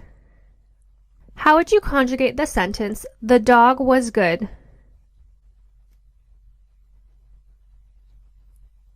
If you said, el perro fue bien, you are correct. How would you translate the sentence, we went to the house? If you said, fuimos a la casa, you are correct. How would you translate the sentence, we saw the city?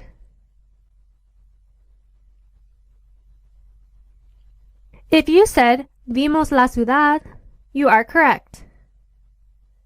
How would you translate the sentence, you made a bedroom? If you said, tú hiciste una habitación, you are correct. Good work! You have now completed this activity. Remember to not get discouraged as irregular verbs are a very hard thing to master. Keep practicing and take breaks as needed. Vocabulario. Escuela. Vocabulary. School. In this lesson, we will be learning vocabulary words that have to do with la escuela, or the school. These words can help us talk about what you yourself, your kids, or your friends are learning in a class. First, we will go through a lecture in which we will learn new words or phrases, and then after, we will practice with our words using an activity. Let's get started on the lecture. Repeat after me. Student is estudiante. Teacher is maestro. Book is libro. Pen is lapicero. Pencil is lápiz. Test is examen. College is la universidad. Desk is escritorio. Stapler is grapadora. Paper is papel. Computer is computadora. Science is ciencias. Math is matemáticas. English is inglés. Physics is física. Music is música. Art is arte. Biology is biología. Good work. Now let's move on to an activity to practice what we have just learned. This activity will work by flashing a phrase in English on the screen, and you will need to translate it into Spanish using our new vocab words that we have just learned. Feel free to pause the video if the answers are being revealed too quickly. How would you say, I am a student? If you said, soy estudiante, you are correct. Remember that in this sentence we use the verb ser since estudiante is considered a permanent part of your identity. How would you say, she is a teacher? If you said, ella es una maestra, you are correct. Remember that for this sentence we also use the verb ser. Also note that we use the feminine form of maestra since it is ella, a she, that is a teacher. How would you translate the sentence, I love to read books? If you said, me encanta leer libros, you are correct. Remember that the phrase I love is me encanta. Encanta does not end with an N because although libros are plural, a verb follows directly after encanta, which makes it singular, one singular activity. Translate the sentence, I have a pen. If you said, tengo un lapicero, you are correct. Notice that the article that belongs with lapicero is un. It is indefinite since it is a pen, not the pen. Translate the sentence, they have a pencil. If you said, ellos tienen un lápiz, you are correct. Remember that the verb to have or tener is irregular. Translate the sentence, yesterday I made a test. If you said, ayer hice un examen, you are correct. Remember that because the sentence starts with yesterday, we can already know that the verb made is going to be in the past tense, or the preterite tense. Also remember that hacer is an irregular verb. How would you translate the sentence, I went to college? If you said, fui a la universidad, you are correct. Remember that the verb went is in the preterite since it is past tense. Also remember that the verb to go is irregular. How would you translate the sentence, we have desks?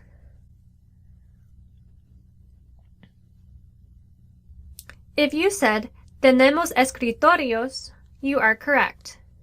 Remember that although tener is an irregular verb in the present tense, in the nosotros forms, tener does not take on the stem changing qualities.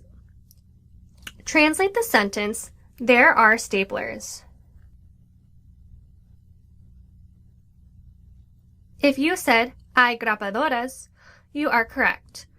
Remember that the phrase there are is a derivative of the verb haber. Translate the sentence, she needs paper.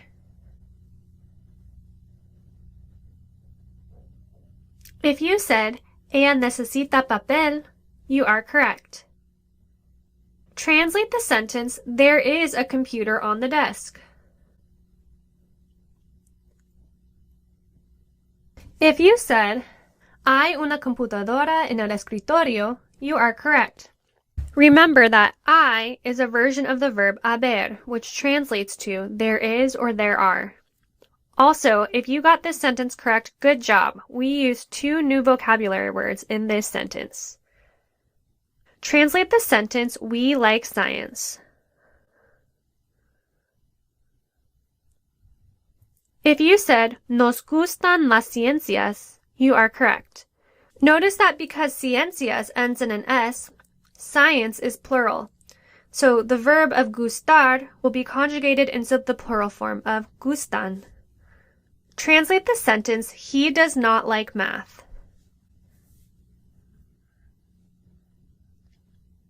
If you said, él no le gustan las matemáticas, you are correct. Once again, because matemáticas ends in an S, gustar will be conjugated into its plural form. Translate the sentence, they study English. If you said, ellos estudian inglés, you are correct. Translate the sentence, I learn physics. If you said, aprendo física, you are correct. Translate the sentence, I listen to music. If you said, escucho la música, you are correct. Translate the sentence, they made art. If you said, ellos hicieron arte, you are correct. Remember that made is the past tense of make. Hacer is an irregular verb, so we have to conjugate it irregularly in the preterite. Translate the sentence, I am interested in biology. If you said, me interesa la biología, you are correct. Remember that the phrase, me interesa, directly translates to, it interests me. So interesa is conjugated into the él, ella, or usted form, and it is singular because biología is one singular subject. Good work! You have now completed this activity. If you did not get all the answers right, don't get discouraged. In this activity, we combined everything that we have learned thus far. It can be a little bit difficult to remember all of the rules and navigate how to form all of these complex sentences. Let's keep practicing and moving forward. Los adverbios. Adverbs. In this lesson, we will be talking about adverbs, or words that describe verbs. In English, we can identify an adverb by noticing words that end in ly. So, for example, words like slowly, quickly, or rapidly would all describe an action that is taking place. Similarly, in Spanish, adverbs can also be identified in 3 different ways. In Spanish, adverbs can be identified by their endings of mente. Examples of this can be words like lentamente, rápidamente, or brevemente. They can also be identified when the pair of con and a noun are used to describe a verb. Lastly, there are also some adverbs that are just irregular phrases that modify a verb. We will go over these later. Let's take a look at each of these 3 categories a bit closer. If we wanted to create an adverb or modify an adjective to describe a verb, we can take the feminine form of the adjective and add mente on the end. So, for example, if we took our familiar adjective of serio, we could convert it to an adverb by using its feminine form of seria, and then adding mente to the end of it to form the adverb seriamente. This would directly translate to seriously. Let's take a look at some other examples of adverbs that end in mente. Feel free to repeat after me. Completely is completamente. Slowly is lentamente. Rapidly is rápidamente. Frequently is frecuentemente. Especially is especialmente. Another way to create adverbs in Spanish are to combine nouns with the preposition con, which means with. So, for example, if I wanted to describe a verb by saying respectfully, I would take the preposition con and add the noun of respect to it, which is respeto in Spanish. Con respeto directly translates as with respect, but can also be thought of as respectfully. Let's look at some other adverbs that use this formula of con plus a noun to describe a verb. Feel free to repeat after me. Energetically is con energía. Happily is con alegría. Patiently is con paciencia. Clearly is con claridad. Skillfully is con habilidad. Lastly, some Spanish adverbs are merely just phrases to memorize. Let's walk through a few examples of the most commonly used adverbs and define their meaning. Sometimes is a veces. Almost is casi. Slowly is despacio. Always is siempre. Late is tarde. Little is poco. To review, adverbs in Spanish can end in mente, can be identified when you see con plus a noun in a sentence and it is used to describe a verb, or it can be identified as the irregular phrases that we just went over. So far, we have both found ways to describe verbs by identifying how to modify an adjective or noun, learned ways to identify adverbs, and also saw some examples of adverbs. So now let's take a look at some rules for how to use adverbs in sentences. One nice thing about adverbs is that because they do not modify a noun, we do not need to worry about making them agree with the subject in gender or number since they merely describe a verb. Additionally, they are almost always located either before or after the verb they are modifying.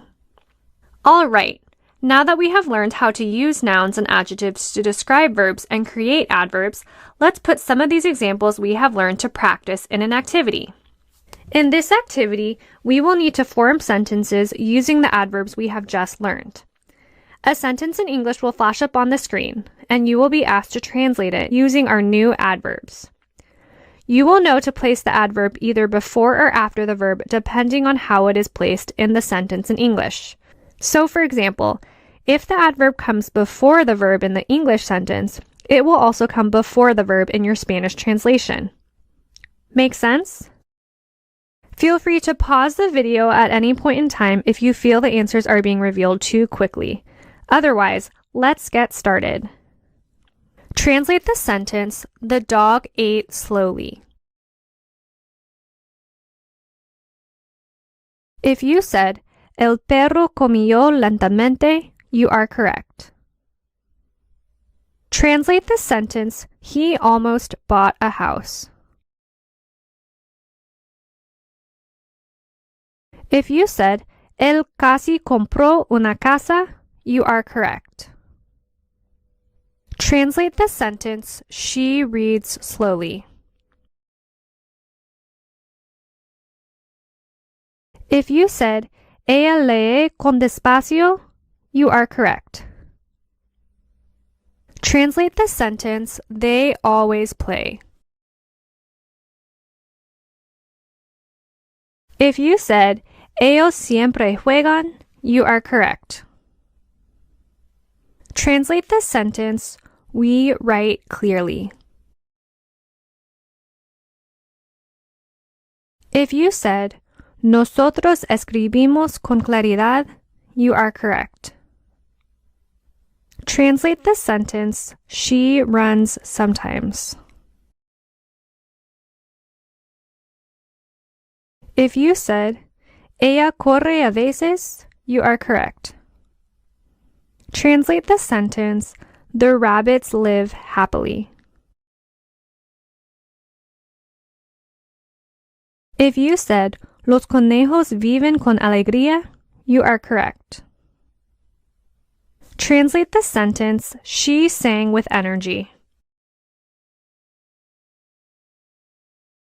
If you said, "Ella cantó con energía," you are correct. Translate the sentence, he arrived late.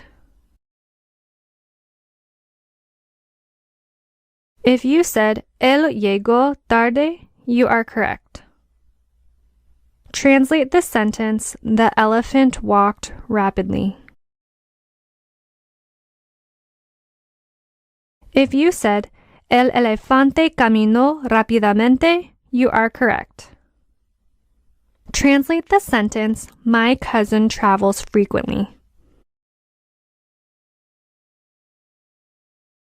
If you said, mi primo viaja frecuentemente, you are correct. Translate the sentence, she learns with patience. If you said, ella aprenda con paciencia, you are correct. Translate the sentence, you play guitar skillfully. If you said, tú tocas la guitarra con habilidad, you are correct. Good work! You have now completed this activity. If you did not get all the answers correct, don't be discouraged. Not only were we trying to use our new adverbs that we have learned and apply our grammar rules, we were also trying to figure out in each sentence whether we should have used the preterite or present tense of a verb. This is a lot of things to think about all at once. Let's keep moving forward and don't get discouraged.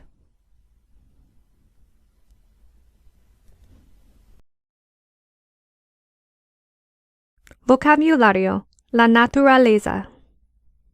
Vocabulary, nature. In this lesson, we will be learning some vocabulary words to describe nature. Since we have already gone over animals, we will mostly be focusing on aspects of nature that describe environments and landscapes. This lesson will work by first walking us through a series of vocabulary words, and then we will use these words in an activity at the end. Let's get started with the lecture portion of the course. Feel free to repeat after me to practice your speaking and pronunciation. Tree is el árbol. Flower is la flor. Stone is la piedra. Forest is el bosque. Jungle is la selva. Earth or soil is la tierra. Desert is el desierto. Beach is la playa. Mountains are las montañas. Volcano is el volcán. Waterfall is las cataratas. River is el río. Lake is el lago. Ocean is el mar. Good work! Now let's practice our new vocab words in an activity.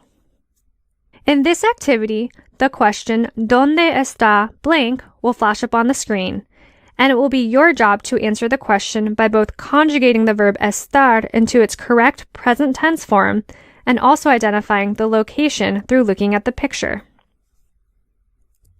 So, for example, if the question, ¿Dónde está el gato? Flashed on the screen with a picture of a tree, I would need to answer the question by first conjugating estar into the correct form, which would be the él, ella, usted form, since the pronoun in the sentence is el gato. After, I would also need to identify that the cat is in the tree.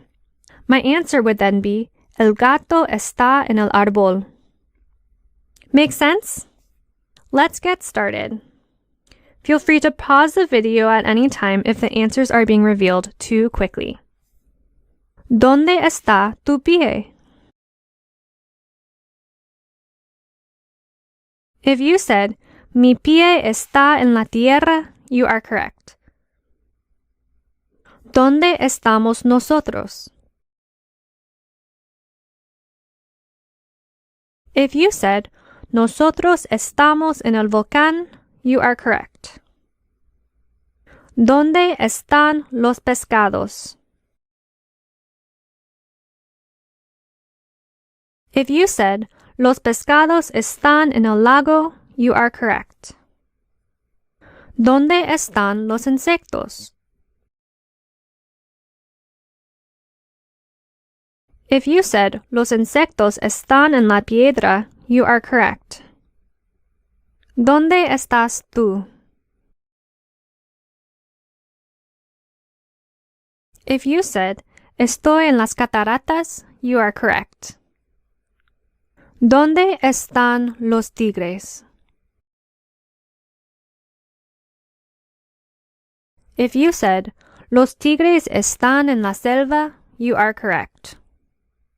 ¿Dónde estás tú? If you said, estoy en el bosque, you are correct. ¿Dónde están ustedes? If you said, estamos en el mar, you are correct. ¿Dónde estás tú? If you said, estoy en las montañas, you are correct. ¿Dónde están sus hermanos? If you said, mis hermanos están en el desierto, you are correct. ¿Dónde están sus abuelos? If you said, mis abuelos están en la playa, you are correct. ¿Dónde está el pescado?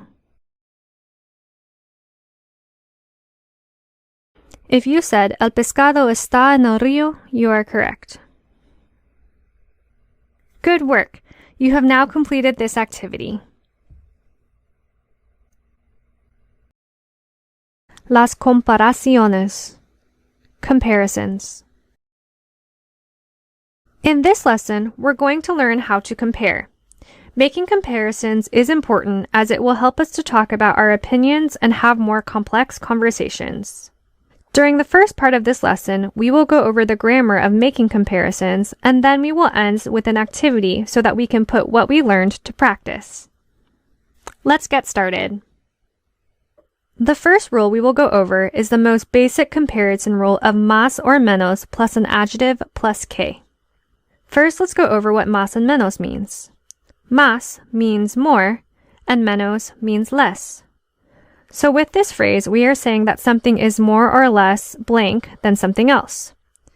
In other words, we're making a basic comparison. For example, I could say, el traje es más grande que la corbata, or the suit is bigger than the tie, or I could say, la mariposa es menos grande que el gato, or the butterfly is less big than the cat. Make sense? The next rule we will go over is that of más or menos plus an adverb plus que. This rule is similar to our last rule, except instead of using an adjective, we're using an adverb to compare. In other words, we use this formula to compare how something is done. For example, if I said, Roberto lee menos lentamente que Marissa, I am saying Roberto reads less slowly than Marissa. I am comparing how we both read. The third rule is that of más or menos plus a noun plus que. We use this rule to talk about quantity or how many things someone has. For example, if I wanted to compare the number of dresses my mom and my cousin have, I would say, mi madre tiene menos vestidos que mi prima. In other words, my mom has less dresses than my cousin. Our last formula is just the simple de. This rule is a bit different than the others, which is why I thought it would be important to include.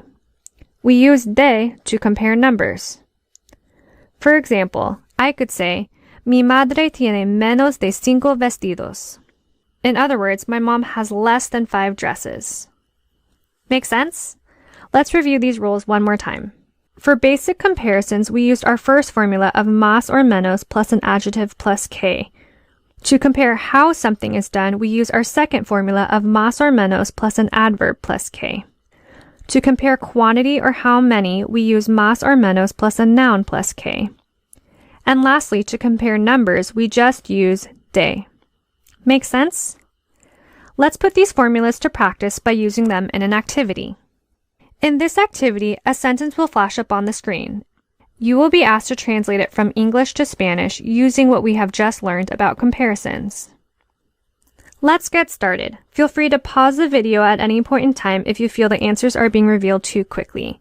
Remember that Spanish is best learned through reinforcement, use, and practice. So even if you're stumbling or getting some of the answers wrong, keep moving forward and learn from your mistakes. Translate the sentence, "The dog is bigger than the cat." If you said, "El perro es más grande que el gato," you are correct. Translate the sentence, "They had less than 6 dogs." If you said, "Ellos tuvieron menos de 6 perros," you are correct. Translate the sentence, "They read faster than us." If you said, "Ellos leen más rápidamente que nosotros," you are correct. Translate the sentence, "She has more books than Marissa." If you said, "Ella tiene más libros que Marissa," you are correct. Translate the sentence, "The house has more rooms than the library." If you said, "La casa tiene más cuartos que la biblioteca," you are correct. Translate the sentence, "She ran slower than Roberto."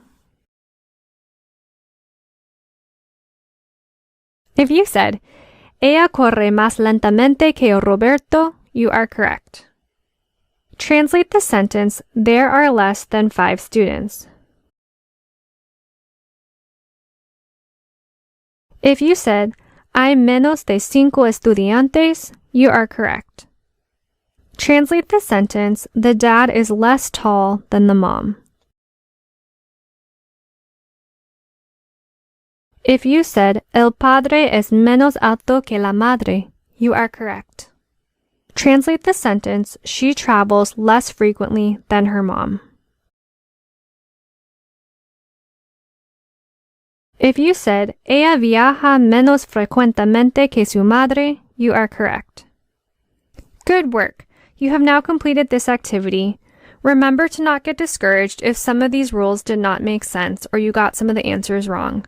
Remember that Spanish is best learned through reinforcement, use, and practice. So learn from your mistakes, keep moving forward, and we will keep practicing. Vocabulario. El tiempo. Vocabulary. Weather. In this lesson, we are going to learn words and phrases to help us talk about el tiempo, or the weather. Learning to talk about weather is both a practical piece and a basic conversation starter of learning any language. This lesson will work by first taking us through a series of words and phrases to talk about weather, and then we'll end in an activity to practice what we have just learned. Let's get started with the lecture portion of this course. First, to begin, let's talk about the verbs we would use to talk about weather. The first, and probably most common way to talk about weather is with the verb hacer. To ask, "What is the weather like?" people commonly ask, ¿Qué hace el tiempo? Literally, this translates to, "What does the weather do or make?" This is because, as we previously saw, hacer literally means to do or to make. However, although this sounds silly to English speakers, in Spanish, this phrase makes complete sense. So we can think of the question, ¿Qué hace el tiempo?" as a Spanish translation of, "What is the weather like?" To answer this question, we would respond with the verb hace. This is because el tiempo, or the weather, is a singular noun that is performing the action. So, for example, if it was hot outside, I would say, hace calor. Make sense? However, Although hacer is the most common and widely used way to talk about weather, sometimes using hacer may sound awkward to native Spanish speakers. So it is important to note and mention that there are two other verbs that we can use to talk about weather. Those two verbs are estar, which we know to mean to be, and hay, which we know means there is or there are. So for example, we can say hay sol, which means there is sun or it is sunny, or está nevando, which means it is snowing. It should be noted that hay is less common than estar or hacer, but it is occasionally used. With that being said, you can also use the verb estar to ask questions about weather. Examples of this are, ¿Cómo está el tiempo? ¿Cómo está el clima? ¿Cómo está el cielo? Make sense? It may be a bit overwhelming to know when to use what verb with what phrase. Some phrases are interchangeable, while others, although they may be technically grammatically correct, they may sound awkward in everyday conversation. For now, you can think of using hacer with general feelings of weather, such as it is cold or hot outside. You can use both adjectives and nouns with hacer. In contrast, hay and estar describe more specific weather, such as it is snowing outside, está nevando, or there is thunder, hay relámpago. You can use hay with nouns and you can use estar with verbs that describe weather. For the purposes of our lesson, we will be mostly using hacer and hay as we have not yet gone over how to conjugate verbs when we pair them with estar. Also, note that if you were to use hacer in place of estar or vice versa, people would know what you were saying and talking about. They may think that your speech sounds a bit awkward, but the conversation would make sense. As you begin to immerse yourself into more Spanish language contexts, words, phrases, and pairings will begin to sound more correct and incorrect. For now, let's move on to some other vocab words to talk about weather. Good weather is buen tiempo. Bad weather is mal tiempo. Heat is calor. Cold is frío. Rain is lluvia. Sun is sol. Lightning is el relámpago. Storm is la tormenta. Wind is el viento. Snow is nieve. Clouds are las nubes. Good work! Now let's move on to an activity. In this activity, a picture of some type of weather will flash up on the screen, along with the question, ¿Qué hace el tiempo?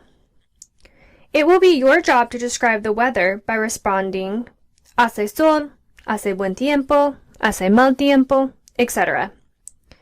In this activity, we will only be using the verbs hacer or hay. For this activity, you can assume that hacer will always be used unless the prompt states that you need to use hay. This will be written in the question, and I will also verbally remind you to use the verb hay when I read the prompt. Alright, now let's get started. Feel free to pause the video at any point in time if you feel the answers are being revealed too quickly. ¿Qué hace el tiempo? In this response, make sure to use the verb hay. If you said, hay nieve, you are correct. ¿Qué hace el tiempo? If you said, hace calor, you are correct. ¿Qué hace el tiempo? If you said, hace lluvia, you are correct. ¿Qué hace el tiempo?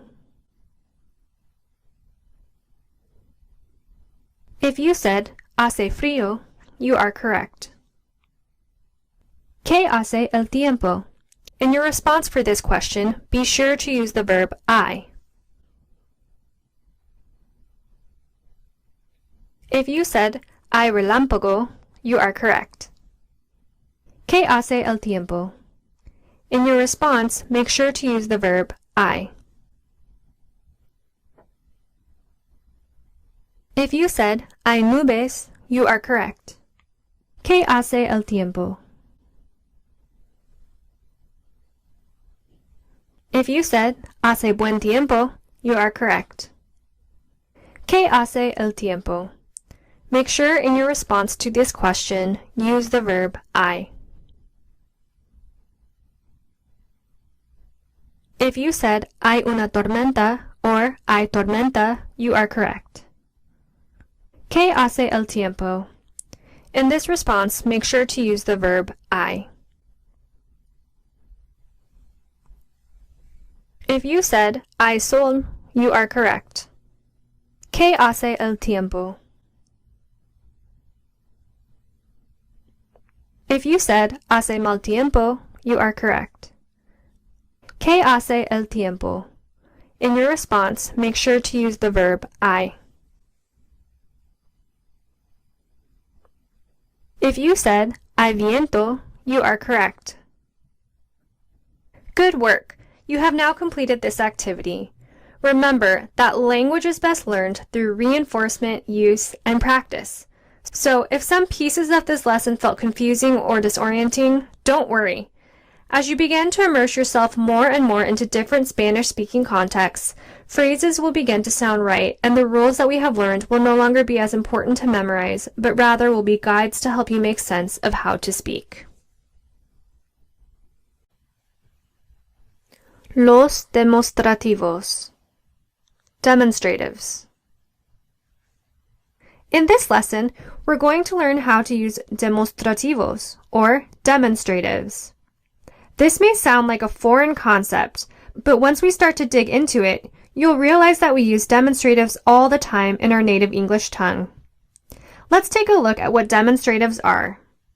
Demonstratives are words that indicate a relation of place or distance from the subject of the sentence. In other words, they express proximity. In English, demonstratives are words like this, a word that expresses close proximity, or that, a word that expresses further distance. In Spanish, demonstratives are similar to English demonstratives. However, rather than only having two categories of this and that, Spanish also adds a third category that expresses even further distance, which is that over there. Spanish demonstratives must also always agree with the noun in gender and number. Demonstratives always precede the noun they describe. Let's take a look at some of these words, and then let's see how to use them in sentences. First, let's look at demonstratives that signify proximity. You can think of these words as this or these. These four words, este, esta, estos, and estas, all signify proximity and carry the same meaning. They only change based on the noun's gender and number. So, for example, if I wanted to talk about a cat that was in close proximity to me, I would say, este gato, or this cat. That would signify that the cat was close to me. However, because demonstratives change based on gender and number, if I wanted to say these cats that were close to me in distance, I would say estos gatos, since the noun gatos is masculine and plural.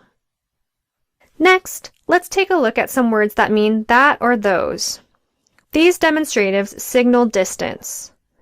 Once again, the only difference between these words are the gender and number. They all carry the same meaning of that or those. These words are ese, esa, esos, and esas.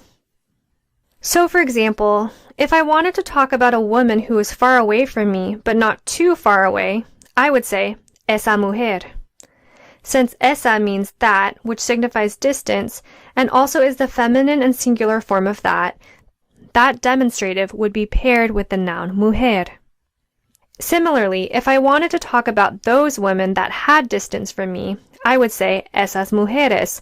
This is because esas still signify distance, but they also agree with the noun in its feminine gender and plural number. Lastly, let's look at the last category of Spanish demonstratives that we don't have in English. This category of words means that or those over there. These words are aquel, aquella, aquellos, and aquellas. So for example, if I wanted to reference a bird that was over there, very far away, I would say aquel pájaro.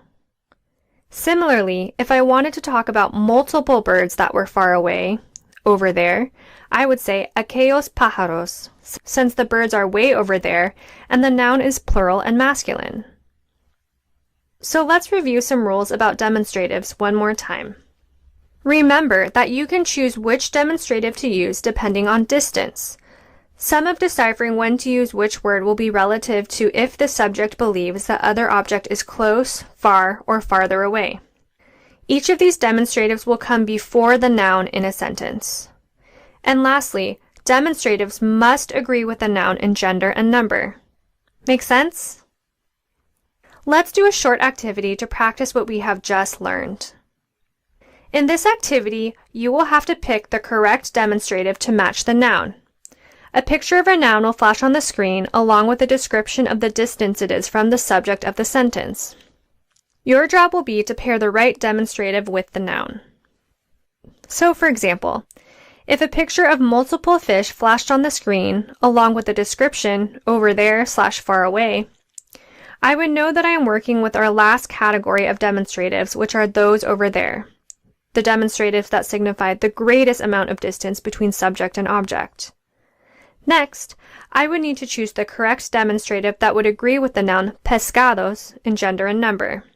Because pescados is masculine and plural, the answer would be aquellos pescados.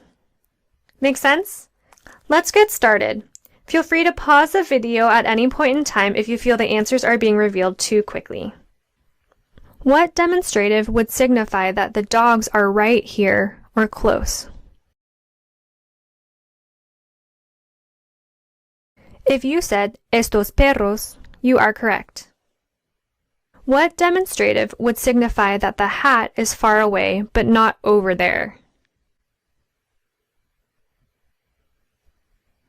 If you said ese gorro, you are correct. What demonstrative would signify that the chickens are over there, very far away?